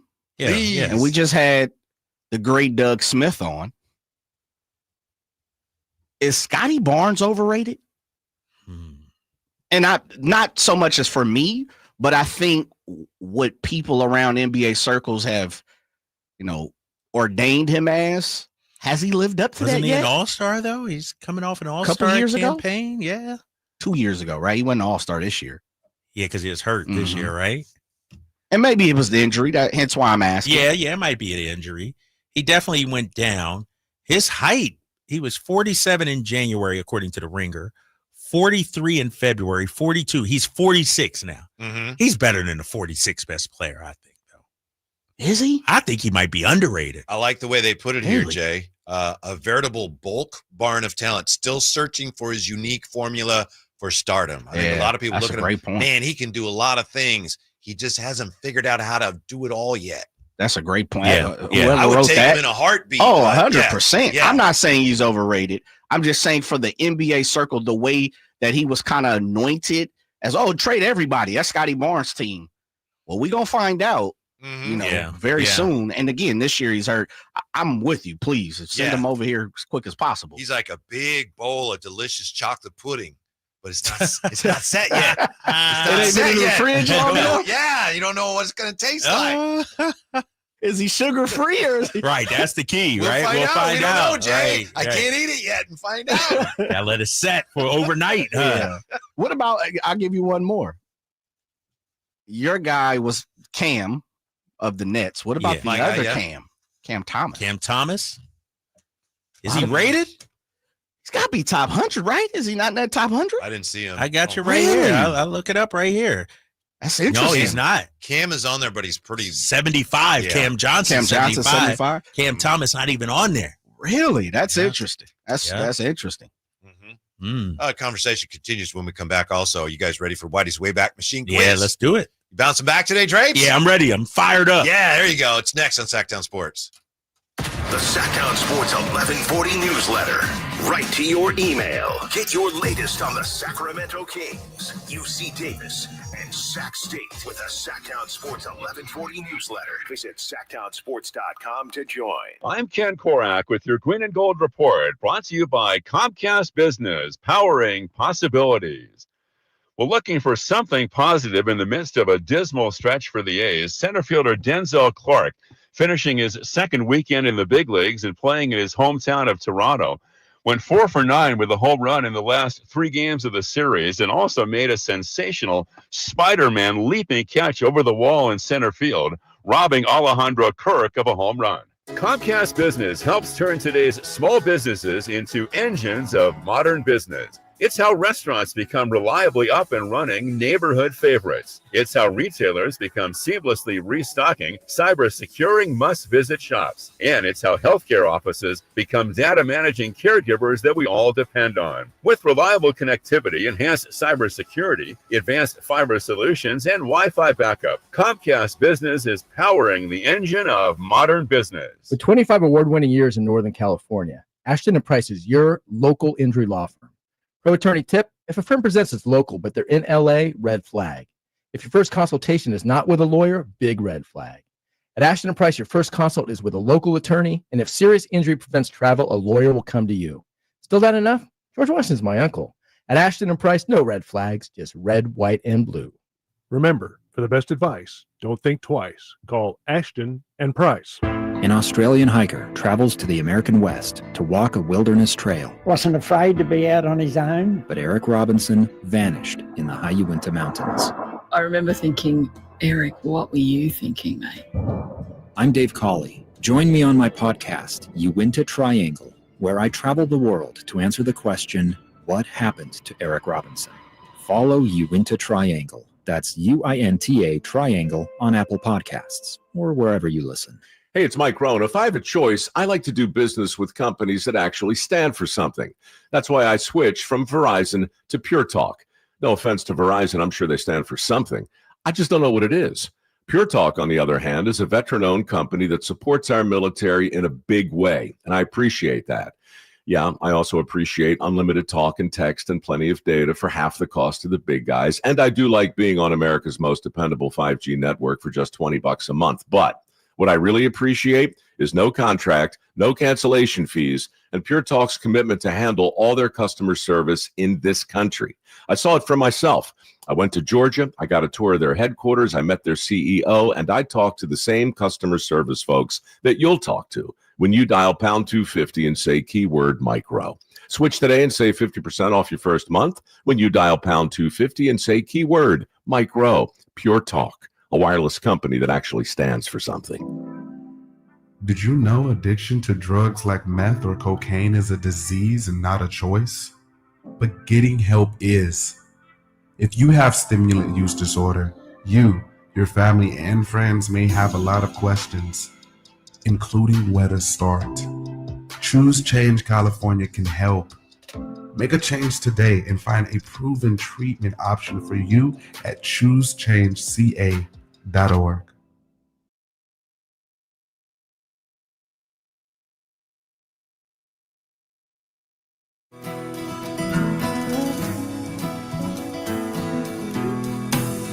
The only station in Sacramento giving you local sports coverage from 6 a.m. to 6 p.m. Monday through Friday. Sacktown Sports. Wayback Machine quiz is coming up. First, a quick glance at the text line here from the 209. Scotty Barnes is the next Michael Carter Williams.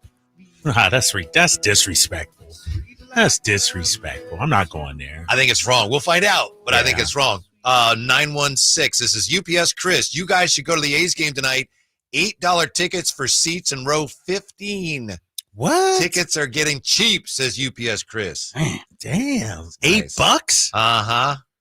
You have to check that out. Wait till the Orioles come in, too. The Orioles are coming in next, and they're not having a good season. Yeah, they'll call you up. What time can you make it to the game? Right. Mm-hmm. Drapes, in the last 5 months, I've gone from an 18 to an 11. Play around a week and practice once a week. Your scores will change, I assure you.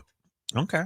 Nah. Let's hope, Drapes. Nah, no, it's not. No, it's yes, not. it is, man. Don't be negative. No, because with me, it's not for lack of skill. It's mental. You can practice all you want. Once you get on the course, it's different. Yes, but you can also practice the mental. Right, but that's not on the range. That's seeing a sports psychologist, if you will. That's what I need because I know what to do. I could hit the ball. It's like you see me at the range. Pew, pew, straight as an arrow. I get out there, it's okay, but it's a lot more misses than at the range. Yeah, you know we just be having too many mental breakdowns. 100%, 100%. At the range, you hit 8 shots and 6 of them are great. You go to your car feeling like, I'm great. Yeah. You go to the course, those 2 bad shots kill you. Yeah. And you only get 1 shot at each. You know what I mean? One chance at each shot. Right. Those matter. Each shot matters. Yeah. They keep track of all of them. Yeah. And you got it, Drapes. We got support and love, man. We believe. You got Tom Morton in your corner. Come on. I know. You know what, though? And I've talked to Doug about this, DC. And you guys know this. Jay, you know this, too. He would go to the range every day before radio. For sure. Go to Hagen Oaks every day, 12 o'clock. Hit a pail of them balls. And hit a ton of balls. I don't do that. I probably hit, and I don't warm up before I play. The other thing is, if it was you before the show, you wouldn't go to the range at 12 o'clock. You'd go at 1:40. Yeah. I got time. I can hit 100%. I got to understand, man. I gotta get in the right mind frame before I walk into the building. That's all. Gambate. Yes. What you need, brother. Yeah. It's time for Whitey's Wayback Machine quiz for June the 4th. And I see something glittering in the control room. I think it's Jay's championship belt. Oh, yeah, you see that, brother. Yeah. It's Ramsey back there trying to help him. Oh, he's at that. Oh, he's already gone? All right. All right, Jay, you're up first today as champion. We have this date, what year in baseball? We have this date, what year, 2 in baseball? 1993, 1995, 2000, and 2020. Let's go 1993. 1993. Ron Harper. Multiple choice. All right. Ron Harper. The Suns take Game 3 of the finals from the Bulls in triple overtime this date, 1993. Who set a new finals record for minutes played in a game with 62 in that game? Dan Marley, Kevin Johnson, Michael Jordan. Thunder Dan Marley. Thunder Dan Marley is not correct. Oh, I thought I had that. Chance for the steal. Let me read it again. That was the first thing that popped in my mind. 1993, this state Suns take Game 3 of the finals from the Bulls in triple overtime. Who set a new finals record for minutes played in a game with 62? And what was game 3? Game 3 was it Kevin Johnson? Kevin Johnson. KJ for the point. Ah, come on, KJ, Jay. Come on, big fella. I thought it was Thunder Dan. I know. remember I Thunder would have Dan said coming that in too. and out. I would have said That that was too. Thunder Dan was the first one that came to my mind. I know what you mean. He came to my mind too. It wasn't right, but it was like, that seems like it should Dan be Marley. Dan Marley. That's a Dan Marley stat. 1-0. Kyle Draper with a steal. You're up, Drapes. This date, what year in baseball? 1 and 2. 1995, 2000, 2020. 1995. 1995. It's the closest. Jay too. can go first. All right, Jay. This date, 95, Orlando beat the Pacers to reach the finals. Ooh, Shaq. They reached the finals in just their 6th season of existence. Yes, sir. Question, though, is the 1971 Bucks hold the record for fastest expansion team to win a title. The Bucks won it all in what season of their existence? 1971 Bucks. Oh, what season of their existence? Yeah. Okay. All right. Like if it's Jay their got first that. year, it's season 1. Yeah, just to be clear. So, wait, read that question one more time. Okay, and this date. I was thinking of Darryl Armstrong of the Magic. There you Yeah. Orlando beat the Pacers. Yeah. So they reached the finals in year 6 of their existence. Yeah. But the Bucks, 1971 Bucks, hold the record for fastest expansion team to win a title. go. Yeah. They won it all in what season of their existence? I think that'd be the 4th year. 4th year. Oh. Over to Kyle Draper. Bucks hold the record. 1971. Won the title in what year of their existence? I believe they came in 68, so I'm going to say third Third year. year. Third year is correct. I thought it was 68 too. I was like, oh. 68, 69. I thought it was 67. Oh, man. It was third or fourth. I thought I knelt it. Yeah. That's a Kareem Abdul-Jabbar. Luau Cinder. Yes. Drapes with the 2-0 lead. I thought it was 4. Count of 3. All right. Oh, okay. See what I'm saying? Now do that on the golf course. I know, right? Back to you, Drapes. You got the lead. What are you going to do with it? No, it's me or Jay? Jay. It's on me. It's on me. It's on Jay. Yeah, because I did let him closest got the first. second one. Yeah. I did first. He did second. He's up Okay. 2-0. Yeah, Jay. It was Jay. Yeah. Pardon me. Yeah, This date, what year in baseball? 1 and 2, 2000 and 2020. Let's go Y2K. Y2. Jimmy Rollins.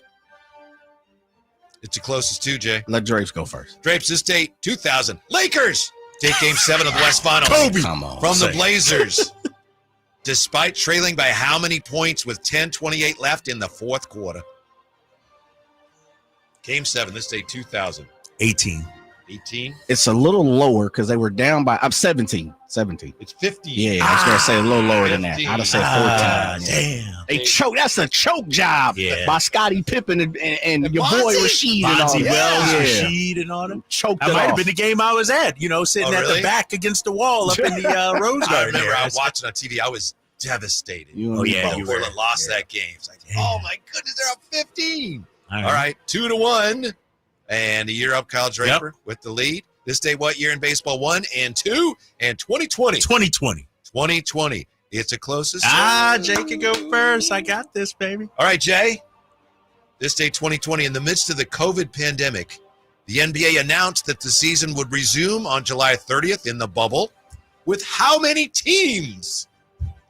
This day, 2020, the league said, yeah, we're going to resume the season in the bubble July 30th. With how many teams? How many teams were invited to the bubble? 16. 16. Oh, that's not right. Over to Kyle Draper. 17.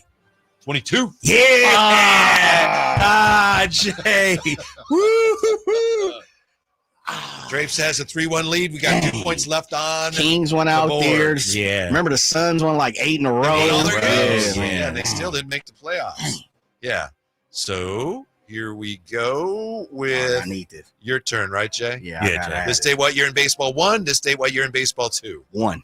1. And you can hear it, of course, and decide if you want to go first or not. This day, what year in baseball? Cleveland forfeits a game to the Rangers when 10-cent beer night leads to drunken fans rushing the field on this date in what year? Let Drapes go first. This day, what year, Drapes? Cleveland forfeits a game to the Rangers when, who saw this coming? 10-cent beer night leads to drunken fans rushing the field. 62. 1962. Yeah, 63, a little later. 1974. Yeah, it was a little later. 10-cent beer 74. night. Oh, wow. Okay. What is it? 3-2. 3-2. I need it. Here you go, On Drapes. Drapes. Yep. This day, what year? 2. This was on TV Oh, yeah, earlier, I but can I hear don't this. think you saw it. Randy Johnson of the Giants picks up career win number 300. This day, what year? Jay can go first. Okay. This day, what year? The big unit, Randy Johnson, the Giants, picks up career win number 300. I'm going to say 2004. 2004. 2005. It was 2003. 9. Yeah. Draper. I was hoping you said something early like that. I was like, nah.